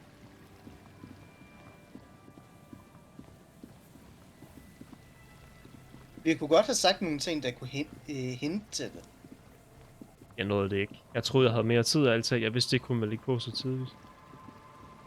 Eller ikke hende ville på, at jeg ville lukke tør for penge i telefonmaskinen. Heavy wooden doors, more than twice your height, stand shut in front of you. The rectangular sea-worn ornamentation appears. Nothing happens, only the sound of the padlock rattling against the door. I don't think that's going to work. High above, the wind wraps the church. Slow down! Cold and wet from the ocean bay. It parts around the massive keel-shaped roof, like a test tunnel washing both sides. The way it has done for 340 years. The wind keeps its distance. So should you. There is a hole in my heart. Okay. The lieutenant looks at the padlock. He didn't hear you asking. You were quiet enough. The carving on the door is block-like and angular, like the church itself. 2 large beams shoot downwards, sinking into the wood before they reach the threshold. The surface is smooth from the wind, but moist to the touch. Feels exceptional. 300 tons of pine would fit together seamlessly. It's old too, cut and carved many centuries ago. This cheap-looking padlock is sturdily built. It shackles together a hasp and a staple screwed into the wooden door. The lock is adorned with a yellow sticker. It'll be easier to break the staple than the lock. Also, that sticker is interesting, somehow. You see a yellow circle with 2 X's and a big curve below them that looks like a mouth. You're pretty sure you haven't seen it before, but what the symbol depicts is clear enough. A smiling dead guy. The curve makes it smile, and the X's make it dead. He takes off his glasses and uses a blue handkerchief to thoroughly wipe them clean before inspecting the sticker. Then he looks up, pauses, and replies. No. Looks like a dead man smiling. Suggests junior delinquency. For Revachol ZOC, the moral intern defined junior delinquents as minors between the ages of 10 and 16 who have committed an act in violation of the law. These acts aren't called crimes as they would be for adults. Crimes committed by minors are called delinquent acts. This was part of your officer's exams. I haven't seen that sticker before, and I'm not a youth. Please! There's nothing like the sound of a sticker unpeeling. Now it's stuck to your thumb. Vi kan putte den i enden af vores notesbog, eller på forsiden af notesbogen. Hvad for noget? Forestil dig smileyen for a Watchman, basically. Mere eller mindre. Yes! Og det er for- eller bagsiden? Hvad skal vi gøre? Jeg synes forsiden. Ja, Lige på ja, forsiden. Voila. Midt på forsiden. Looks very modern. The padlock passes through a staple that's been hastily attached to the wood. Closer inspection reveals that one of the screws is not a screw at all, but a nail. The work has been done recently and is unprofessional, to say the least. If you really think we should get in there, we need to find some other way. Jeg kan slå døren, Yes, Kim. the pulsing base. An indication of junior delinquency.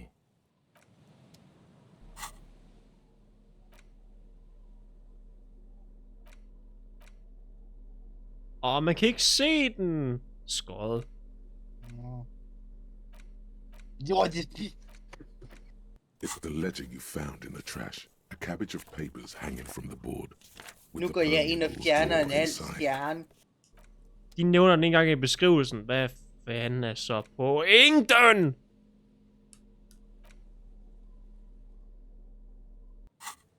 Minus 1 stjerne. Smiley bliver ingen... Smiley vises ikke, bliver ingen gang nævnt.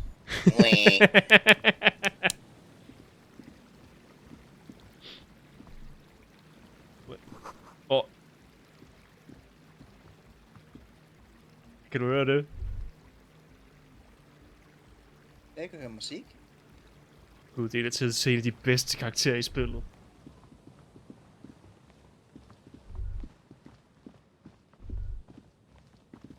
Er det her, vi græder om hatten? See that seagull up there? Remind you of anybody? Skal man have en bestemt hat på, eller kan man bare græde af hatten? Think about the seagull's story.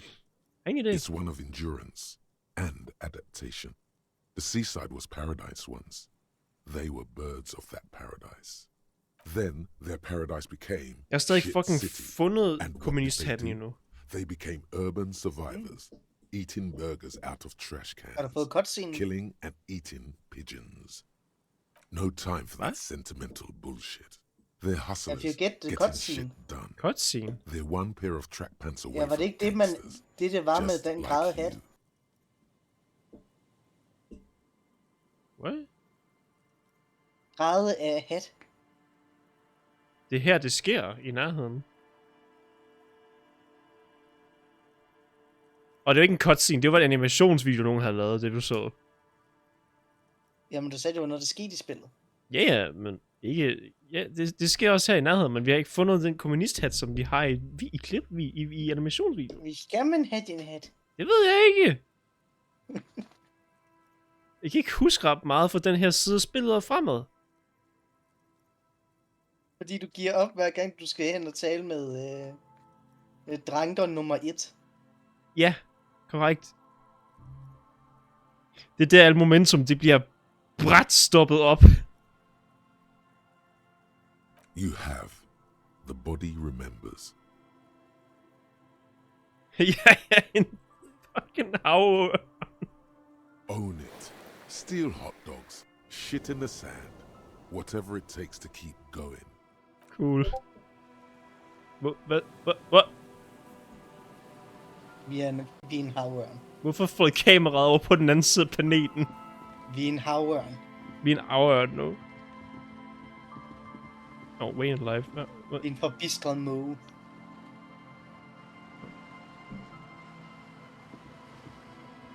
Det er hun.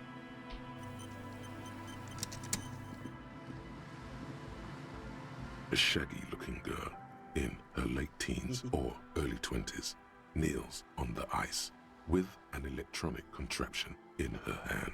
Hearing you approach, she looks up. Oh. Hello there. It's cold out here, but she's not wearing a hat. She must be freezing. Everyone knows drugs make you invulnerable to cold. You bet this one likes to party. Kære barn, det er bidende koldt. Hvor er din hat? Huh? Jeg sagde, du skulle have en hat på. So should you. You don't have to do anything. Jeg har hat på! Jeg har en cowboyderhat. Jeg behøver ikke gøre noget som helst. Jeg har loven. Og jeg har... Og du skal gøre, hvad loven siger. Eller... Jeg burde. Og det gør jeg. Oh. I didn't notice that. Det er da nice. Du burde have en på, hvis du har tænkt dig, at vi er ude for et kulden. Yeah, well... Look, man. Fuck the hat. Your pulse rises. Here we go. Lots of feeling. Feel it up. Det var næsten perfekt slag. Ej, det går jo ikke. Minus 1. Min gud. Fuck hatten!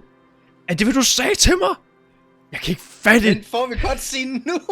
Jeg kan ikke fatte det. Er du totalt mig, jeg skal fuck hatten? You're saying it really loud, but it's not coming out right. maybe add more indignation.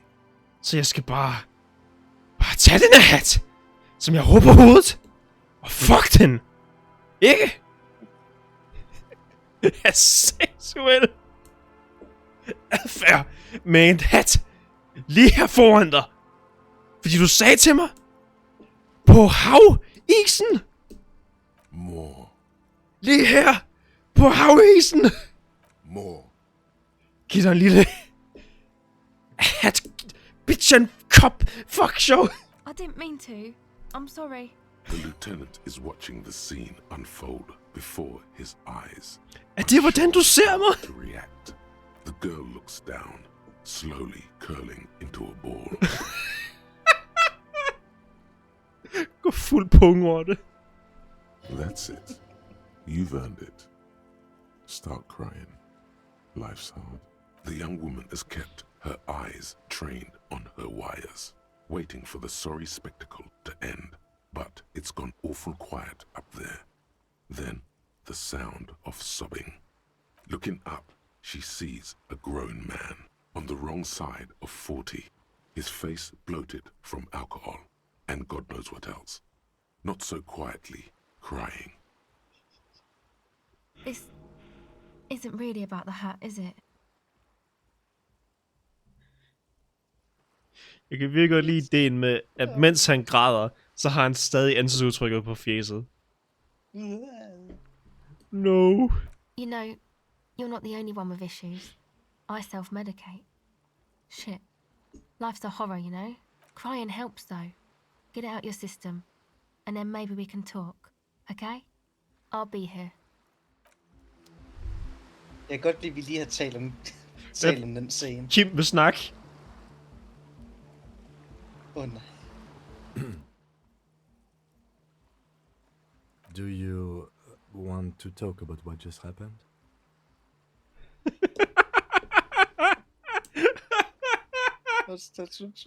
Den er så god. Normally, I'm opposed to discussing one's feelings, especially on duty. But I think this is an exceptional case. So, what do you think happened?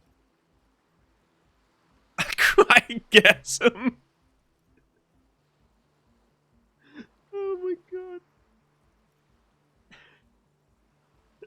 Overbevis dig selv, at du ikke havde et nedbrud.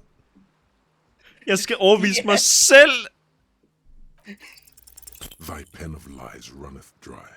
Best to simply deny the truth, bold-facedly. Hvad? Der skete ingenting. So you're saying you didn't break down in tears just now and nearly tear your shirt off? Jeg har aldrig grædt mit liv. Aha. Du kunne torturere mig. Efterlade mig. Skille mig. Og jeg vil være tør som en ørken. Ja. Yeah. Okay, right. Why bias? Enough of this. Methinks my liege doth protest too much. A performance that would make the star of a radio melodrama blush. Even so, in the future, could you please refrain from emoting too much on duty? The quasi-legal status of the RCM means we need to project strength twice as consistently as any other police force in the world. Svaghed er styrke. Not when projecting strength. Then it's just weakness. Lyder som sædvanlig macho bullshit til mig. That may be so, but such is Revachol, and this is what is expected of us in Revachol. Så først så går han totalt macho.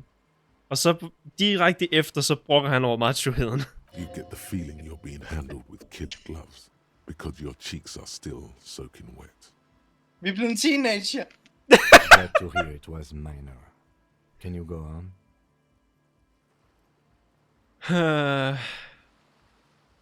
Altså, kig på vores tøj for helvede. Ja. Yeah.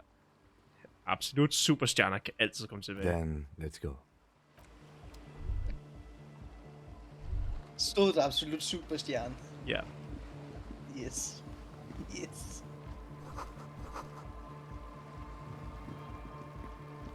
Vi kan unlock shortcut. Ja. Skal... nej, vi skal sikkert rulle for det. A pane of barely holding it up. It looks like a mix. The pane falls into the icy snow with a soft thunk.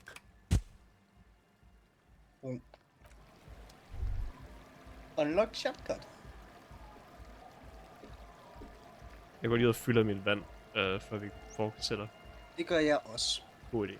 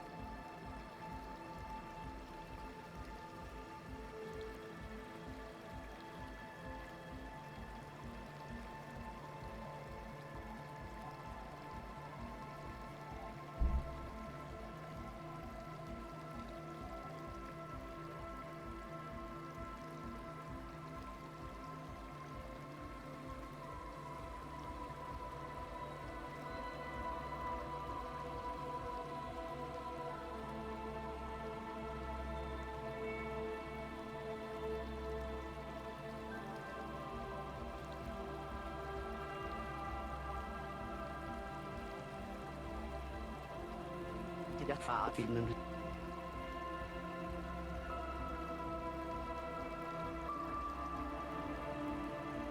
Den er lille. Den er lille. Ej, den er lille.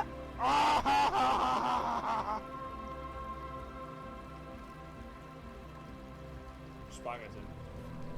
Og nu skubber de resten med fødderne ned til døden.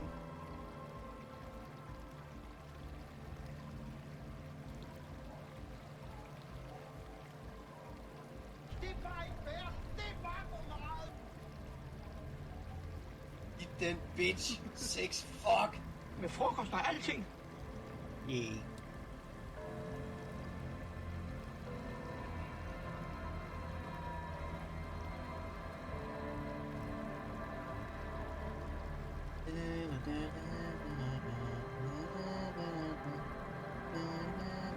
Okay. Jeg er tilbage. Okay, så jeg har nogenlunde et punkt. Kan du stoppe med at synge C-skris? Jeg har nogenlunde et punkt, som jeg gerne vil ende... Bitch, sex, fuck, med frokost og alting. Jeg har nogenlunde et punkt, som jeg gerne vil ende streamen ved i dag, og vi er tæt på det nu. Okay. The tent is just tarpaulin fabric covering a pile of stuff. The flap prikker is teltet. open. Inside, Teltet falder. 3 young siger men flum. are listening to some new form of music. It's like nothing you've ever heard. One of them Er det det, du looks hører, at Kim? you. Det er heller ikke den her syg. Get in and close the flap behind you. The warm stuff's getting out. Weak. Sorry, we barely have room for one.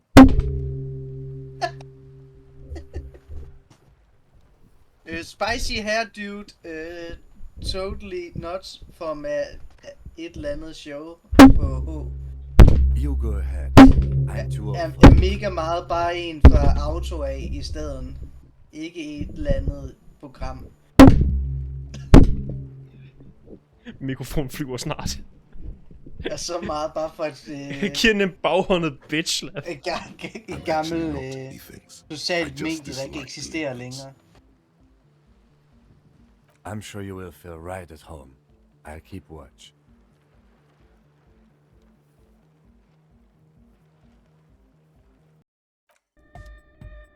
Kommer du ikke engang med ind, Kim? Din taber.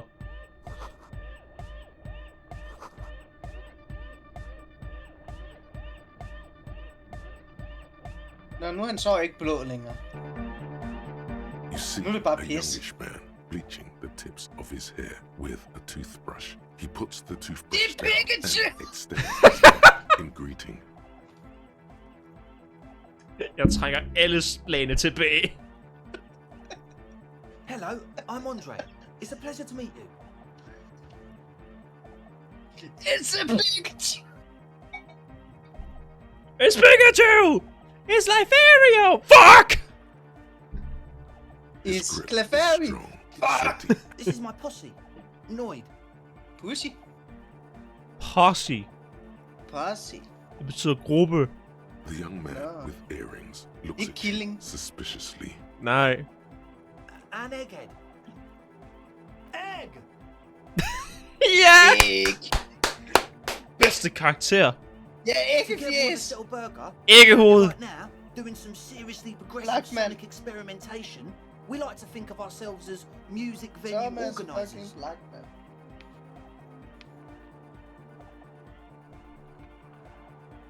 We have many in the pipeline, officer. You see, we've been all over Jamrock North, prospecting for real estate to establish a new venue in. Also for talent. Yeah, thank you, Egghead. And while there is no shortage of raw, unfettered talent spinning tapes in Jamrock, we've had rotten luck with the real estate part.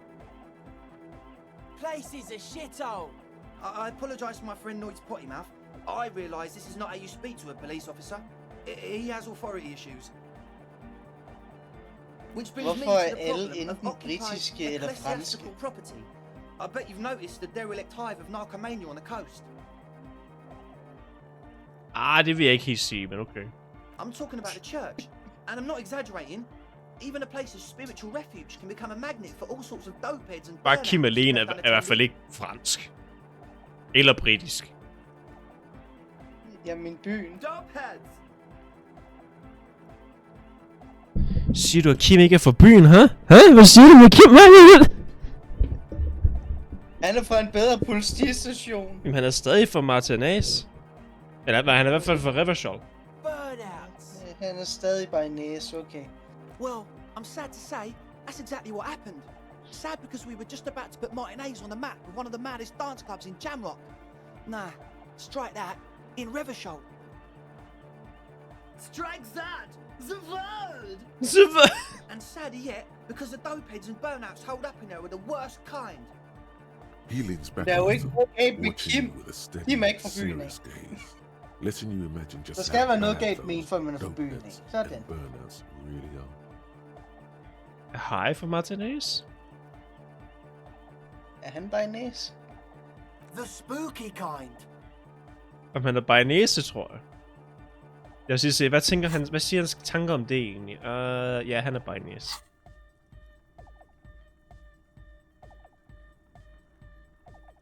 I was hoping you would be the judge of that, officer.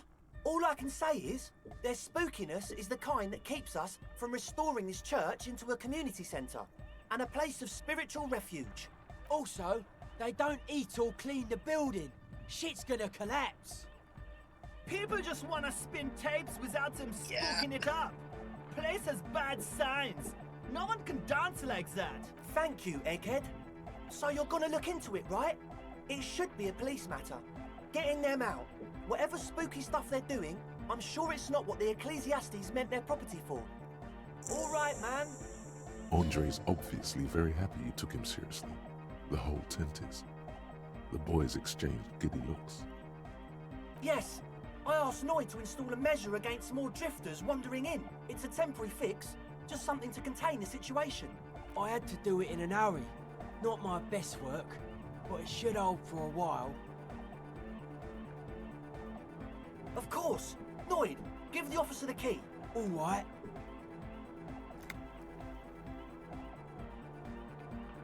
Skal vi prøve at gribe dem?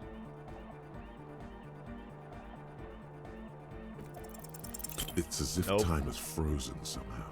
You think you can sense the key moving in Vi the griber det stadig, Yeah, men bare med this is ansigt. going to be way cool. Blam! Straight in the eye. Oh! Straight in the old eye orb. In the looking ball. Man up. It's nothing. Pick the goddamn key up. Put it in your pocket and move on. My bad. He looks like he's genuinely sorry. He didn't throw them better. As always, we'll be right here, waiting patiently for the news. Yeah! Det var ikke det, der stod. Hvad stod der? Eller mere eller mindre sammensætning, bare skrevet på en anden måde. Kan vi prøve det her igen? So, like, seriously, what's eating you, man? There is a hint of pity in her eyes. Her hair is dyed blonde, with dark roots showing, and she wears thick black eyeliner. Most men wouldn't call her pretty. There is a manliness to her, a coarseness. I was wondering when you would come around. What's up? What is it?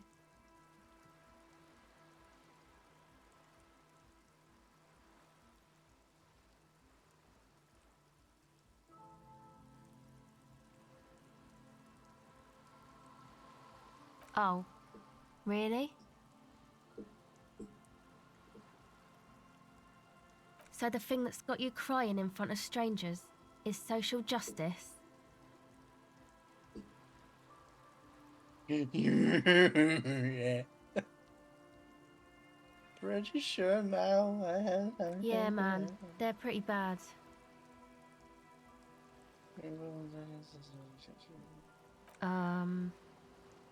Hvor mange mennesker er der i verden? 3.6 billion, not counting those in sale.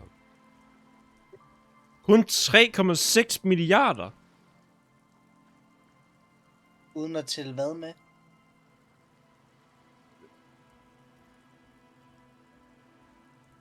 Yeah, that's pretty bad.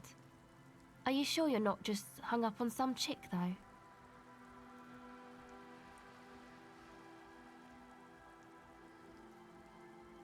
Okay.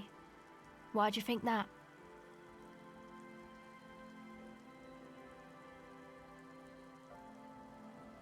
Inden de siger, hvad du svarer. Og jeg skulle lige igennem alt det her kommunistiske halløjse, fordi jeg gad ikke sige nogen af de andre. Ja. Fordi det var kommunisme, fascisme, racisme, nationalisme.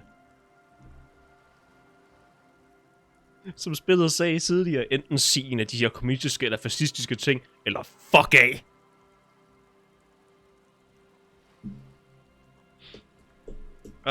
Nu snakker vi om...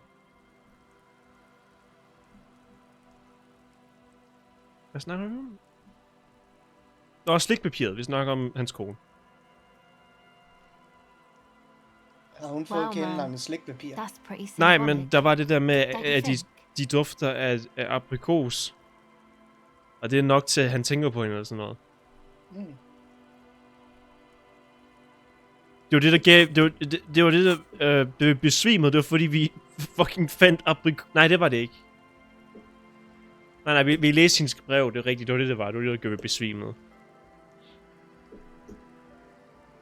Okay. What else? There you have it then. Chick trouble. Not political after all. Who was she? Jeg har ikke set her. Har absolut ikke ringet til hende. Jeg kan huske at se ting om hende. Jeg har ikke prøvet at ringe. På ingen måde. Nej. Ikke ringet op igen og igen samtlige gange, til jeg havde ikke havde flere små mønter. You seem pretty upset about this chica. Are you sure you don't remember anything about her? Eyes? Hair color? Nope. Wow, man.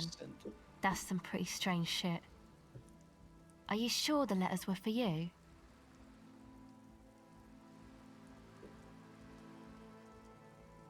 How come you don't remember, though?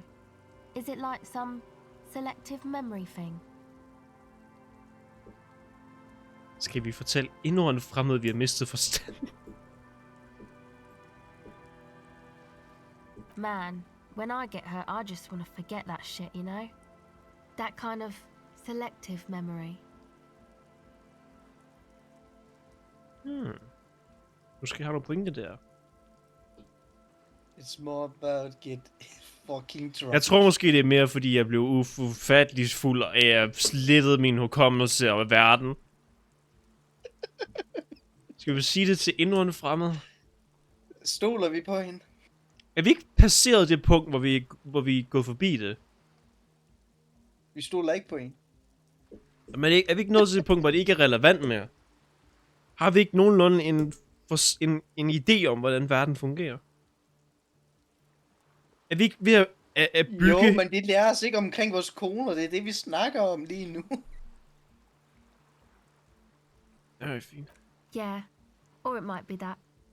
This one time I did so much booze that I forgot too. Den er ikke engang, der tog jeg så mange hilsner. Or it might just be some psych bullshit, you know?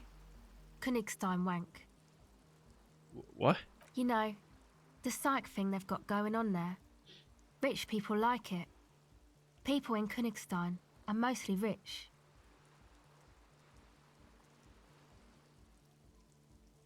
You're welcome. Might be for the best to keep that shit forgotten though. Just my opinion. If it itches, don't scratch. Yes, but it itches really, really bad.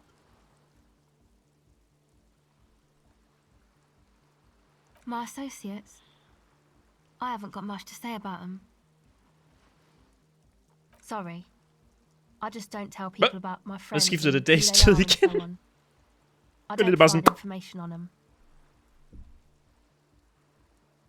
Det er meget pludseligt, det sker.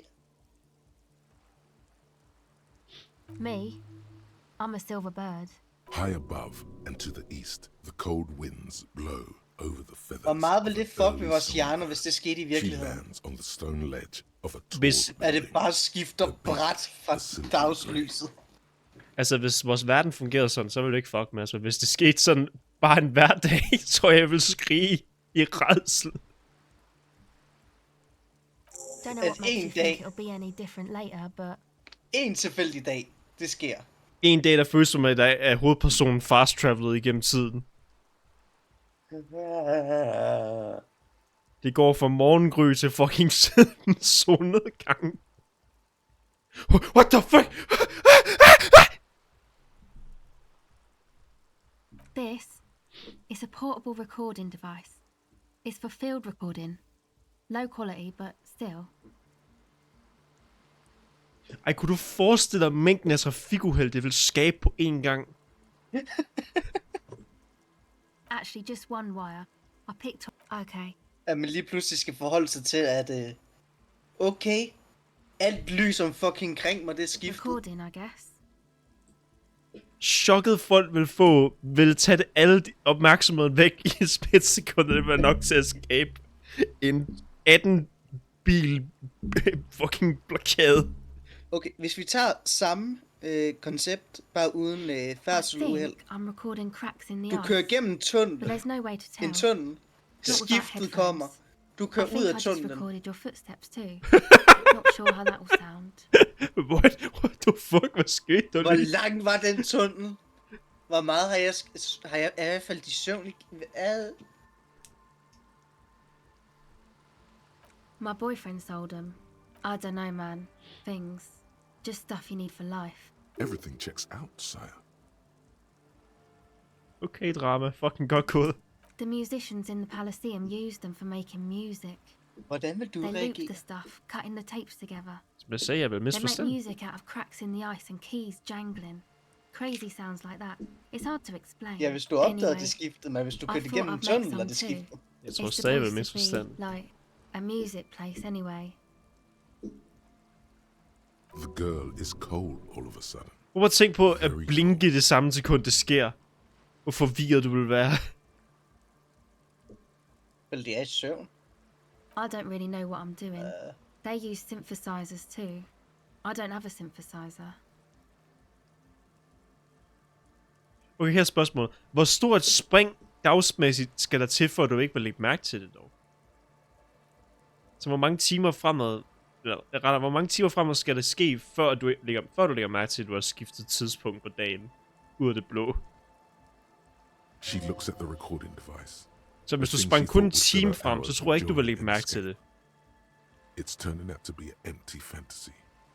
She feels childish. Very Nu har jeg useless heller all ikke of a den bedste tidsfornemmelse, så...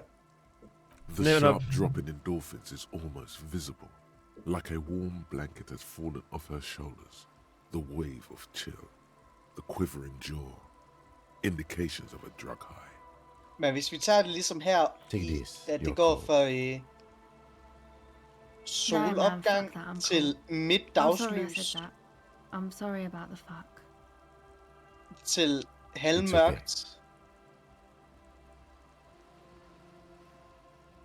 Se, det her, hvor en hat vil komme. Nej, jeg giver fandme ikke min fucking hat.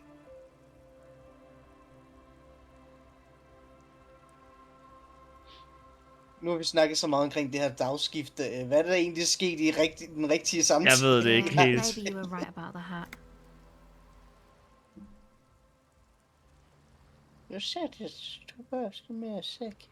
Please get you me that one. Jeg kan ikke give hende min fucking Indiana Jones hat. Det kan jeg ikke. Yeah, the boys think it could be a place, like the Elysium or something. Stupid. It's really not gonna be a Elysium, that's for sure. Yeah, Andre and the guys, inside the tent. Go ahead.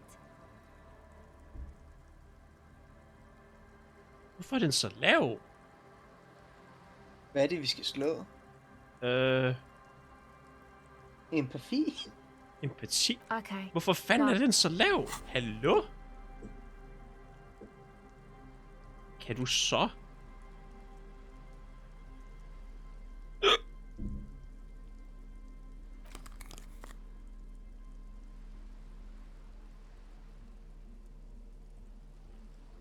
Sådan der. På. Ved du, hvad vi slog for? Noget med en CD-afspiller. Jeg ser muligheden for at slå, jeg slår. The shaggy hit. So you talked to my associates, right? Are you gonna help us? With the church, I mean. Great. Never mind. Let us know if there's any progress. The device is still warm from her touch and heavy as a brick from the batteries inside. The company logo, Omicron, adorns its yellow plastic cover. Inside, the tape is rolling. The girl looks at the device in your hands. She looks you in the eye, her pupils wide, surrounded by a ridiculous amount of makeup.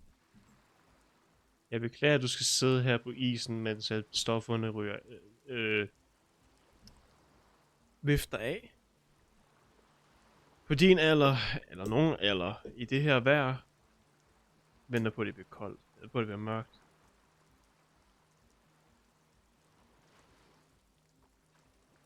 Ja, hvad er det egentlig, hun laver herude på isen? Folket, der byggede den her verden, mente, det skulle være bedre for dig, men de fejlede. Det er nemmere at leve i deres fejl. I deres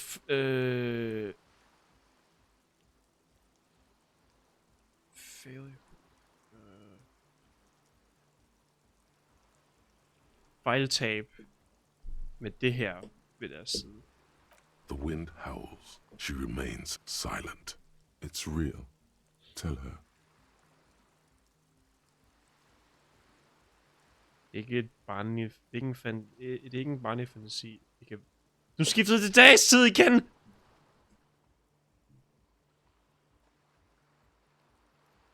Det kan være rigtig våben imod, hvad der kommer efter. What is? Mørket. I know. I'll stick to it. Something changes between you two. She looks at you differently now. As an equal. A fellow human being. So thanks, I guess, for the psych session. Maybe I can return it. What's been eating you, officer? Nej, det har vi allerede igennem. Tell me more about what? Musikområdet. Vi skal i gang med. Vi skal bryde ind i kirken nu. Vi skal sætte ild til Jesus. Vi skal sætte ild til kirken nu. Jeg kommer fucking Columbo. Heavy wooden doors, more than the lock turns easily. Feels like electricity. And a very small piece of nothingness. Let's go. As you do, you hear the echo of the doomed commercial area. Its black halls and dusty machines. Then the feeling passes. A great whoosh of air rushes into the dark innards of the church, as though rushing to fill a great vacuum. In the heart of the city,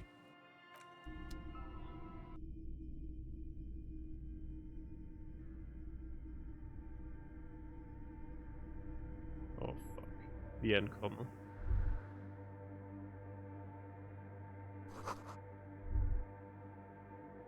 Du sagde fuck? Vi er fucking ankommet. I diskokirken. Kirke-diskoteket.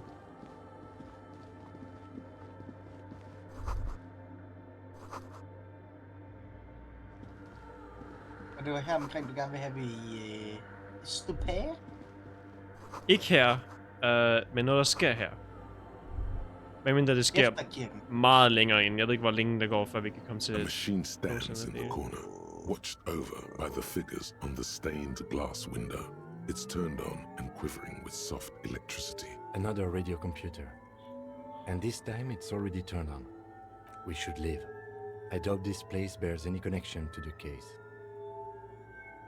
It's also quite similar to the one we have down at the station. Must be the same model. The one you saw earlier was the Ream Civic. This is the Ream Prefect, a model number RC7024, equipped with a Fell mainframe and a Ream-compatible interim printer. You see fluorescent play and print buttons on the keyboard. A hatch connected to the central compartment is wide open. The lieutenant says nothing. You see the machine's glowing frame reflected back from his diamond-shaped glasses. You're free to proceed. Behind the hatch sits a cube-like crisscross of filaments, smoldering in the dark like fireflies. Silver tape on the side says, in black marker, log, February to March. Another filament memory. Press play to talk with the repeater.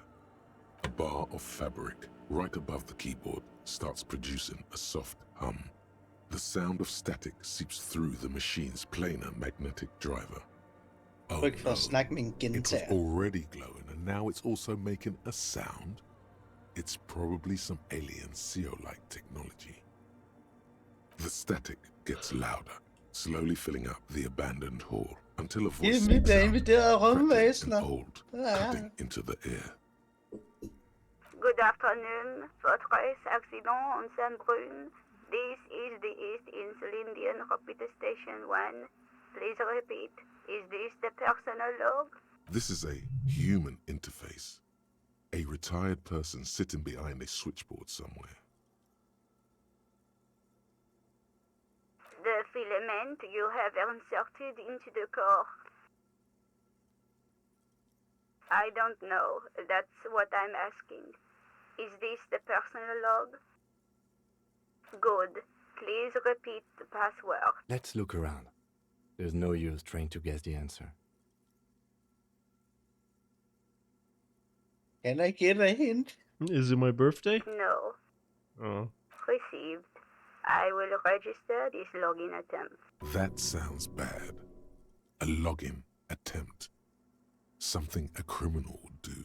First race accident. Is there anything else I can do for you today? Yes, I am alive. I am 74 years old and my name is Yvonne. It's password. Programming people are paranoid. Hvad visker du? Hvad visker du? ASMR. Jeg har ikke tips lige nu. Det er ikke ASMR, det er tortur. My job to protect the filaments as a password repeater at the East Insulindian Station. Men det er det, der står i titlen. Small woman, all skin and bones. Det vil også ASMR på en eller anden måde. Thousands of tiny lights. Jeg før viste den ene video. ASMR Pro, du bliver overfaldet. Nej. Jeg viste den ene, hvor det er en mor, der fucking laver ASMR med hendes søn. Og så... jeg kan ikke huske, hvad det er for en video. Men han kommer ind og smadrer 2 æg oven i hovedet på hende. Og så går han op og laver et fucking reptilbrøl ind i mikrofonen. Okay, lad mig lige sige en ting. Jeg har set den før, du har ikke vist den. Men jeg har set den på adskillige sociale apps. Den er fucking god. Og så har jeg set nogen reagere til den på streams. Den er virkelig fucking god. hvor der bare sådan der, we dig. Jeg prøver at skrige ind i den her, det gider den ikke opfange. Nej, det gør den ikke. Han ligner en fucking Halloween-maske. Den måde hans ansigt ser ud på. Ja, men han bare udbryder i sit reptile jeg. Og man ved bare, fordi hun har ørebøffer i, som kan høre lyden, vi ved bare, at det er fucking høj i ens ører. Det er en fucking god video. Doesn't it get lonely? Sitting there all by yourself. Lonely? Why would it get lonely? I get to talk all day to people like you over a warm cup of tea. Det lyder faktisk meget rart. That's why she does this. Now, please tell me if there's anything else I can do for you, Fortress Accident. Goodbye, Fortress Accident. The machine's keyboard is still illuminated. Reveal. Nothing happens. Lad jeg igen. Er det et par sko? Empati. Ja! Yeah! Giv mig de McDonald's sko nu!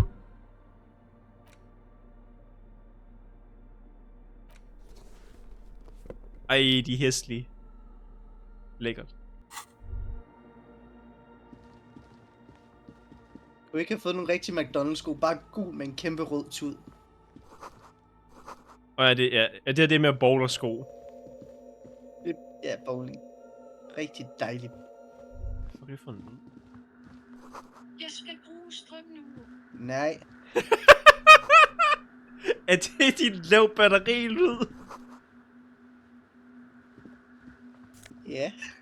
Jeg elsker, hvor fucking ynkelig hun lyder. Ja, det er også derfor, jeg ikke har ændret den. Jeg skal bruge strøm nu. Jeg skal bruge strøm nu. Jeg lavede den. Vi har fundet et tørklæde. Det er fedt. Jeg giver den. Plus i pain fresh. Vi er rigtig pain fresh hold. Nej. Den blokerer skuddet, I guess. Det klæder os faktisk. Det ser faktisk godt ud. Vi er helt pakket ind nu. Der er intet, der kan røre os nu. Jo, skade. Jamen, jeg lavede den for lang tid siden. På min telefon, og jeg har ikke givet. Jeg kan godt lide at have den, fordi så siger den, når den er under 20%. Jeg skal bruge strøm nu. Det lød så fucking ynkeligt. Er det ikke perfekt? Jo, det er det virkelig. Så siger du bare nej. Hun beder dig. The silence nej. in this part of the church, it's almost palpable. All the shift in matter and shuffling. Hun ligger døende foran alteret. Nej. Nothing seems to exist beyond the church anymore. Det er samme tone, som når en hund hopper op på bordet. Nej. Maybe if you were to stand in just the right spot, even your footsteps would be completely silent. Jeg skal bruge strøm nu. And then it's gone. Almost all of it. But for the faintest of hums. Nej. You can hardly hear your own breathing. Råb så højt du kan. Your voice is barely audible. Not a howl, but the softest of whimpers. It's unnerving. You produce a few muffled thumps, after which the silence feels even more total, somehow. The lieutenant points to his ears and shakes his head. Then he leans closer. Can you hear anything?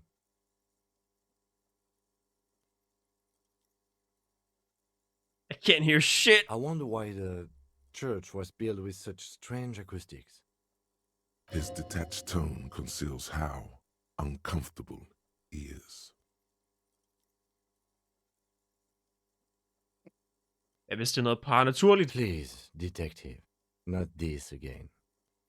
Men He's hvad nu trying hvis? to act dismissive, but at this particular moment, he's more open than usual to the idea of paranatural phenomena. The orderly rows of ceiling jeg panels overvejer become lidt, om barely jeg skal visible, komme med lidt mere then omkring disappear completely in the darkness of the tower. Det er et rød en. min telefon. Rød. Yes! Det var godt slag. Hvad kigger vi nu på?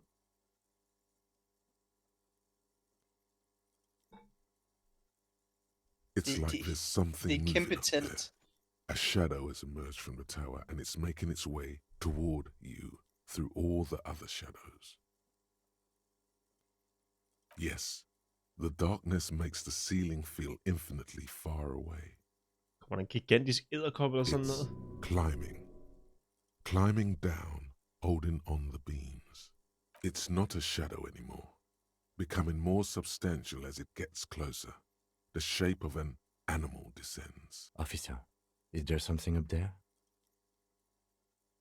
Oh no, you've lost sight of it. Where did it go? Prepare for an attack. Jeg så en tarantel på 5 meter. You see Jeg er bange, Kim. hanging from the rafters, looking straight at Spider-Man! you with dark eyes. Maybe it's possible to talk to it. Tiago. Det er Spider-Man. Kan jeg hjælpe dig? Is that a man? A man made of the same stuff as the carpentry of the building. He is studying you intently. Det er politiet. The man leaned forward a little, fixing you with a steady, unreadable gaze, then speaks. Habitual alcohol use has made you into a scared little pussy, Holmes. But don't worry, everything's gonna be alright. You come to the right place.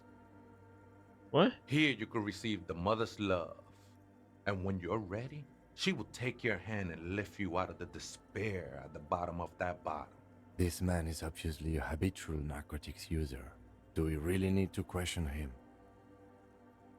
Hey, and what was that about the bottle again? And hvad for en You user? haven't even drank that much lately. Lay off it already. Habitual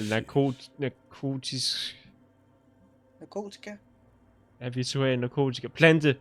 Urter. Pot! Mariana. Mary Jane. Alle de dejlige fra klassen.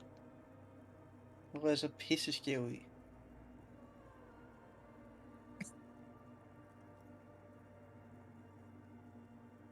Oh yeah, sure.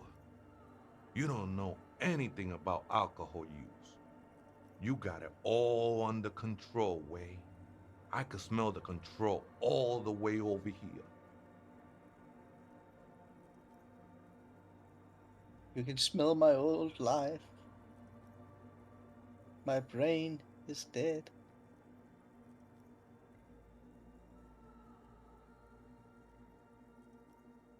Så havde vi ikke taget den ene slurk på dag 2, så havde den her samtidig set anderledes ud.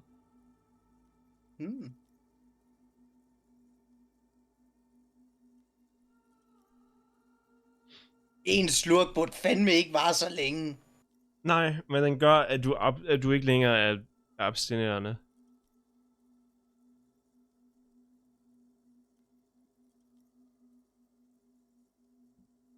Så er der kun én ting at gøre. Mere druk.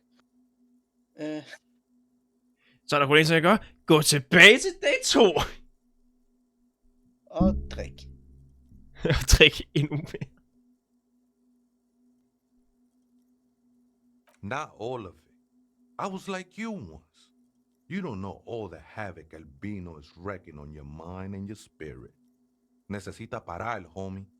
You know, actually, since we're here, you may want to pay attention to what the ceiling climber is saying. Look at these crazies. What is this shit? Be still.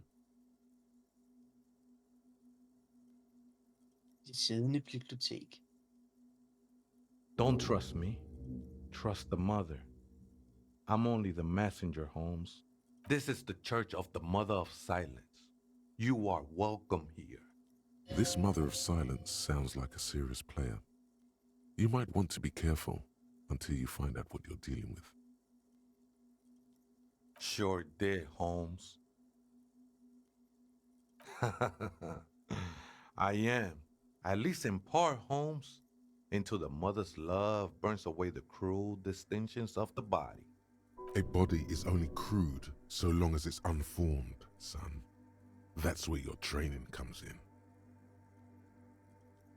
Tell him, son. Show him you're not going to be bent out of shape by his philosophies. That's because you so through and through with Al Ghul, bro. Keeps you heavy and grounded, then fools you into thinking that's a good thing. If you was to surrender to the mother, you know, get a taste of seraphic assistance, you never want to go back. Haven't you ever met a Mex before? Cabron. Surprising number of us around Rabasha.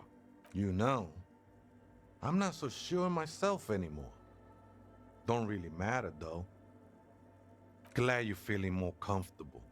First timers are always nervous. Der må være et eller andet ulovligt ved at bo i en kirkeloft. Jeg ved ikke hvad, men der må være eller noget. Man, I would love to see that statue. I'm sure I'd be trespassing if the church was in use. But it's not, hombre. I done my share of illegal shit. Used to be in a gang, the whole deal. But even memories of that time are fading. Most of them are already gone. Jeg mister også min hukommelse, og det hjemsøger mig. Jeg mister min hukommelse også. Men jeg kan godt lide det. Det er som jeg får lov til at prøve igen. Start fra bunden. That's not really the point, I say. You gotta give yourself over to service. Service of the mother, that is. Do you remember your name, sir? Tiago's my name.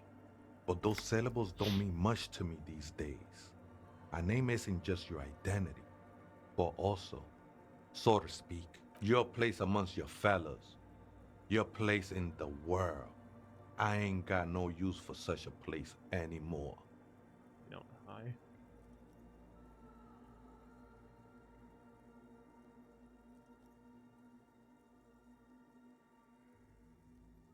Mit navn er Harry Dubois, og mit sted er i verden af Lieutenant W. Fraser. That's just the thing, Holmes. None of that matters. Uh-huh. The ones in the tent outside, right? I see them, think they scared of me. Nah, man. They look pretty funny. And I don't harm no one anymore. Though he used to, a long time ago. Why not? They wouldn't bother me none. I'm usually way up there, imbibing. Ain't no music on earth that can reach where I go. Might even be nice to have some company. He said that in spite of himself. He's more attached to the human than he'd like to think. Other spooker? Oh, esa viejita es muy estudiosa. Don't know, Holmes. No. I just call her viejita because of her clothes. She's actually quite young. Or maybe not that young. Age, that's what I said, Holmes. Don't really follow her comings and goings. Just see her typing on her computer now and then.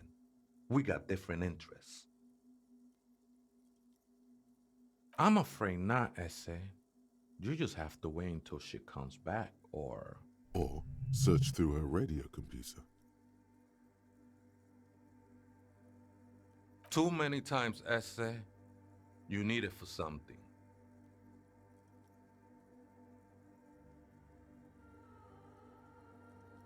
The lieutenant raises his eyebrow, but doesn't say anything. Don't sweat it, vato. The password is afterlife death. What you think of that? Makes me almost pity la niñita pequeña when I hear it. Okay, farvel. I think we're done here, Ese. Han er væk. That was Interesting conversation. However, I'm still not sure how it's relevant to our investigation. Jeg tror aldrig, vi kommer til at se ham igen. Og vi er snart færdige med at tænke.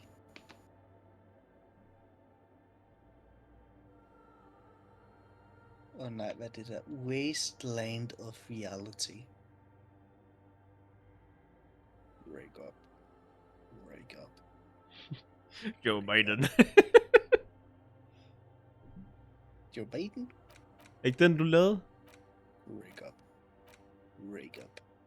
Jeg tror, du mener den der Joe Biden. Joe Biden, wake up. Wake up, Joe Biden. 9/11, 9/11, Joe Biden, wake up. 9/11, Joe Biden. Har du ikke set den? Wake up. I don't like this. Joe, I don't like this. Biden, wake up. I don't like this. Mig til præsidentvalget i dag.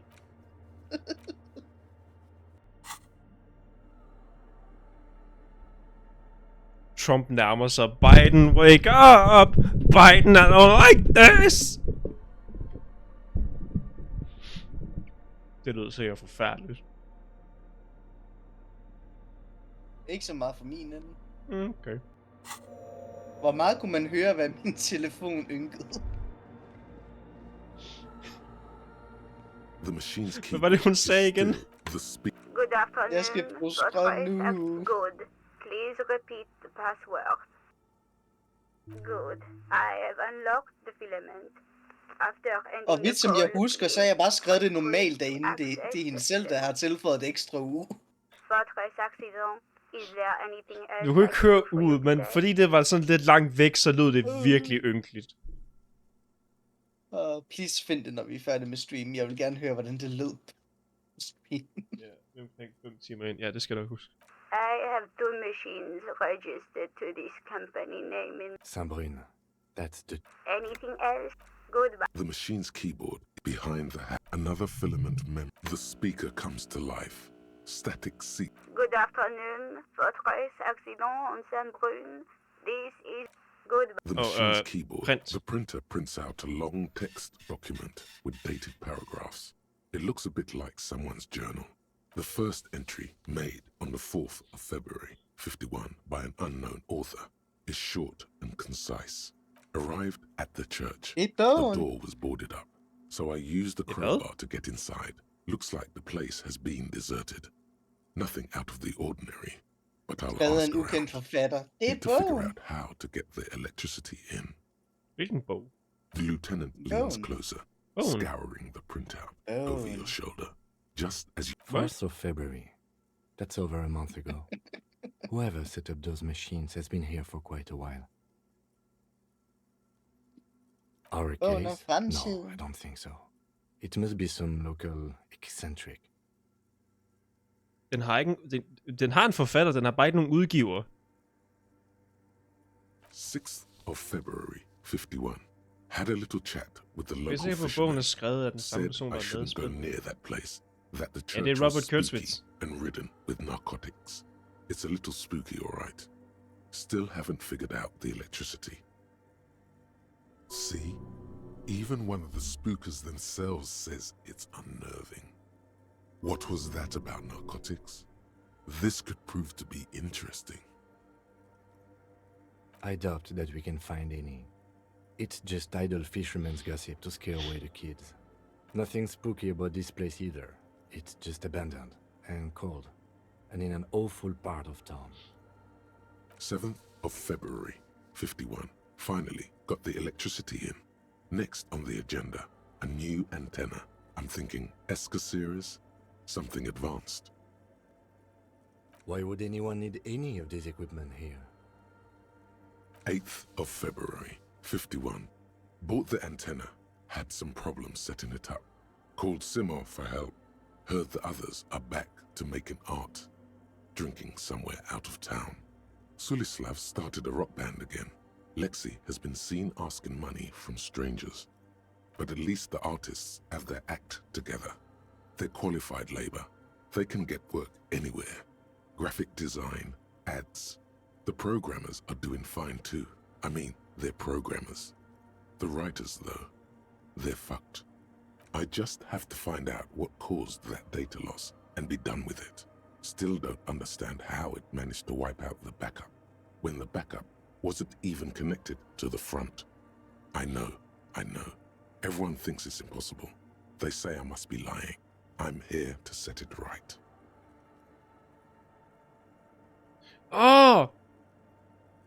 Kan du huske, det vi var inde bag biblioteket? Dem, der var i gang med at lave et radioudgave af D&D. Er det her? Ja, det er dem. Seems like something to do with radio computers. Unfortunately, I don't know enough about them to understand what the author is saying.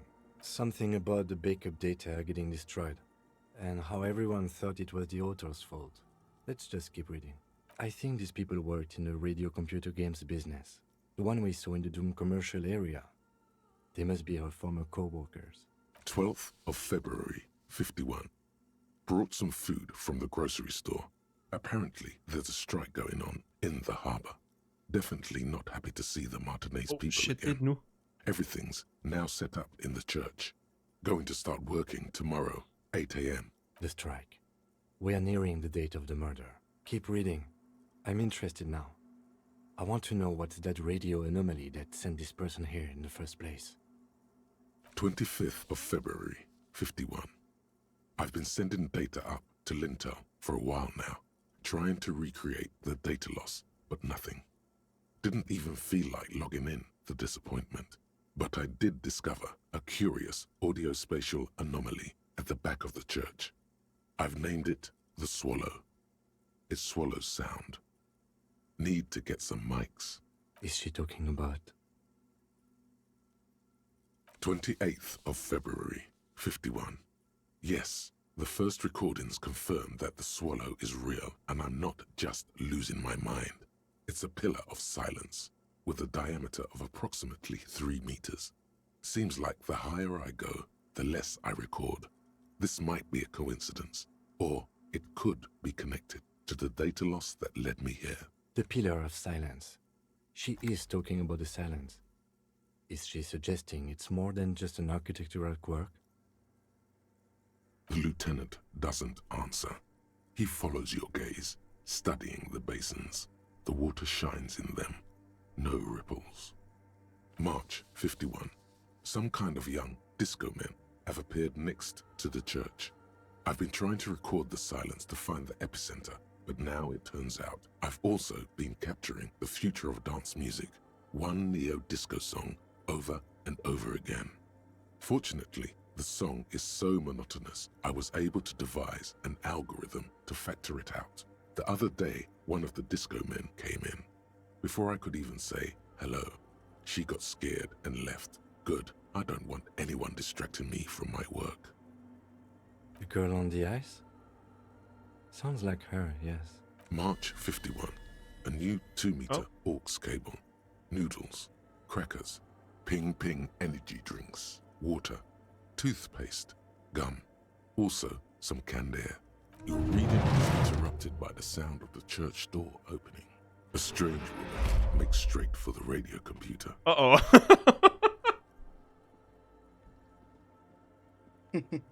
Good day.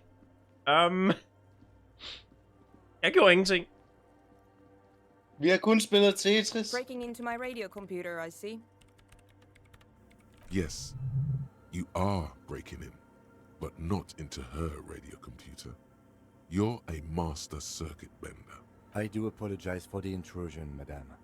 We are with the RCM, you see.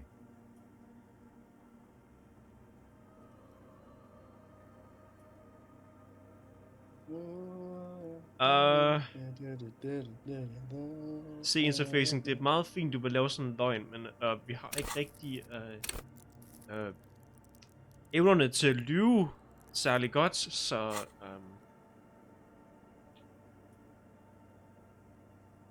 så selvfølgelig siger vi det. There are no coalition military data links, and even if there was, you couldn't access them over a civilian network. Det var cool. Jeg er en cybernetisk gud. That's nonsense. You're just a police officer. Now please give me some room. I need 2 seconds to see that you haven't destroyed anything. We should talk to her after she has rebooted the machine. Jamais vu derealization. Jamais vu, the opposite of déjà vu. Not already seen, but never seen. Everything that should be familiar appears strange and new, like some half-forgotten day in your childhood. Only now. That's the feeling you've been having. And for who knows how long. You should go and ask Joyce Messier about this. What world are we in? This is a fundamental question. Okay, nu kan det være, vi kan få lov til at gøre det. Alle ens select loading caps stige med 1. Yeah! Vi kan have en hjerne! Let's go! Indsæt udvikling i spor, hvor ens hjerne stille bliver større.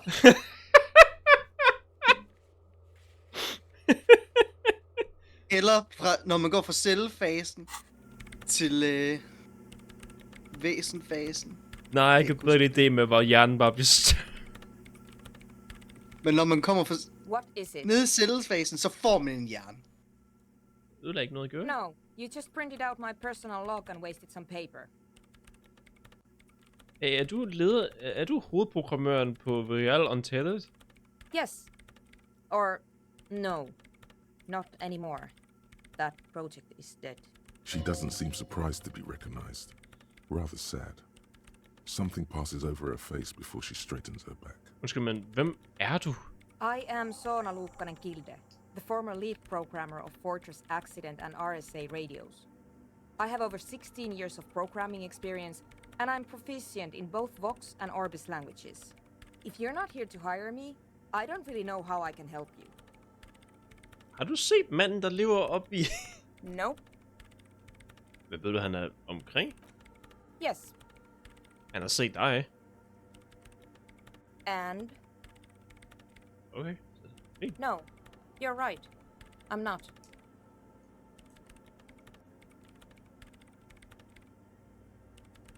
Hvorfor er der så mange maskiner der sted? I brought them here. These are my machines. Please don't touch anything. Hvad skal du bruge antenner til? I use the AR1 as my RAIN prefix processing unit.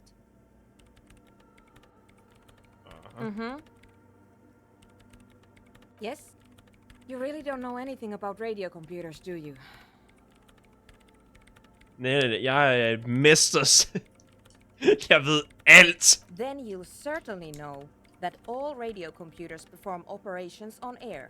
So in order to gain more processing power, you need to invest in a good antenna.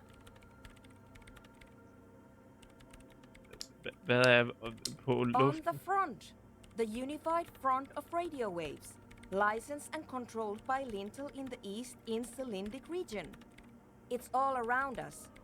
That's what on air means. I guess it is. So far I've been quite satisfied with it.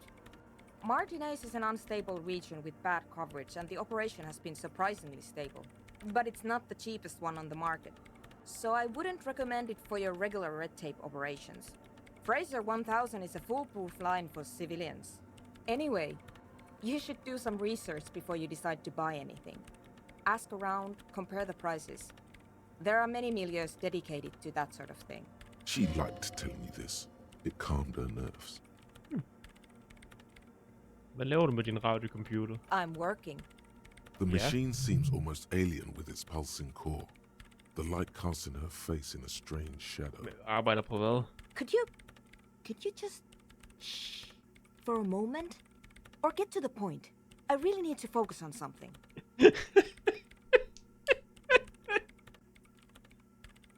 Vi er den der irriterende narrøv, der står over skulderen, mens du sidder og arbejder. Vi skal fortsætte med det. Hvad sker for de der skåle vand derovre? They are connected to my RAIN prefect. Whatever you do, just please don't move them, okay? Thanks. Jeg sparker til den. Jeg sparker til den. Hvad laver du en forladt til kirke? You really like those questions, don't you? Jeg er en betjent. Hvad regner du med? They're bloodshot. She really hasn't been getting much sleep lately, has she? Jeg er en betjent. Jeg kan lide 2 ting. Jeg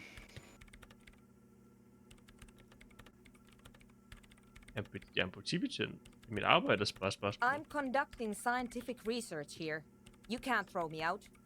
Jeg er for en research. I'm looking for the location of a 2mm hole in the world. Hvad? Det har jeg selv lavet. She's looking for a disruption in the radio waves. That's what her personal log said. Jeg leder efter lokation af et 2mm hul i verden. The lieutenant raises his brows, but doesn't say anything. Er hullet forbundet til data? Mangler de journaler? Yes, that's what led me here. But I suspect it might be something a bit more complicated than that. Et hul i verden? Hvad betyder det præcis? Exactly. What does it mean? Up to now, it has been impossible to say what it is because it's impossible to measure nothing. What do you think it is? What qualities does nothing have? How do you measure something that does not exist? That's a little above your pay grade at the moment. Ja. Vi er halvvejs. Svaret er kage.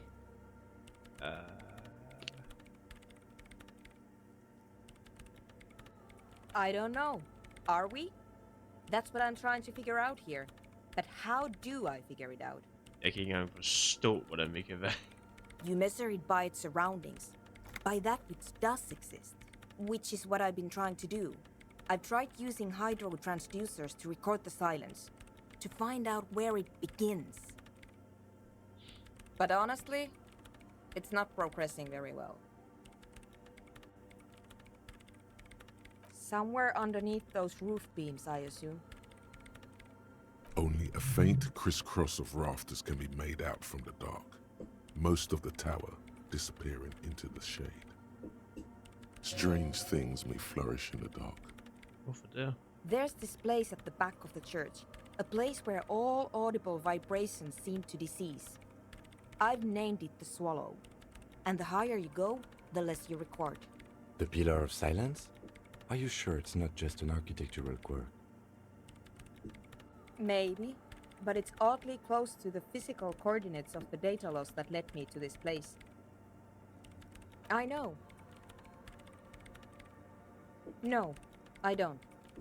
She sounds mildly annoyed by this line of questioning, her hands typing hundreds of commands into the machine.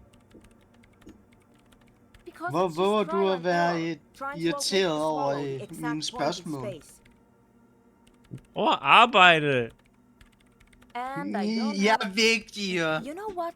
It would be really helpful if you could just stop talking and let me work. Nej. Det var alt det, jeg ville vide om det skræmmende 2mm hul i verden. Great. Thanks. How about it 2 millioner hul igen? Hvad synes du om disco-musik? I hate it. Hvad er du, 40? Det er fremtiden. Maybe I'd have to be on drugs to get it, but to a sober mind it just sounds like uninspired rug whipping. No idea what it has to do with either dancing or music. Mm-hmm. Hvad føler du om en klub? This is about those speed freaks in the tent, isn't it? I've got some news for you. It's not a nightclub they want to build here. Hvad vil de så? Take a guess, why don't you? Et ungdomscenter ville være meget rart. I can't believe they got you so easily. Go have another talk with those up-and-coming entrepreneurs, will you? Thanks. Good luck. I'm not coming in there. Fint, jeg lader der være arbejde i for. Men vi skal op og sidde på hendes skulder igen. Skal jeg lige kigge på det her. In white, silver, and apricot fails, the young mother of humanism stands above. This is her innocence, Dolores Day.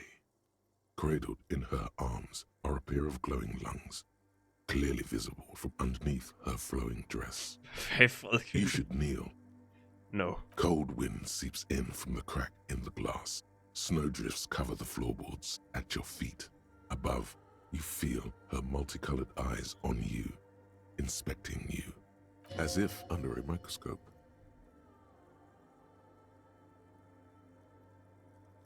No.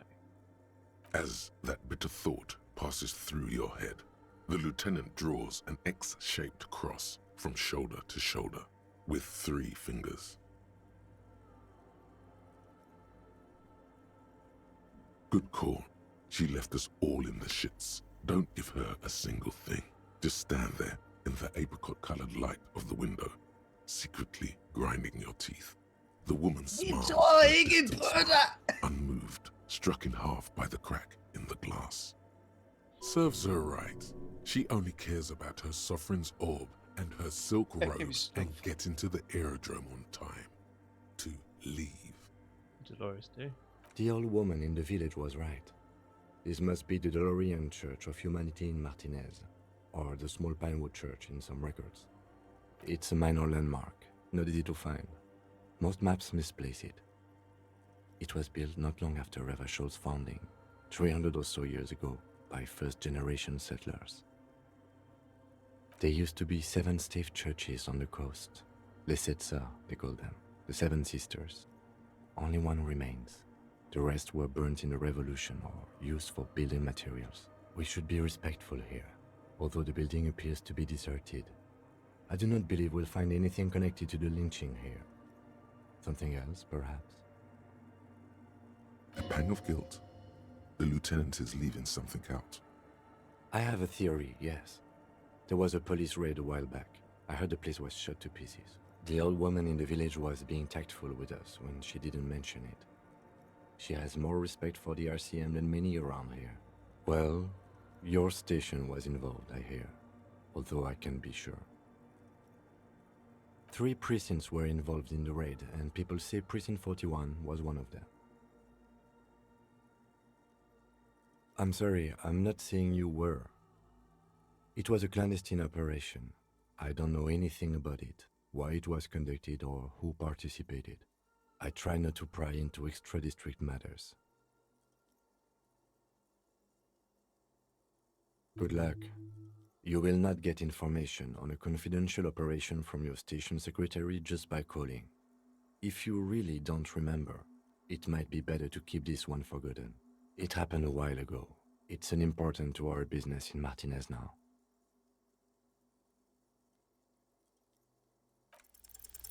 It's a mystery. A mystery sprinkled with self-pity and regret. For some reason, unknown to your mind, looking at her delicate eyes makes you feel like you're ready for drowning. All you know is, this is the young mother of humanity, and that you should go. Do something else. Escape her sad, worry-worn look. Jeg tror, vi gemmer før... The mother of humanism stands above it. The shards glimmer in the dark. You see little pearls of light on the edges of the crack that splits the female figure.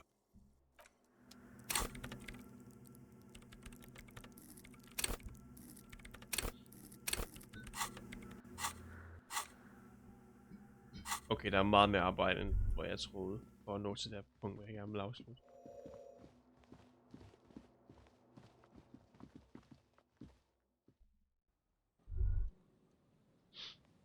Er det et dårligt tidspunkt at nævne, at jeg måske skal tidligt op? Din fucking klods!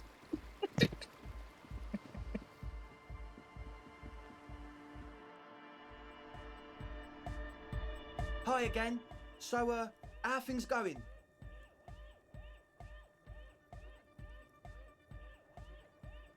Ikke 20. Hvad fanden sker der for dit portræt? Oh yeah, That's a Meteor name for the founding party. Thought it'd be cool to use it. You know, of Meteo, concerning Meteo. Kan vi ikke godt ændre hans portræt til at være uringul? On the Muindi Isola. Nej. En rigtig dejlig pisgul farve i stedet.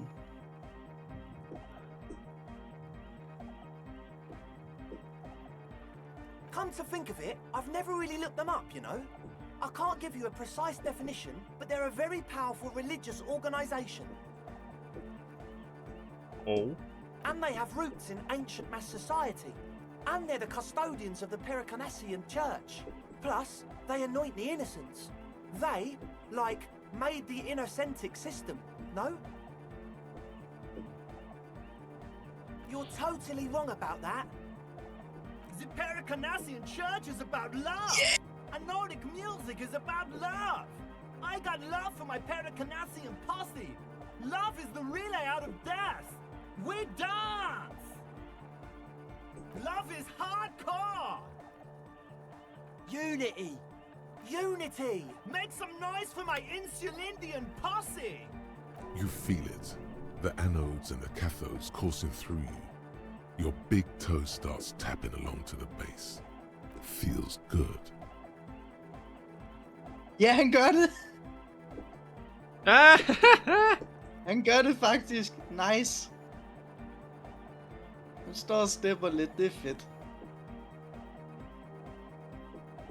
Det er en fed nok lille detalje. Yeah! Yako Qatar! The place to be! He seems ecstatic that you share his vision of Pericarnassianism. Ekman. Do it for the masses. Do it for the crew. I didn't want to say it, but it was pretty lame of you to imply otherwise. Anyway, you got more questions? The one with the large head is still looking at you, nodding his head, waiting for your body to start moving. Egghead.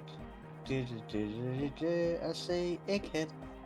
Jeg synes, det er lidt træls, at hans portræt, der er hans skaldet, og hans ansigtsdetaljer er rimelig op til fortolkning.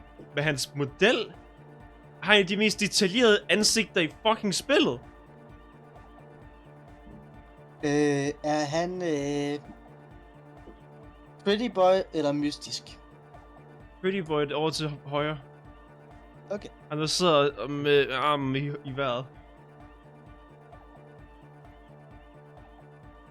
Du kan fucking se alle hans ansigtsdetaljer. Du kan fucking... Ja, man kan se hele hans ansigt. Ja, hvorfor fuck er det det, når hans portræt ser sådan ud? Han burde ligne fucking æg. You feel like you could go for a little disco when, or if, they get this club going. You've got it in you. Mm-hmm. Not long. Like a week, maybe?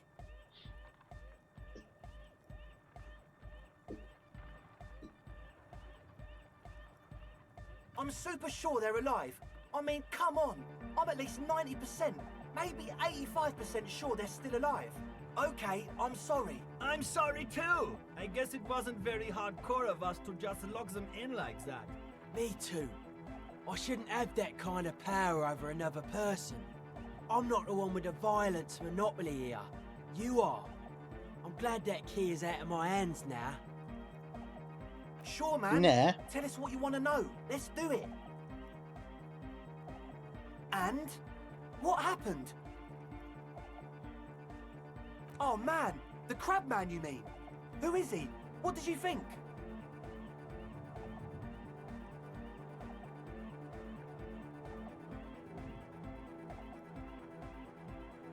Really? Huh. Interesting. What's he doing in the church?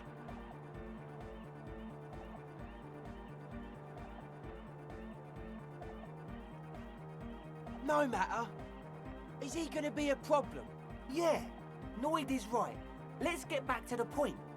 What are we gonna do about him? These guys will never catch him. You will never catch him. There's nothing to do.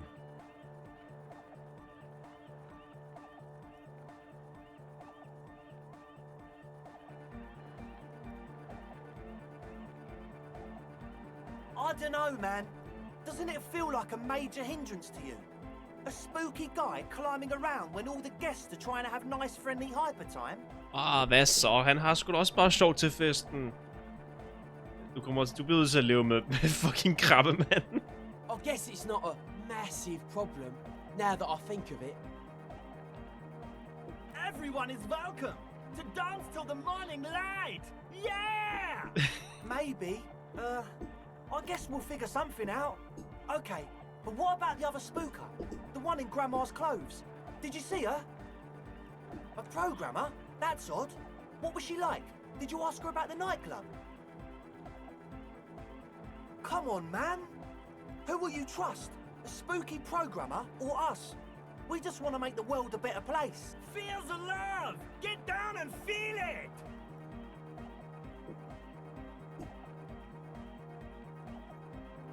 You'll get there, believe me. When we've got our gear set up, things will be flowing and pumping. Anyway, now that it's settled, how did she seem? I mean, disposition-wise, about the dance club idea. Ja, oder nein? Rocking it or dropping it? What a pity! That's my favourite thing in the world! And she doesn't like it at all! A shame. What can we do now? Do you see a way out of this jam? And into a laser-lit future of dance and unity? Unity! Dance! And you can't just evict her? Nej! Look at you, Honor Man! No, Noid. He's right.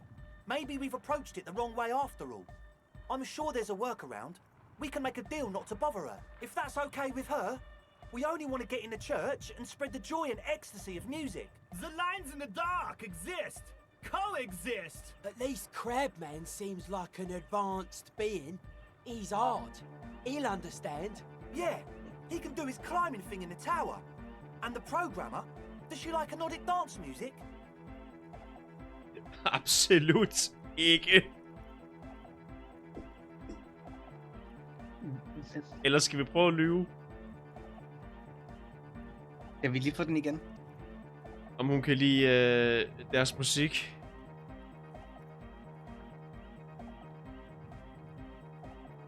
Absolut ikke. Egghead cannot believe what she just said. It makes him pump the jam a little slower for a moment. But then he returns to the full swing of it. No worries. We'll figure it out. Naruto-reference. I splitsekunder knuste ikke hovedets hjerte. If it's all okay with you, what do you think? Excellent. Good luck, my friend. Yes. What?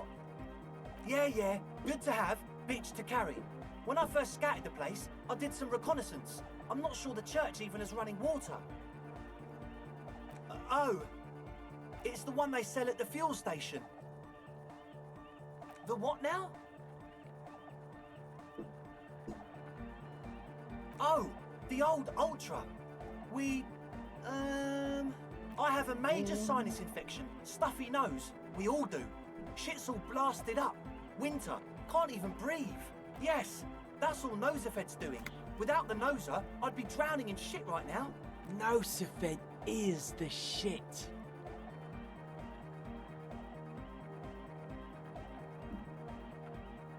Jeg har 5 kommer jeg burde nødig snakke. Yes. What? He nods enthusiastically, no doubt. Oh my fuck. Vi har 4 plusser. Lol i logik. Hvorfor fuck er den på 0? Og det er brillerne. Men det er minus 1. Kim er ikke til stede.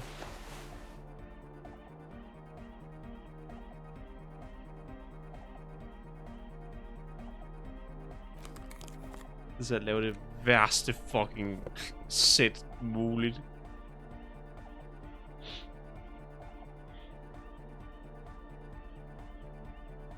Gudskelov, den giver mere logik.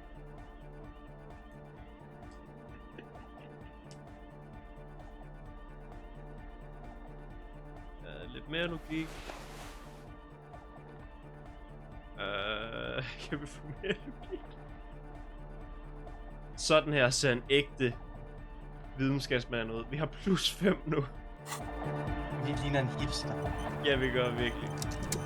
Vi ligner en, der bor inde i København. Is it? It's hardcore!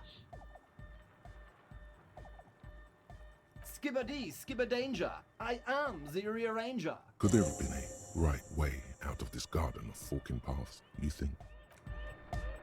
Hi again. So, how are things going? Goodbye. Okay, det er en anden samtale, hvis man snakker med Egghead. The young man with... This is hardcore. Hardcore! Hardcore to the mega. Siger ingenting. Internally coherent. Allcore! All right! Yeah! He furrows his brow as his very large head traces the sublime, invisible movement of the music in the very real air of the stuffy tent. Hardcore! Ah! Så hardcore! Jeg kan godt lide hans portræt. Så hardcore! Is it though? Is it? Jeg bliver lige pludselig helt død indeni. But is it? I mean, really? Feels like you should reply with the very pinnacle of idiocy here, so that things get totally transcendent. But you haven't gotten there yet, so you don't know what to say. Under the radar, over the top. Hi again. So, how are things going? A number of things don't add up. What things? He senses something is wrong.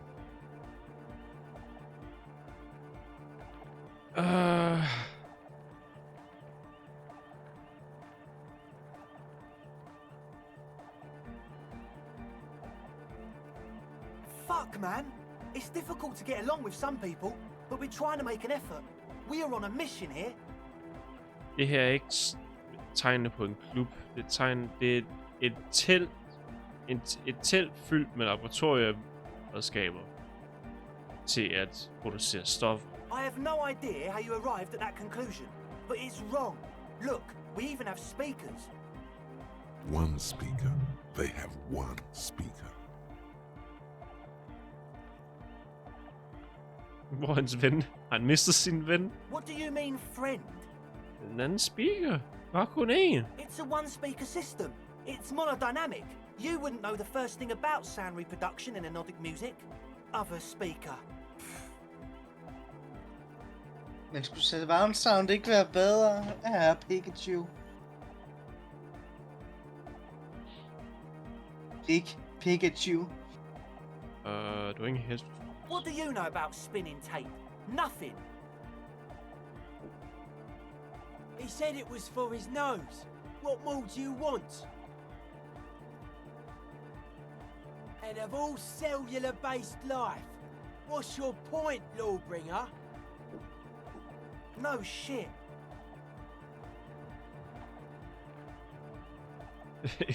Kort sagt, du prøver at bruge en politibetjent til at sætte et stoflaboratorium op. That's... Come on, that's... Latterligt mod loven. Strafbart med somatisk aflivning.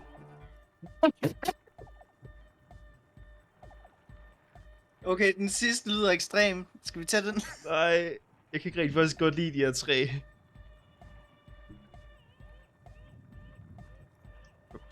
Against the law! I meant to say, not true.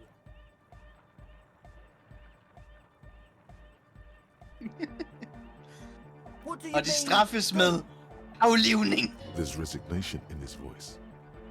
He's almost ready to drop the act. It wouldn't take a lot of pushing. The optimal way to go about this would be indifference. It begins by you telling him you don't care about any of this. Yeah, man. I just need some stuff. Jeg er ligeglad. Jeg vil bare gerne løse sagen. Gør hvad I vil, og jeg gør hvad jeg vil. Really?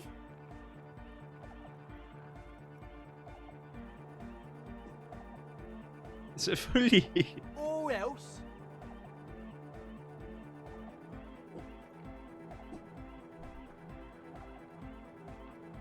Og du kan høre det. Jeg er den mest beskidte betjent på den her side af søen. Jeg vil gøre jeres liv hårdt. På hver evig eneste forbindelse, jeg har.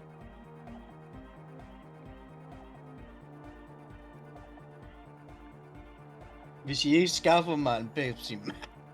He thinks for a moment, then opens his mouth, but Eller en cola closes med cola. it again. Things are just way too hard for an entrepreneur in this city. It's not like we're not gonna turn the church into the wickedest club in East Revershoal. Because we are! We totally are! We just gotta turn it into a speed lab first. You know, to get our foot in the door. Hvad skulle du bruge mig for? Like I told you, spooky arseholes moved in while I was getting all this stuff together. A month ago, the place was empty, and now it's all spooked up. Ikke rigtig spooky, er de? No, man. They're spooky, all right. It's just that they would also probably call the police if we started cooking speed in there. But the sign was way off too. I couldn't feel the love at all. So, what now? This is it. Judgment time.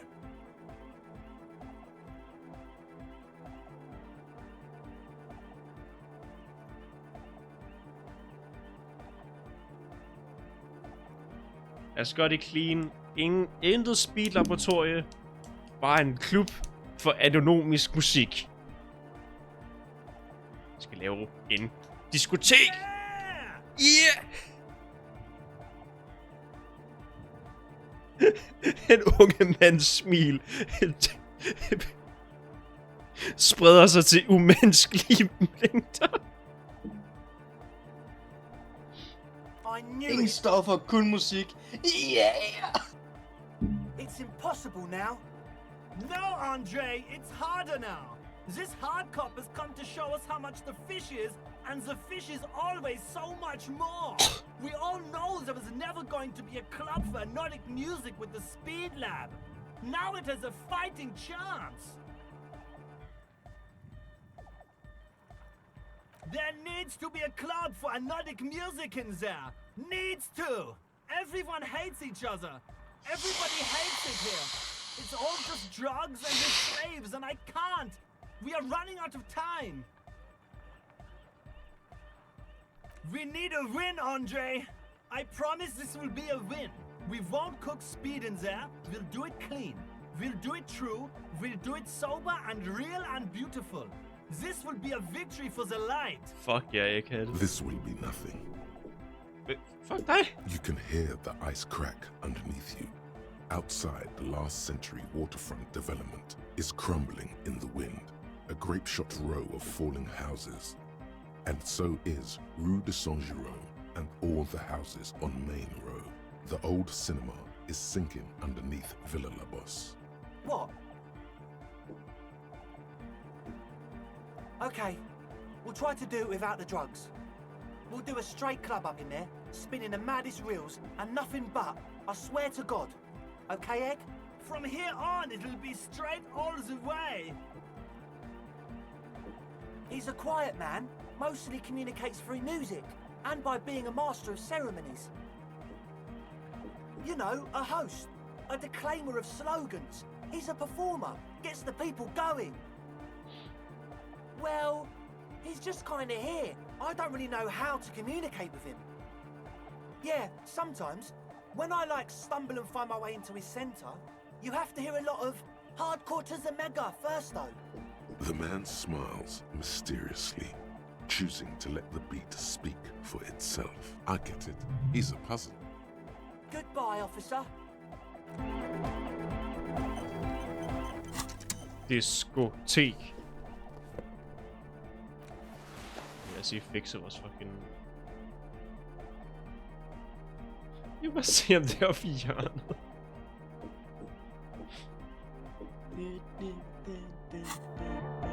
Back to the heavyweight. Hardcore! Hardcore! Hardcore! Internally coherent. All-core! All right! He furrows his brow. Hardcore! Ah! Is it though? Is it? But is it? I mean, really? Feels like you should reply with the very pinnacle of idiocy. I am the mic enforcer. I am the chicks checker. Yeah! So you had a talk with Andre, and now you want to discuss things with Noid. Good. It's good you talked to Andre. Yeah, gotta compare. See if we can align. I suck at socialising, man. Even now, our sign synchronisation is way off.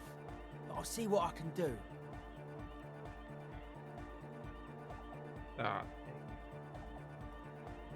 Æggehovedet var helt oppe og eksploderede, og vi gerne vil have en klub uden stoffer. Men Pikachu var ikke så meget for det. Can you describe it to me? Oh wow! Right on your cop ledger. You like it? Yeah, it's cool. It is cool, but it's also more than that. Much more. Noid is a bit disappointed. It's just cool. The dead guy smiling. He defeated history. We are living in the age of history, and in the eyes of history, we are always already dead. How can we ever smile then? Because history is a lie, and so are its deaths. The present moment and life are the hardcore. The hardcore expels death. Or maybe he's not dead. Maybe he's just really ecstatic about the beats. Or drugged out of his mind, come to think of it. Or drunk, or in a clinical coma, or glad to be dead. But those versions suck. I guess one could write an entire treatise on the thing. But what for? Nah. Still strongly out of sync. Stage gamma disalignment. You heard me. The hardcore aesthetic is esoteric. It's not meant to be discussed with the law at this moment. It's not easy to reach a harmonic resonance of signs without some adjustment. Yes, further sign matching would do good for us. One way to achieve this would be by getting us into the church. I know. Så Kim. Ja,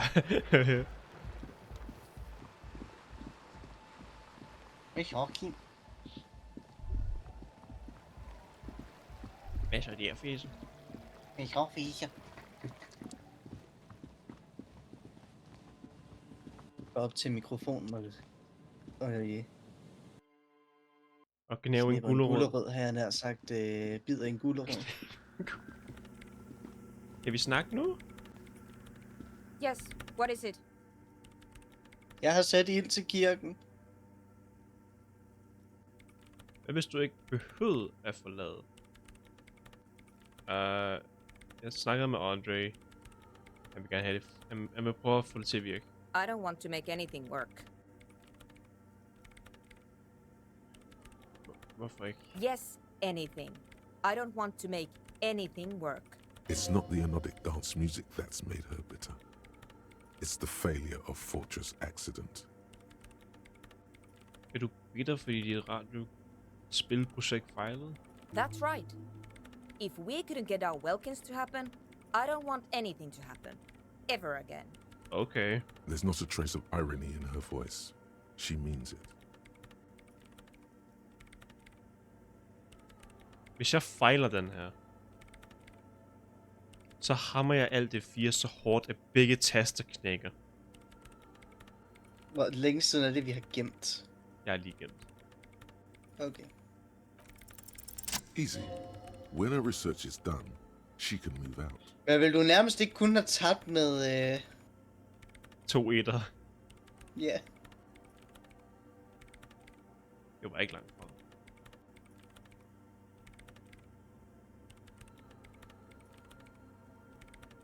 Så kan jeg hjælpe med noget af dit research? What? No, I don't really need any help with the project.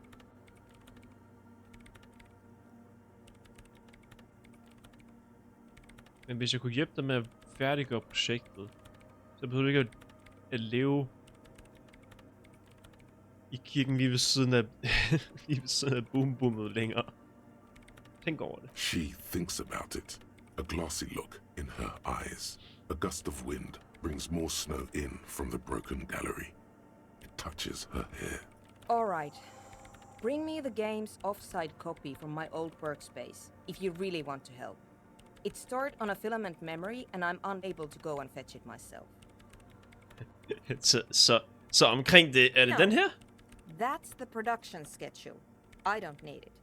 The right filament memory has offside copy written on silver tape. Oh fuck, okay. It's a backup of my former employer's project, the radio game we were working on. It's stored on a filament memory, just like the one inside this radio computer. She's making it extra simple for you. The backup itself is destroyed now, but I'm hoping to use what's left of it to pinpoint the exact location of the anomaly. You just have to go to my old workspace and get the filament. Yeah, that's the one. You can get in through the bookshop. You just have to do some explaining to the bookstore lady. Vi har været der. Jeg har allerede været derinde. Good. Then you might know the giant ice bear fridge in the building's cellar. The filament is inside the fridge. Just go and get it. Har du en virkelig stærk koben, jeg kan låne? In the giant ice bear fridge. I just told you. It has red glowing eyes. It's impossible to miss. You just need to get the offside copy from the ice bear. But you've been to the fridge and it wasn't there. There was a note saying...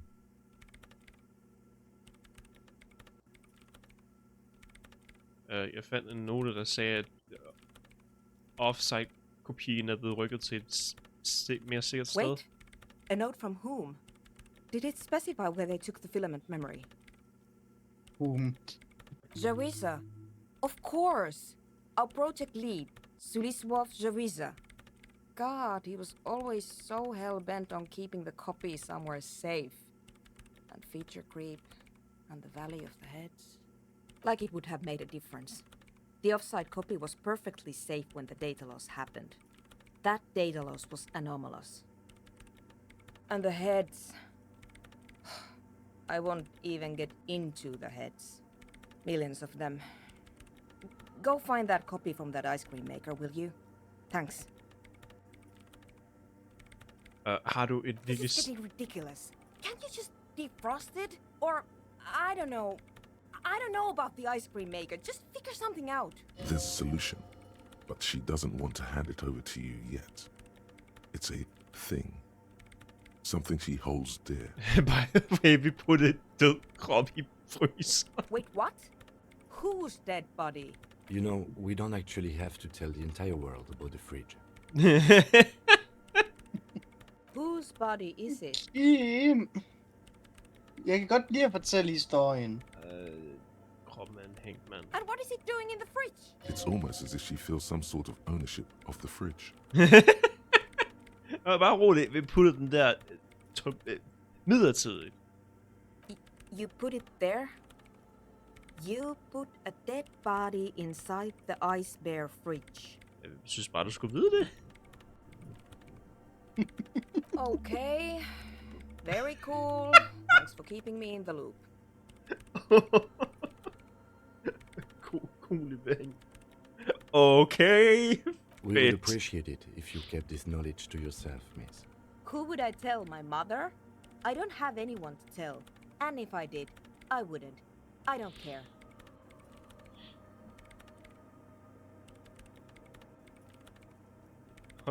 Okay, siger hun.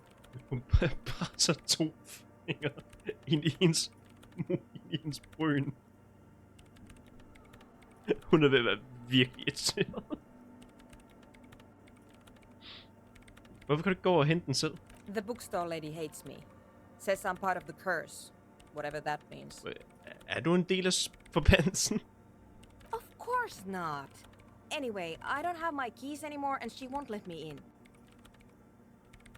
Because she's from Martinez, and people from Martinez have never ever seen a radio computer. She thinks it emits elemental evil.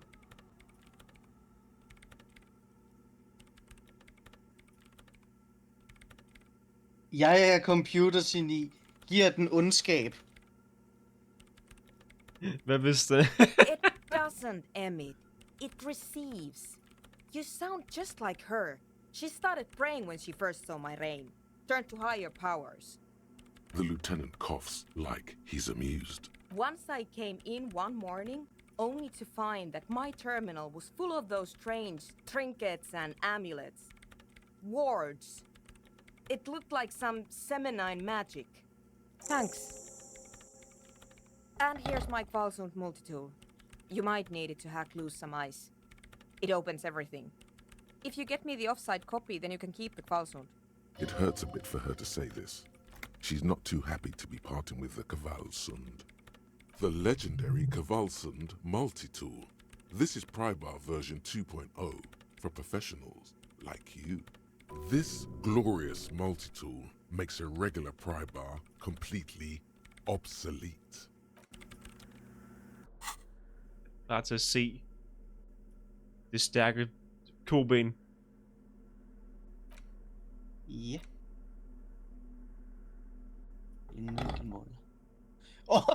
Det er så fucking cool. Han holder det som et sværd.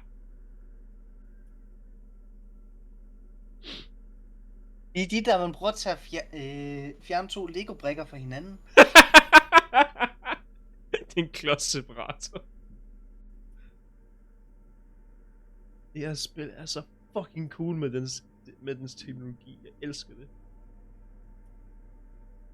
Prøv at tænke på at få en virus, og så hive det fucking redskab ud for at fikse det. Har sådan en gigantisk boks, man lige skal sådan åbner fucking låget, og kommer vores fucking stamp ud og hele lortet. Trækker det frem som at det er et fucking anime-våben. Yeah. Fucking elsker det. Uanset hvor lille pladsen er, der skal nok komme et kæmpe våben ud af det. Yeah. Lad os rende over og hack computeren. Jeg er så tæt på at være færdig med dagen.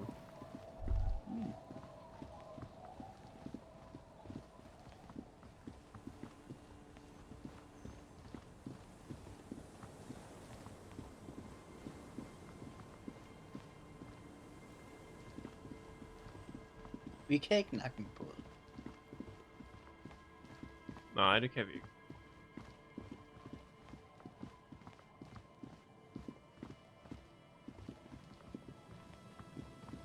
Hvad er du dernede efter?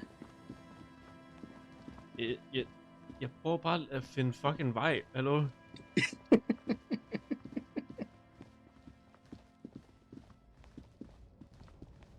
Klokken er snart 4 om morgenen, og være i fred. Nej. Okay. Jeg var op så... Jeg kan godt lade dig være i fred, så... Nej. Ej, det er endnu værre, end hvis du går. Hvis så ser du stadig med. Du er bare ikke fucking... Du er bare tige stille.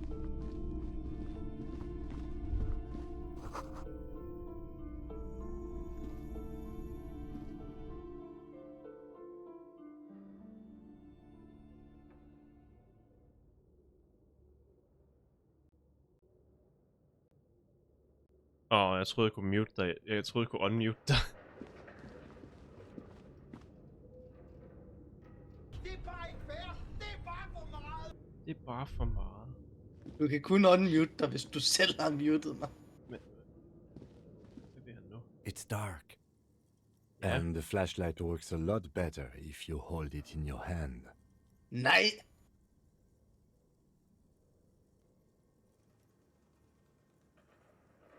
Flashlight go in hand? Lommelygte. I hånden? Kig på din hånd. Uforståelig. Yes, you might even call it a feature of the universe that you need to hold tools to use them. Det giver ingen mening overhovedet. I'm sorry, the fundamental laws of the universe don't seem to agree with you, detective. But the fact remains that it's too dark to see in here without the flashlight. Han er ikke super, det smidt. So, come on. We've got work to do.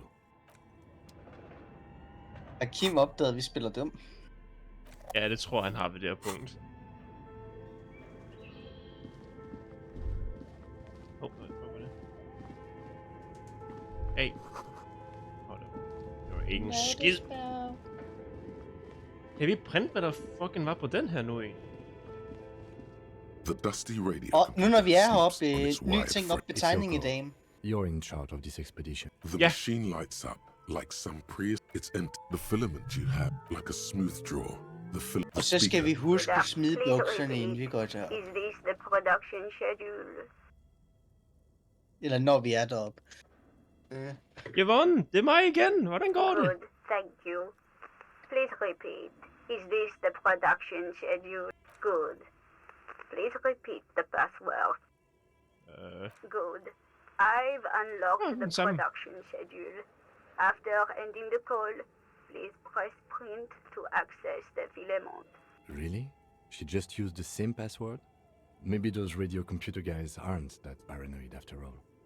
Fortress accident.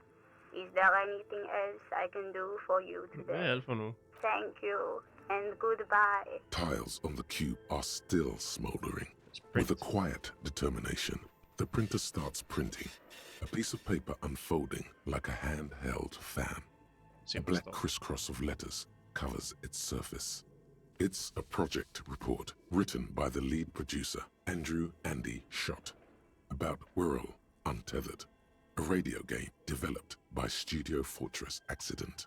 The first few pages give an overview of the capital and workforce, while the rest of it seems to be a production schedule. Fortress Accident employed 18 people, the bulk of the team composed of writers and concept artists. There were also radio programmers, sound engineers, a CEO, 2 marketing experts, and a single overburdened producer who developed a habit of popping Pyrrolidon in the basement to escape his obligations. But on the other hand, their obligations were piling up at an inhumane rate, a rate that could only be amended by Pyrrolidon. In its short time of existence, Fortress Accident SCA managed to burn through truly insane amounts of money. The first tranche of seed financing brought in 150,000 Ria, but then came the delays. Eventually, the damage reached 400,000 Ria, with only half of the game finished. Fucking hell. 400,000 Ria? You're my yo. These guys knew how to party. Let's just say it was a real adventure for their Igaunian investor. The production schedule depicts their glorious descent into bankruptcy. It was impossible not to fail. The project was too large, and no amount of money could satiate the ever-expanding ambitions of the development team. They tried to make a 4 million Real game with 400,000 in their bank account. Ja, nej, det kommer ikke til at ske. They thought they could bridge the gap with pure willpower and imagination. They couldn't. Men jeg kunne. No, you couldn't have.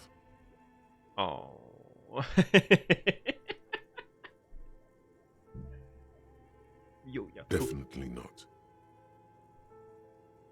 Det skal du ikke bestemme. Not a chance. Even then, success remained within an ever-narrowing margin of possibility that, despite everything, never entirely disappeared.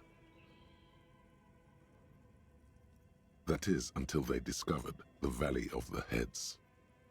At the 11th hour, the lead designer, Jimsk-born Suliswaf Jalisa, decided that what Wirral Untethered needed was a secret mystical location at the extreme edge of the map.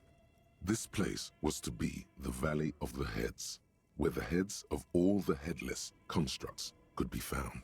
The player would have been able to choose a head for their headless party member, and each head would have been voiced on air by a professional actor. The world had never seen their kind before, and might never again. So many. The last count, there were approximately 10,000 heads for 10,000 headless men, all of which could be endlessly recombined. Do you really want to know? There seems to be a calculation here. but it may take a while. Jo, sådan kan det være.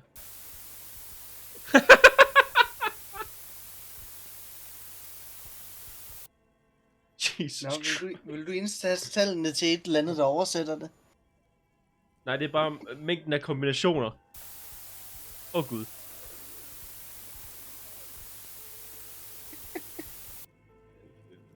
Gå videre.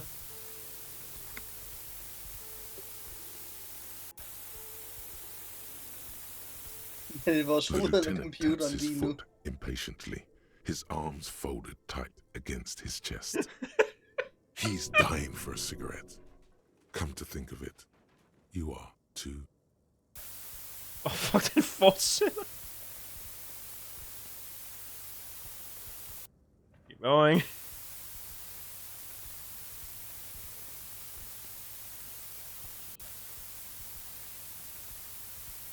What if you broke the radio computer? What if it's never going to stop? Hvad tallene væske over dig? And that's it.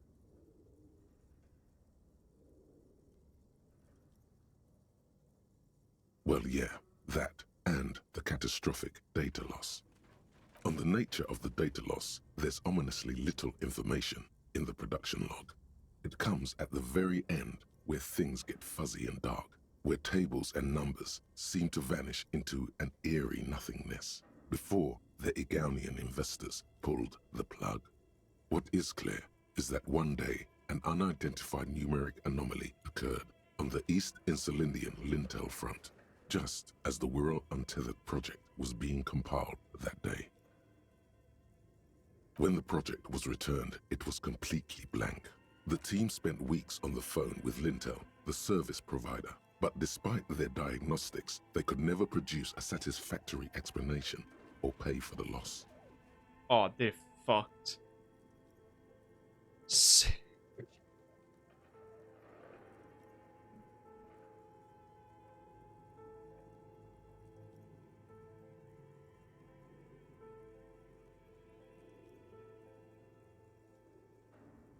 Okay, forestil dig. Du er ved at lave et spil. Du er blevet færdig med spillet. Du er ved at compile det, så det kan kommes ud på en butiksfront. Og mens du gør det, så bliver spillet slettet. Ja, jeg tror bare, jeg propper gøb i munden nu. Er det historien om toren? Nej, det er mere, at nogen stjal spillet. Always read the terms of service. Mysteriously enough, it seems that the offsite copy happened to be onsite when the catastrophic data loss occurred. It was the lead programmer's responsibility to oversee weekly maintenance of the offsite copy and, well, keep it offsite. An explanatory note from the lead programmer has been attached. S. Luukinen Kilda, the lead programmer of Fortress Accident. The offsite copy was onsite because there was no offsite anymore. Not for me, not after 8 months of crunch. I didn't have a home anymore, so I started keeping it in the basement in the ice bear refrigerator near where I went to sleep. It was perfectly safe there. The temperature conditions were optimal. Her former colleagues would agree with you. She's right, actually. Nothing wrong with keeping this type of filament memory in a fridge. The production schedule ends with a few random notes that seem to be added sometime later. 4 months later, by an unknown author. I am the only one left, and it's gotten rather damp here. A few other businesses have gone under, too. Slipstream switched to making skis, and the hairdressers just left, cursing Martinez. They're right, though. Something's seriously wrong with this place. Martinez, all of it.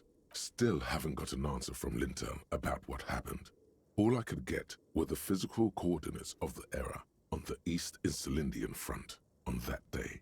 Since the computation happened on air, I reckoned it had to coincide with an actually existing location. I have compared the coordinates to a map of Revachol West. Turns out it's only 800 meters from here. The address is Saint-Brun 1147.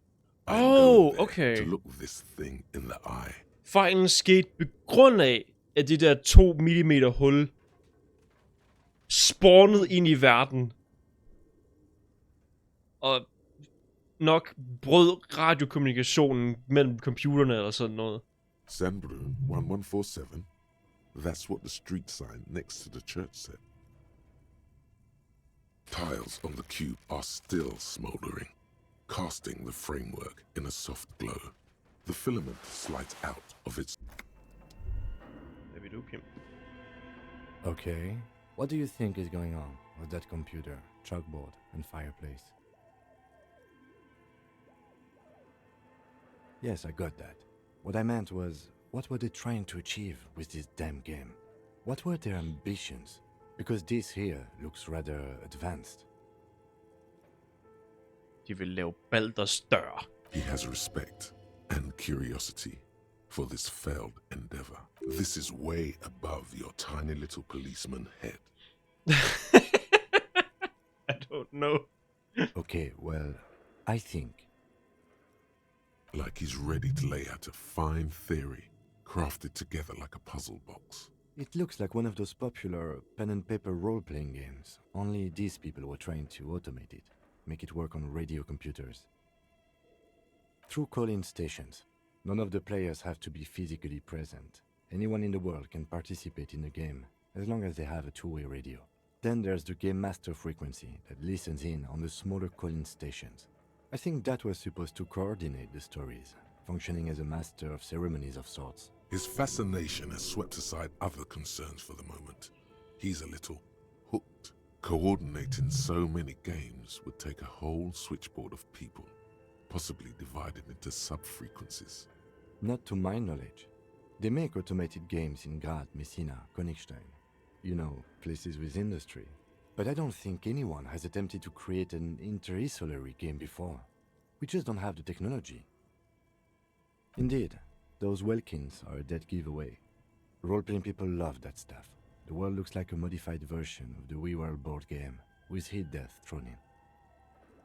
Indeed, it's ambitious and untethered from reality, but...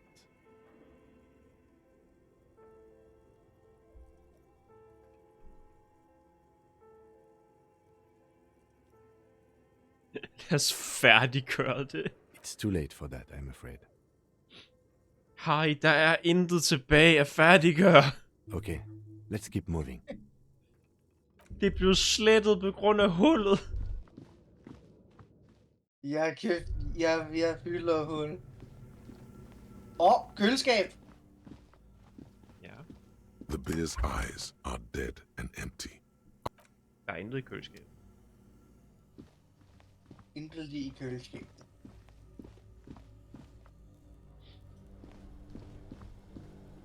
This orange machine is buzzing like an old submarine. It has a hand-cranked ice cream churner on top, and turning the crank feels it's all gone now. You'll never become a poet or an entrepreneur. What better to assuage the creeping sense of failure than some frozen fat and sugar?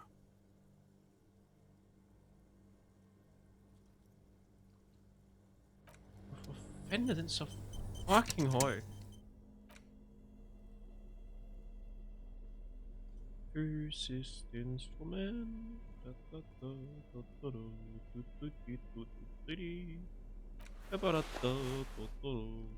Hjelmdal band.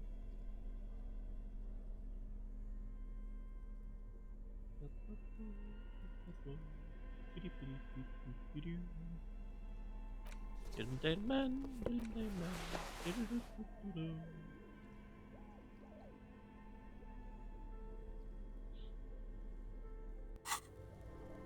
This orange machine is den buzzing. satan! Ice groans and howls under the strain of your giant Kvalsund multi-tool until the lid cracks open. Blue electric lights come to life. Inside, on a frosty platform, lies an object, intricate and foreign, left there for a sub-zero beauty sleep. A filament memory with the words "off-site copy" written on its side. Disappointment washes over you as you stare into the almost empty ice cream maker. What? Ingen is! A scoop of ice cream would have been nice, yes.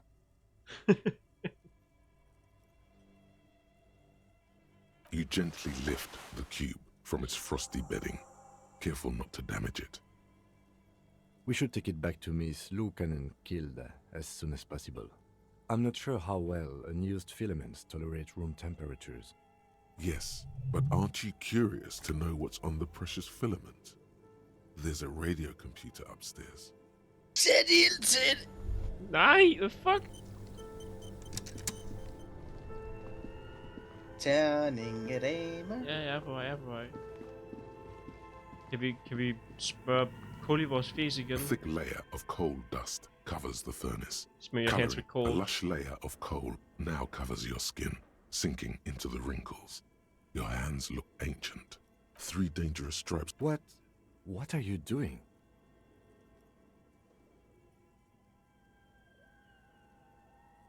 Please wipe your face clean, officer. Jeg synes, jeg ser hvad der sker. You can feel your cheeks turn red under the lieutenant's gaze. You look like a kid, not a police officer.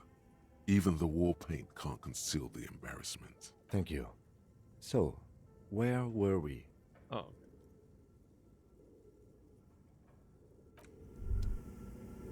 Det var meget mindre dramatisk, end jeg troede, det ville blive.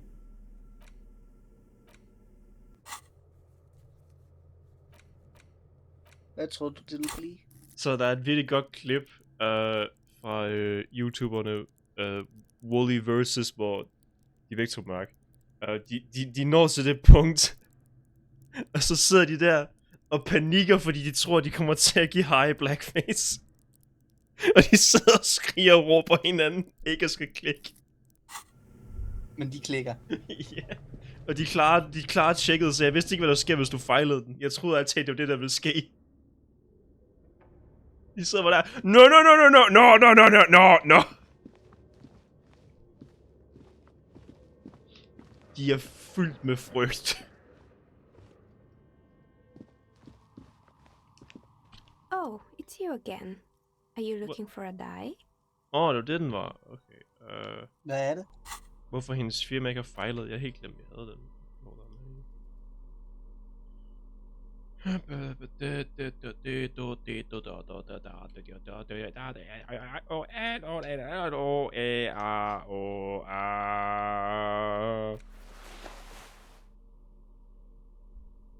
Knæretog. Det skulle være knæretog. Det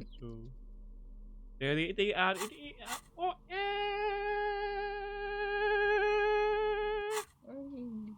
Oh, it's you again. Are you looking? Aside from getting naked, you're not sure what else to do. The building holds no more answers for you. Snake eyes. Au. Okay, fint. Så kommer vi hjem igen. Vi skal lige skynde os tilbage med filmenten. Det er absolut værste, du kunne slå. Jeg kan ikke engang være sur over det.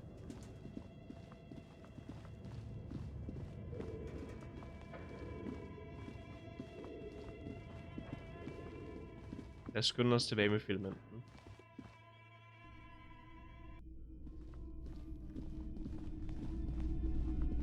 I am the law. Så derfor vil jeg tatovere dit barn, der fortæller min kone. Her. Jeg forstår ikke. Jeg er stadig lille. Du skal være bagfra. Jeg er stadig et barn. Jeg elsker virkelig der, hvor du, når du bringer barnet næsten til græd. Hun siger ikke, jeg er stadig et barn. Hun siger, jeg er stadig lille. I'm still little. Det lyder så fucking uskyldigt. Her kommer Harry og ødelægger alting.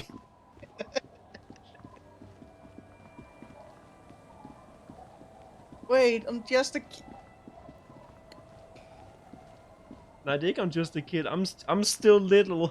Jeg er stadig lille. Det lyder så fucking ynkeligt. Der er så meget at leve for. Og her kommer den her fucking stodder. Og råber mit ansigt om skilsmisser.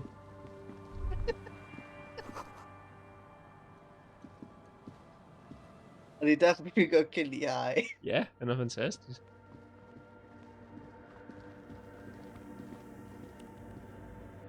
Yes, what is it?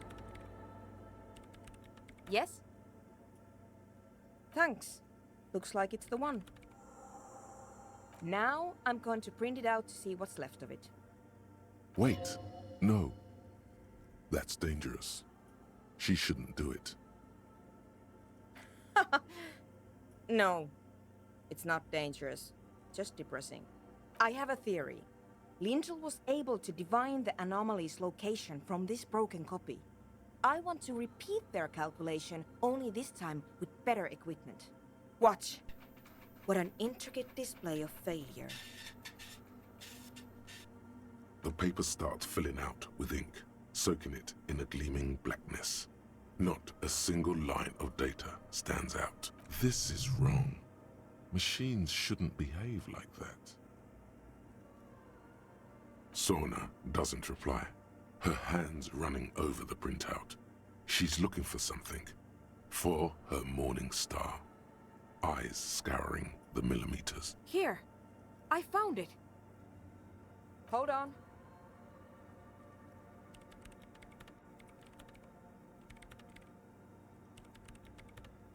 Shh.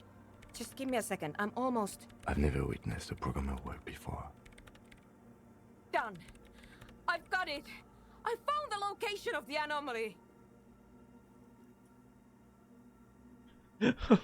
Tillykke. Thank you. Time for a celebratory drink, perhaps. Just a thought. Hold så kæft, de fucking drunker. There. In the swallow. Think you can help me again? I need you to go move those water bolts for me. I need to double check my calculations. You like moving things around. Moving things around is calming. Just walk over to the circle and follow my instructions. Move the third bolt 2 centimeters to the left, and the fourth bolt 5 centimeters to the right. This should do the trick. Jeg skal sparke til cirkel. Skulle vi huske, hvad hun sagde? Fuck. Det håber jeg ikke.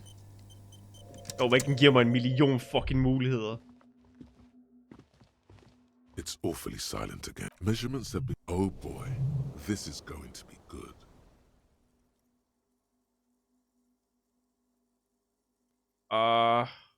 Vi kan ikke tåle mentalt minus. Some water spills. The lead programmer sends you an encouraging thumbs up from across the hall. Time to run back, or maybe walk.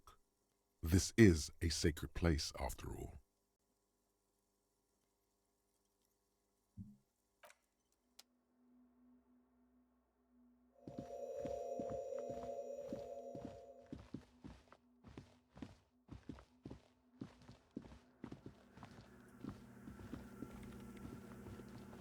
Yes, what is it? Great. Everything should be aligned now. Miss Know-It-All is hesitating.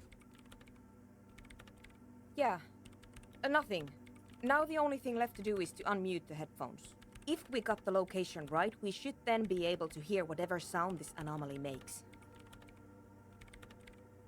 Hvorfor havde du dem på mute på forhånd? Honestly, I'm a little scared. Aldrig en god ting, det hører fra eksperten. Er det ikke ting, så bare at være stilhed og ikke andet? I don't know. That's what I'm scared of. I don't know. It could be anything. I mean, what sound does the nothing make? How can you even listen to something that doesn't exist? What if silence is only what surrounds it, but the swallow itself is... Er det den der umørmelige, de snakker om over I don't know. I'm just scared. Maybe it's going to be something terrifying. Maybe it's going to tear the world apart. Maybe I'm just tired.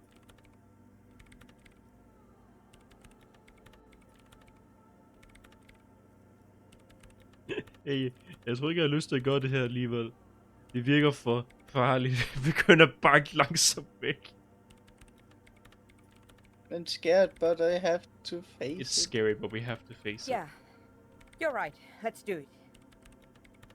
The lieutenant takes a step back, and then nothing. Nothing happens as Sona Lokanen-Kilda presses unmute on her keyboard. Nothing but silence. You can hear some small animal cross the floor in the chancel. It's that quiet in the sanctuary. She doesn't answer, her eyes closed and brows knitted together in a state of deep focus, one hand cupping the headphone. Damn it. No, of course not. Nothing happened. Let's move on. Despite her fear, she was hoping for something extraordinary to take place. No. Men No, rykkede vi overhovedet my på nogle af hypothesis tallerkenerne? was wrong. Jeg bliver rykket på According dem. to this, I should have heard something, if I got the coordinates right. Like I said, silence is only what surrounds it. But this is just another failure. Silence sounds like silence. That's all it is. You can try on the headphones. See if you can hear anything. But don't get your hopes up. Silence is silence? You're sure there's more to it? Hvad fuck var det? Perception? Det kan vi nok klare. Hold on. Perception. Jeg skal lige tage en masse lort på, for jeg kan høre til Det er headsettet på. Indsæt unge, der sker i mikrofon. Nå. Der falder et æg ned fra himlen, der rammer ham direkte i hovedet.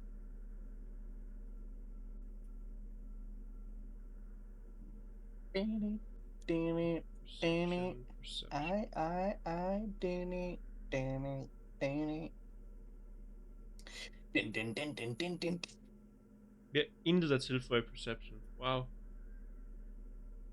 Vi har så mange fucking briller, at ingen af dem giver mere. Vi er kun minus. Nej.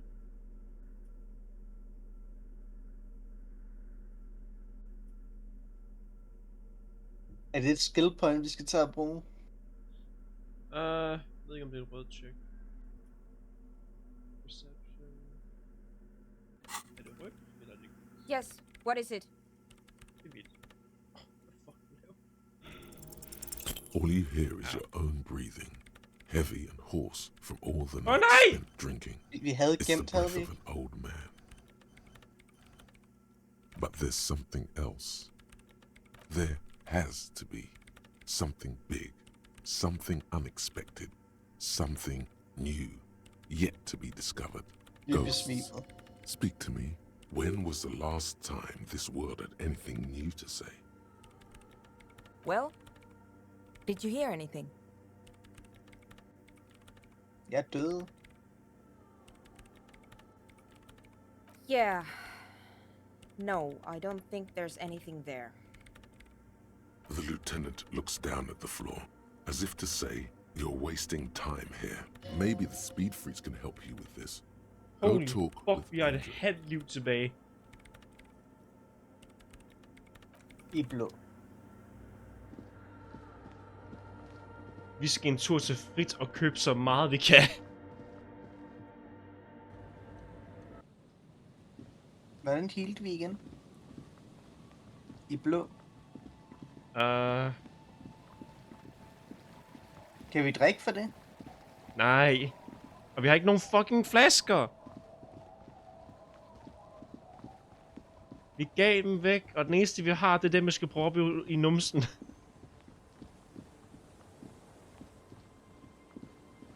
Så tager vi det. Det kan vi ikke.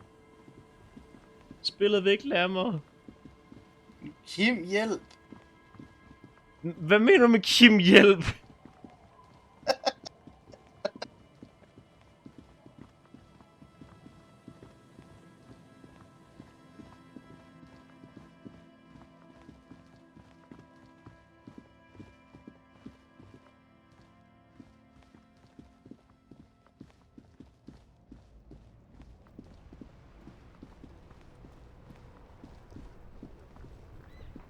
Ekman.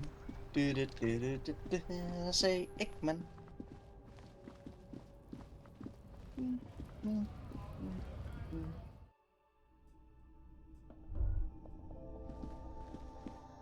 The tear machine your bottles clunk. 2 kroner! Let's go.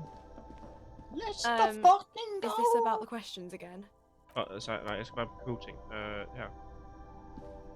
A colourful... Again, I'm obliged to inform you that both alcohol and cigarettes damage your health. Nej, jeg skal bare den Big Mac. Hallo?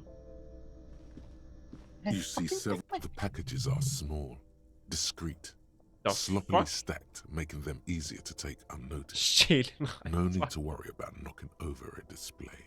Yeah. Men vi kan prøve. Save og fair. Og så tager den på lige foran hende. Ja, lad os gøre det, hvis det lykkes.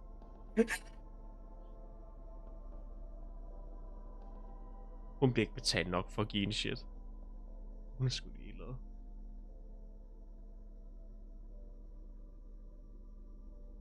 Altså, du skifter allerede tøj foran hende. Vil hun lægge mærke til, hvis vi gjorde det igen med en ny farve? Please lad være med at sige det sådan. Jeg hader det. Jeg hader den fucking fortolkning. Det er så fordi det er sandt. You see several packaged raincoats fill a low shelf beneath a display. The girl delves into the magazine. Oh, Hair wow. covering her face, vision obscured. She cannot see your hand move. Down onto one knee, pretending to do up a shoelace. Take a loose package from the bottom. Slip it in the old sleeve. The girl doesn't notice a thing.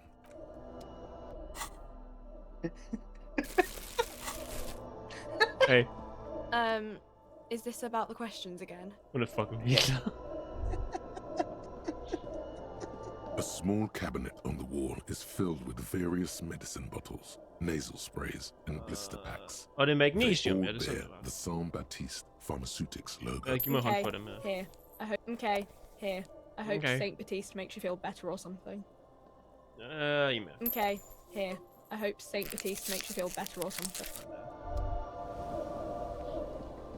Vores moral er blevet helet. Det ser faktisk okay ud, regnfrakken. Jim, jeg har et sygt drip, er du ikke enig? Det er ærligt talt. Det er en god gul.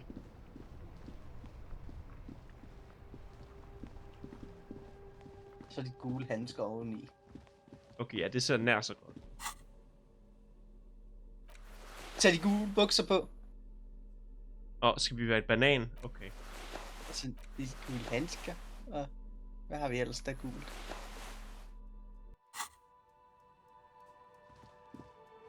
Hvad synes du om mit drip, Kim? Men lad os lave noget drip. Lad os lave noget rigtig drip. Okay. Den hat. Åbenlyst. Hvad vil jeg handsker i?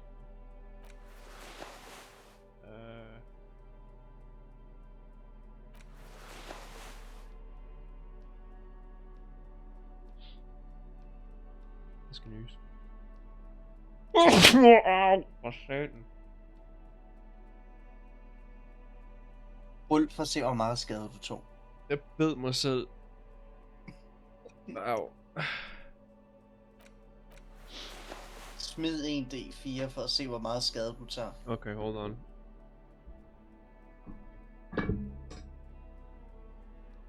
En D4? Ja. Jeg skal se, er det en D4? Det er ikke en D4. Er det? Nej, det er en D. Det er en D4. En D hvad? En D4, okay. Au, for satan, den er skarp! Jeg tog 3 skade. Rul igen, fordi den var skarp. Okay. Au, for satan! Den gør skal vi skifte til en D6? Den gør ondt at rulle med i hænderne. Jeg rullede 3 igen. Jeg har taget 6 skade nu.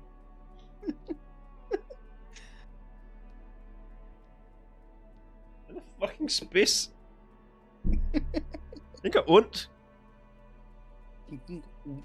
Den skal jeg lige give en tur på en sand på en stykke sandpapir. Terningetårn. Blød kanterne op. Den gør ondt at rulle med. Den gør fucking ondt på fingrene. Terningetårn. Det er kun til, når det er... Nej, vi har ikke noget terningetårn. Terningetårn. Og i terningetårn, der ruller du stadig med hænderne. Terningetårn. Er du en fucking Pokémon? Verdensherredøm. Verdensherredøm.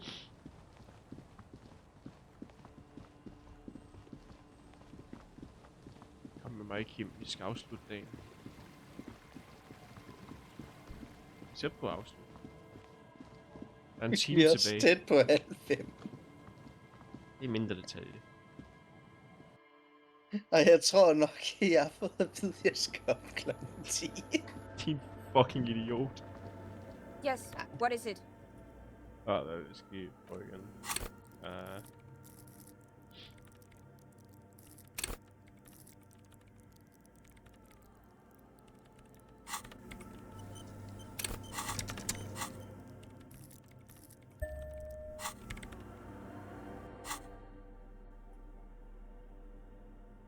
Hvad? Er der noget, så vi kan tilføje til perception?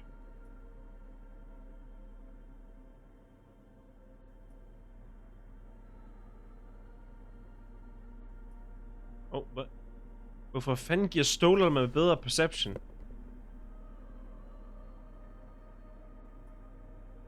Hvorfor giver Stoler mig bedre syn? Hvordan fanden giver det mening? De har hæl. Ja, okay. Hvad?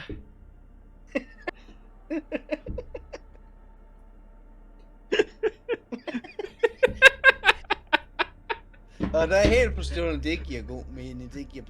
Hvad var det? Min hjerne skulle lige falde med. Yes. Hvad? For helvede også. Jeg kan godt lide det skift. Ja, det giver fin mening. Hvad var det, du sagde igen?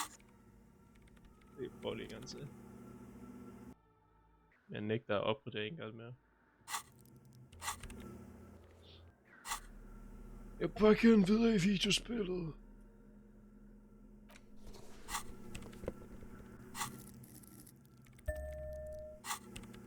Yes, what is it? Still nothing. Sona isn't even looking at you this time. Whatever. Senere.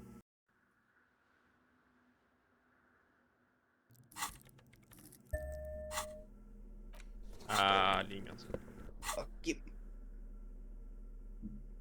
Og det er virkelig den eneste ting, vi kan tilføje. Lucky.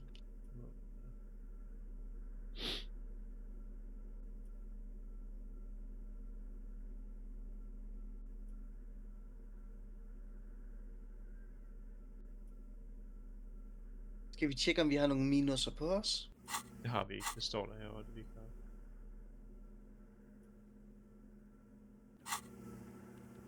Yes, what is it? Still nothing.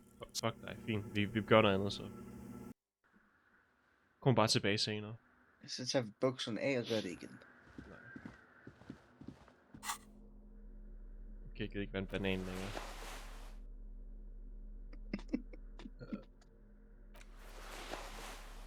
Fuck the world. With a very good ass.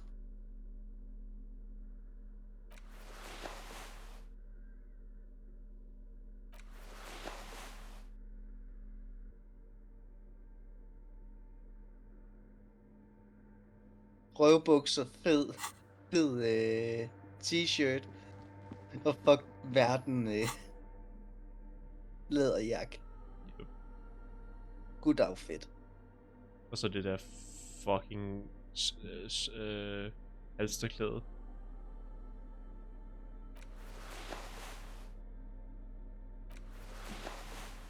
Oh ja. Nu taler vi. Hvorfor er det sans, fordi det er en fucking sløjf? Freddy Frasberg. Du lød som sans.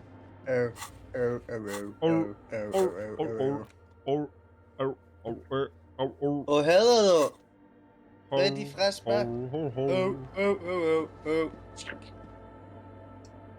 Mads, han blev med at gøre det der. Når vi spillede fucking Lethal Company, når vi skulle finde hinanden, hvis vi var langt væk fra hinanden, så begyndte han ind igennem mikrofonen. Så kunne du bare høre det sådan langt i fucking horisonten. Er det så godt, som jeg har hørt om det? Ja. Vi burde spille det på et tidspunkt. Det er virkelig fucking sjovt. Jeg vil gerne. Det er et gyserspil med Looney Tunes logik. Med Looney Tunes logik? Eller rettere sagt, det får dig til at opføre dig som en Looney Tunes karakter. Nice. Og jeg ved ikke, om jeg skal bruge de sidste 2 timer på. Keep, skyd mig i hovedet, så vi kan slutte spillet. Hvad? Kan vi bede ham om det? Nej. Hvordan vil han reagere på det? Han vil enten flippe ud, eller også vil han sige det... Eller også vil han give os meget stille og roligt en forklaring til, hvorfor han ikke har tænkt sig at gøre det. Kim, skyd mig i fjeset. Og ikke på den gode måde. Jeg mener det bogstaveligt. Hvad er den gode måde? Det ved du godt selv. Hvad er den gode måde? Så, nu har vi lavet mange jokes om det i dag. Hvor mange af de jokes har vi lavet i dag? En håndfuld.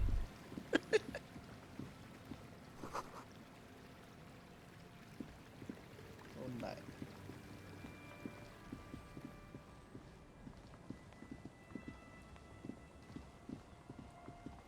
Ja, jeg skal nok gå i seng efter det her. Ja, og så sidder vi der og snakker i 6 timer, og så lige pludselig så kommer de og banker på og siger, nu skal jeg afsted. Ja, lige pludselig så ringer telefonen, nu skal du stå op, men nej. Jeg har været så klog, jeg har lavet en all-nighter. Jeg tror bare, vi runder af nu. Min telefon har 2%. Giv mig strøm! Hun dør lige om lidt. Jeg skal bruge strøm nu. Nej. Det kan minde mig om... fucking Mark. Hans browser, han har sådan en extension. Vent lige 2 sekunder. Jeg tror lige, jeg giver hende strøm. Hun skal have lov til at leve lidt længere. Jeg giver hende fucking...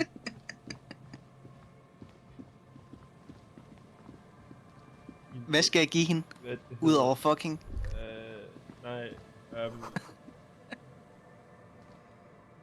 er det hedder? Kunstig åndedræt. Du tænker over det, jeg henter strøm. Kunstig åndedræt. Ja, det tror jeg ikke virker. Hvorfor ikke det? Nå, så giv hende en tur med defibrillatoren. Så giv hende en tur med defibrillatoren. Okay, ved du, vi skal slutte af med? Vi skal synge karaoke. Okay. Jeg fandt lige fucking båndet. Det slutter vi af med. Jeg henter strøm og pisser. Rust feels yet someone used to live here. Laugh here. Thought it was a good idea to build a swing de løber videre. even. In this yard? Someone thought they could have a summer house in a block obscure. For cheap. It didn't work out. A black block. A part of the city left unrenovated after the war. Or one that has fallen to gang violence. Or has become inhospitable in some other way. Practically, it's not an official term in any way, but look around. No sewage, broken power lines, crime, drunks. Life is tough in the blocks. It's no place to build a summer house.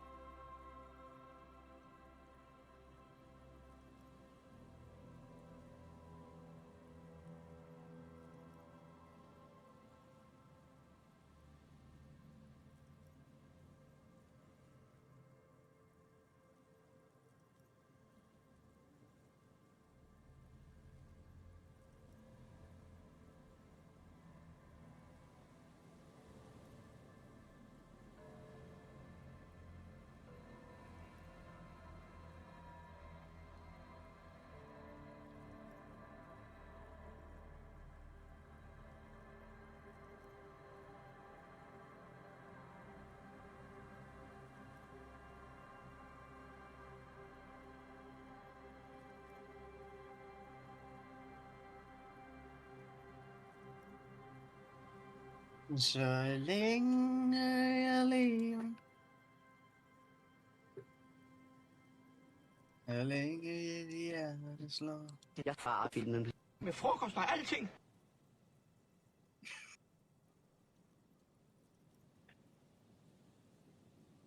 Skulle lige hente noget vand.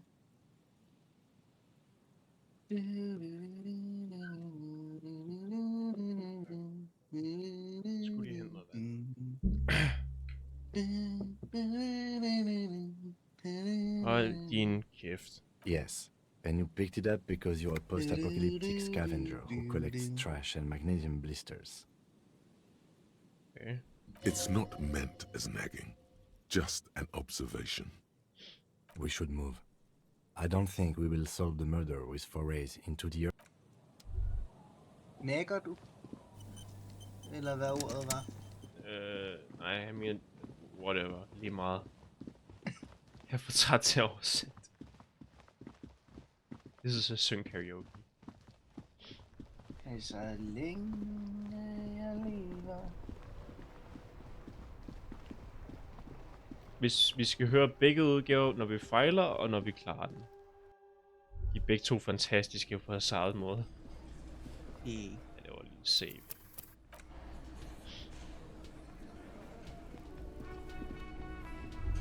Hey God. Jeg kommer fra ødelæggende aften. Was there something you needed? Well. Bringing him that new bird sure made a difference in his attitude.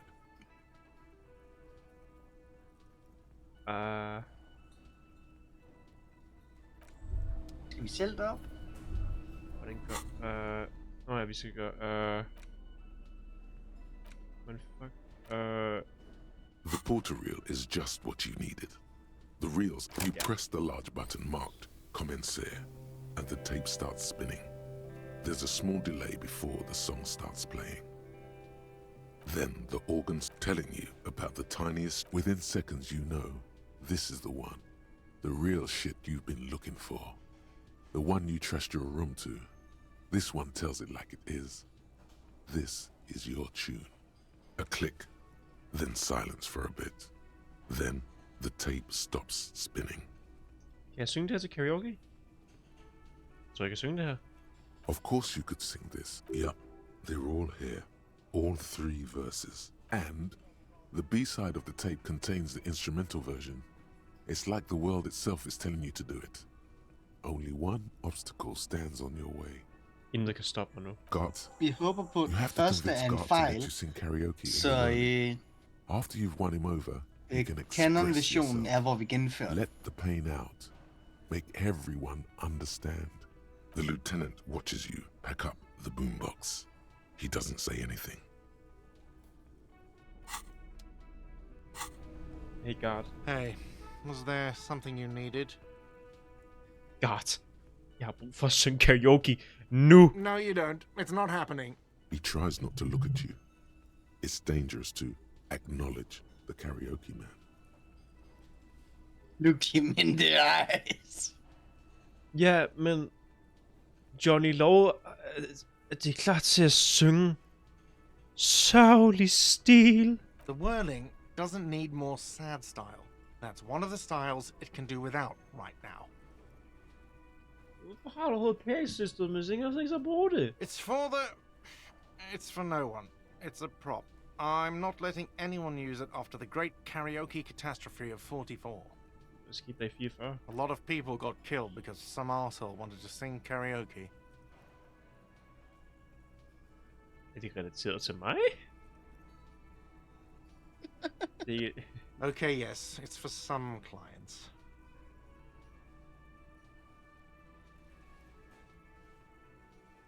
Hvem skal synge med? Well, we don't have any tapes. They all got stolen. Det er fint, jeg har lige her. The man in the vest and the violet shirt stares at the tape you've just given him. He begins to frown. Hard. Fine. Climb on that stage and do your thing. Just get out of my hair. I'm having it uninstalled, he mumbles to himself. Time to do the damage. Here we go.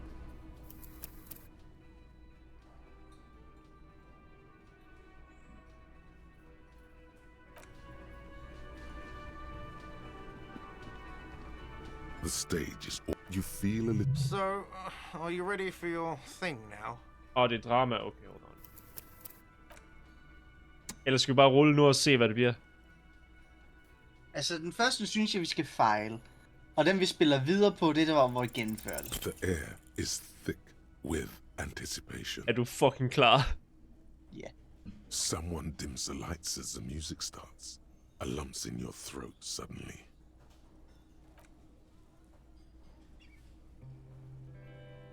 Jeg skruer lidt op for spil.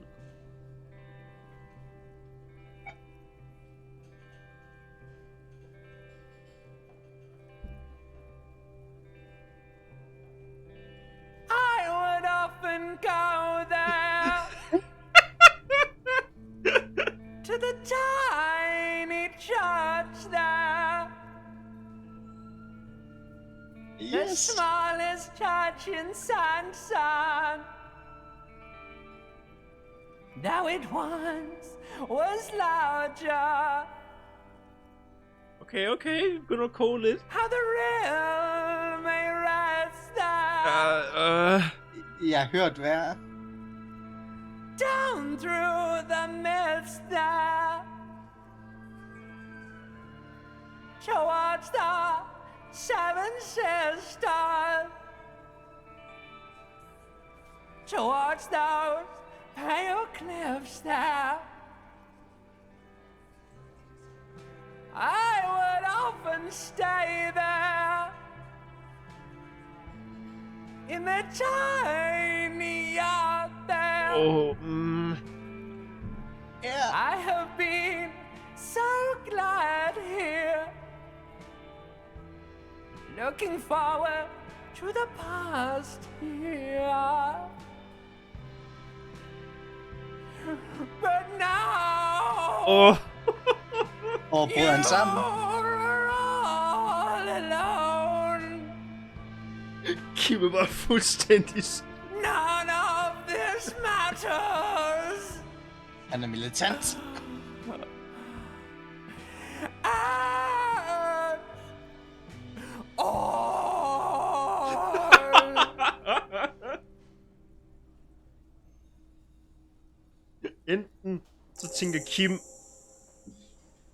Enten tænker Kim bare være ingen følelser i hovedet, eller også tænker han, det er min fremtidige ægtefælle. Der kun gå en Most pathetic applause in the world, Harry, made of pity. No one liked you. Jeg er heroppe og synger mit fucking hjerte ud. Og det er ikke godt nok for I fuck ud. Ja. You hear, or think you hear, uncomfortable shifting around. A bit of laughter maybe. No one saying anything. I'm gonna unplug the mic now, okay? No. Du ved ikke, hvad godt synge, hvad godt sang er. Ja, det er virkelig sang. Jeg sanger virkelig ting. That's it. I'm unplugging it. That's it. Fuck dig! Let's go, officer. These people wouldn't know a good performance if it beat them in the ass. Sagde det jo. Han står der og kigger på ham. Synge de værste noder nogensinde. Og jeg var sådan... Og folk, de kan ikke høre rigtig kunst. Det er min fremtidige ægtefælle. Detective Dubois, it was downright tragic. Now, let's go. Er det her det eneste rigtige ship, man kan lave i det her spil? Ja. Shipper. Harry med alle. Nej. Kun Harry og Kim. Det eneste giver mening. Harry og Kim er de bedste. Okay, vi skal have drama. Vi kan godt få drama. Vi skal lige tænke på, at Kim han ser også alle de der dårlige scoreforsøg, vi prøver at lave rundt omkring. Vi skal tage pis fat på. Vi skifter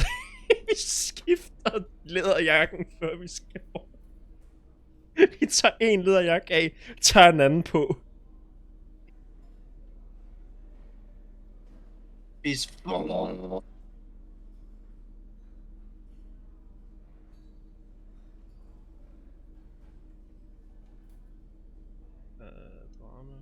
Nej, Drama.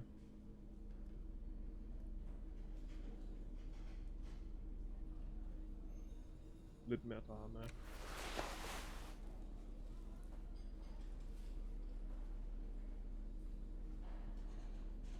Må ikke blive nok nu til at det kan lykkes. Og lige at vende os rundt. Oh my fucking god! Ser vi godt ud, Kim? Kim er tomatrød i hovedet.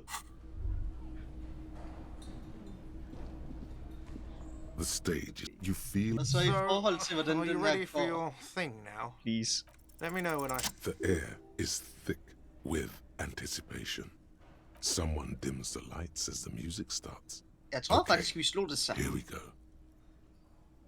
De var ikke langt fra hinanden.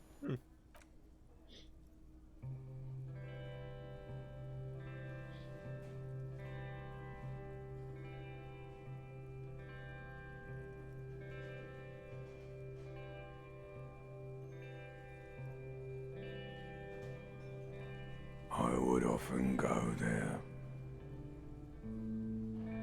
to the tiny church there.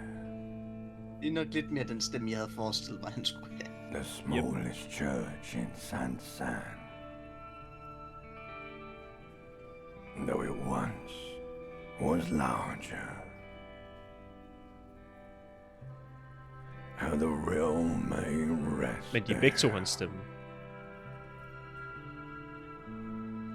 Down through the mist there. Toward the Seven Sisters. Toward those pale cliffs there. I would often stay there. In that tiny yard there. I have been so glad here. Looking forward to the past here. But now,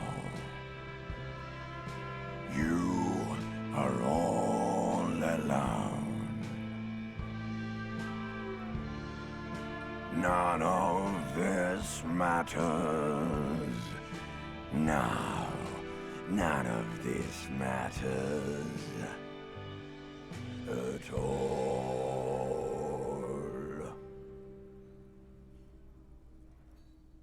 Den første, der skreg han her, brummede han.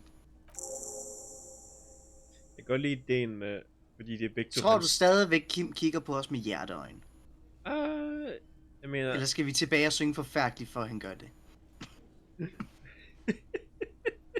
Jeg mener, du se, om jeg er på. Han rødmer. Ja, det tror jeg sagde. Jeg kan godt lide det med, fordi det er begge to hans stemmer. Jeg kan godt lide det med, når du opfører dig hysterisk, så er det den anden stemme, der kommer ud af hans mund.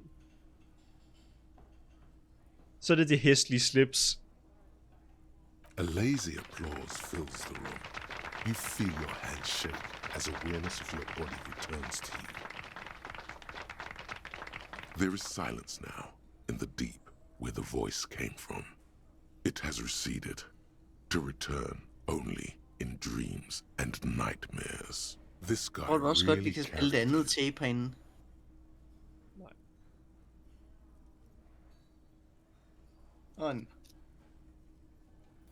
Jeg vil gerne dedikere den her sang til min partner, Kim Mizuraki. The lieutenant doesn't say anything, but gives you a quick smile before Yeah! Han rødmer. He's incapable of blushing, but if he weren't, he'd blush. Han rødmer på hans egen måde. Good. Are we ready? I want to unplug the microphone now. Last words? Thank you, Martinez. Vi har stadig scoret.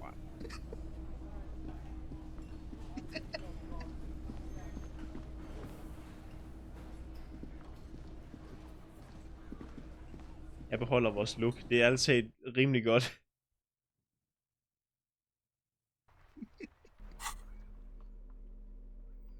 En lille fedtiknude. Kæmpe ovenhandsker. En fræk læderjakke. Den sidder med den sorte læderjakke. Nej, ikke så godt. Den brune, ja. Det gælder, hvad man har en på indenunder. Den røde indenunder, sort udenpå. Sort indenunder, brun udenpå. Ja. Det er nogle bedre handsker.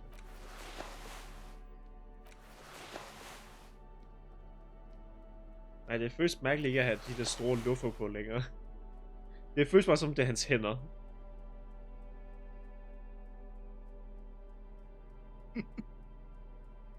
Og vi kunne også... Ja. Det erstatter vi dem med. De giver dem en mere... Jeg vil mærke til det. De er legit bedre. Det er den samme stat. Den samme stat, men en mere. Det er vores nye look. Vi er klar til at fucking smadre hovedet ind på en eller anden sted. Ad. Lækker. Vi er en sexmagnet.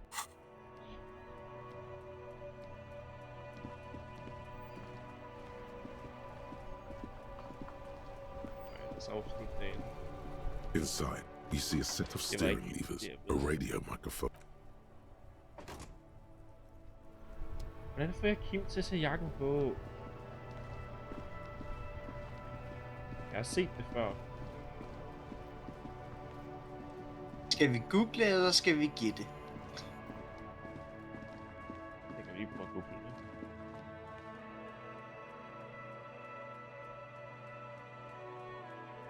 Og imens du googler, så kan vi lige kigge på det her meget romantiske billede af Harry og Kim, der kigger på solnedgangen.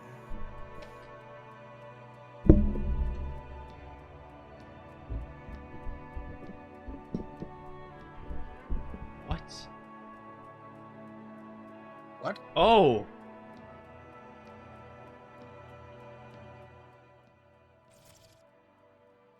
Du skal gennemføre spillet på hardcore mode.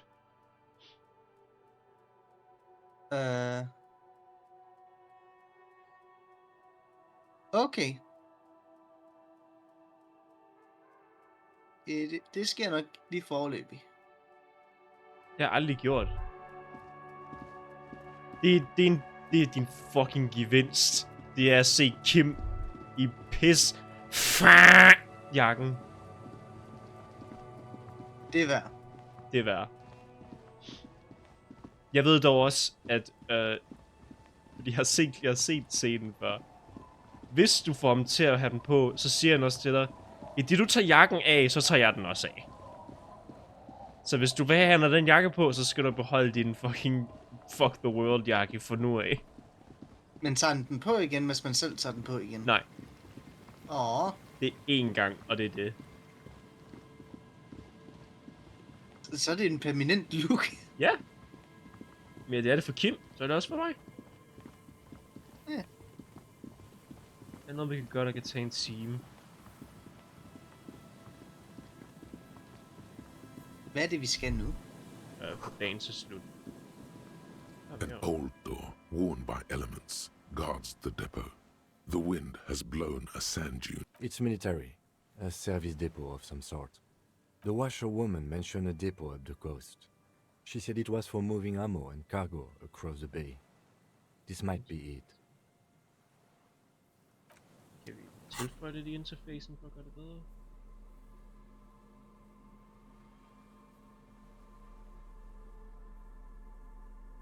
Det er et rødt check, så...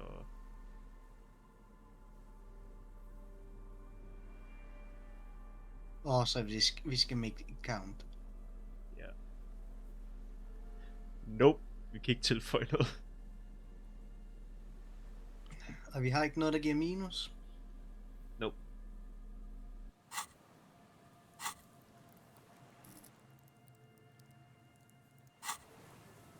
An old door, worn by elements. You rattle the handle a bit, then push on the door with all your weight. It does not budge. Not only is it locked, it's also jammed shut. Døren er låst helt fast. Hvordan kommer vi ind? We don't get in there. Hvad mener du? Vi kommer ind alle steder. Frankly, you're just going to have to accept the fact that you can't get in through every single door. No. We've gotten into every door thus far. That's what we do. We open doors. We're cops. That's our perk. Even Everard knew that's a part of our MO. Men det er, hvem vi er. Det er, hvem jeg er. Hvem vi er. Yeah, I understand you. I like opening doors as much as the next guy. But this one is simply beyond repair, and we don't have the resources needed to open it. Relax. No one's hiding in there. If we can't open it, others can't either. And thus they can't get in. Men dør. Men Kim, det er en dør. Vi skal åbne døre. Det er vores job.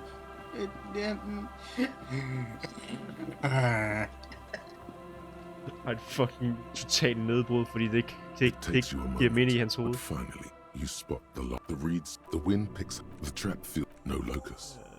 Your voice echoes on the coast, carried by a gust of cold wind. Well, the bait worked on something. This doesn't mean it was a reed monster, though. Unless you see one in there. I just see an empty trap. The netting is a little untidy, messier than the others. Like someone or something picked up the trap and shook it before dropping it back down on the ground.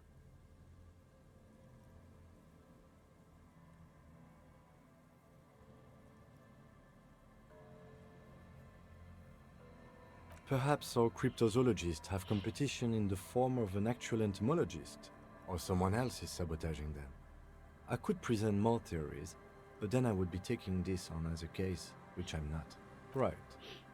Anyway, that's for the cryptozoologists to figure out now. We're not cryptozoologists, we're cops.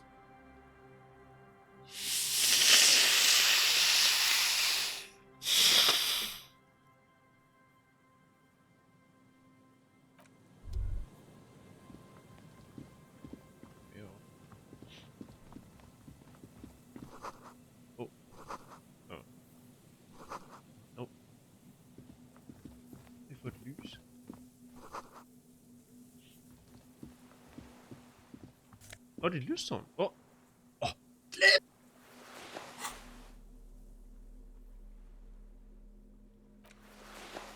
Minus fysisk instrument, men plus shivers. Bare smid den ud. Hallo?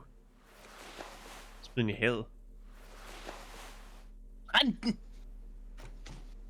Og allergier.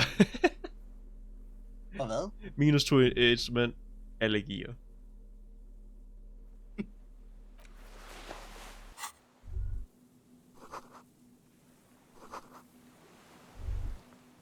Jeg kan godt lide lidt uanset hvad over ved karaoke. Så scorer man. Jeg mener... Jeg ved ikke, om der er meget at score med eller Kim. Eller score en fløjt. Jeg ved ikke, om der er noget at score med ved Kim. Han er for professionel. Kim, hvornår er du fri? Lad os se, hvad det kommer til i toeren.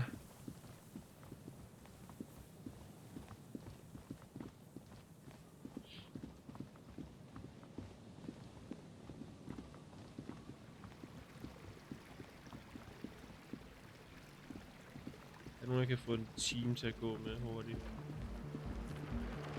Du der, have debat med mig næste 40 minutter. Hello again. I did, and I'm sorry. For what it's worth, which isn't much. This is why I didn't go into the tent. Typical delinquency. You don't get to choose your posse, they choose you. Mine are idiots, but they're mine. I tried to talk Andre out of it.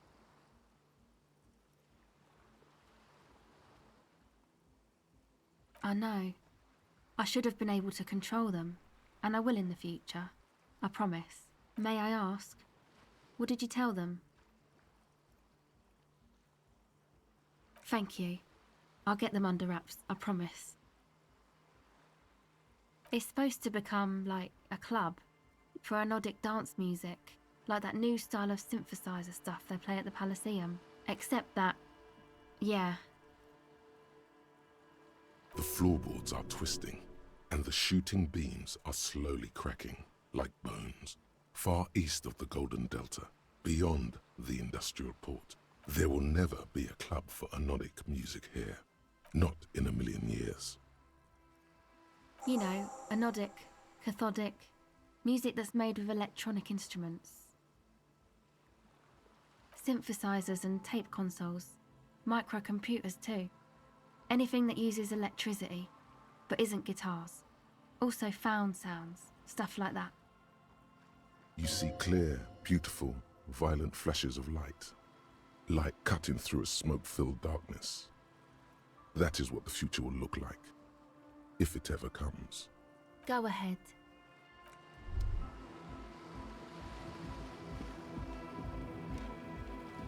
Jeg tror, vi runder af nu.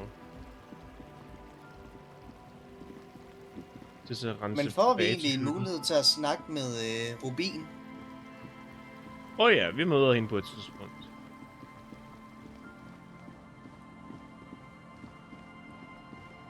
Og så kan vi snakke om hende og rygerens forhold.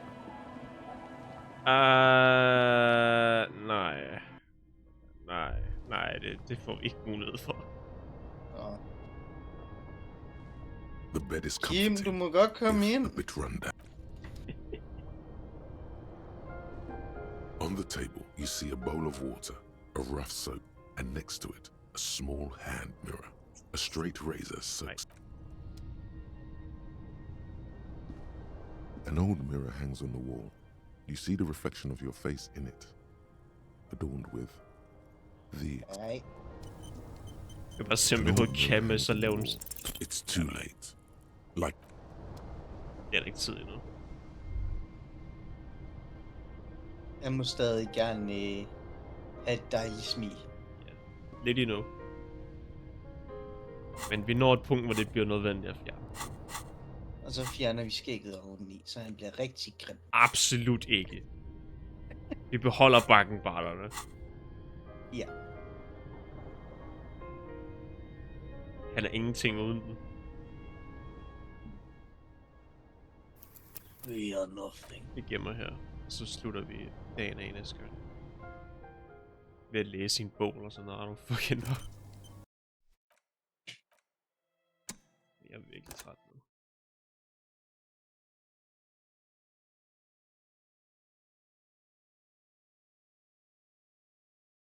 Okay, skrig ind i mikrofonen eller andet, så jeg kan stoppe optagelsen.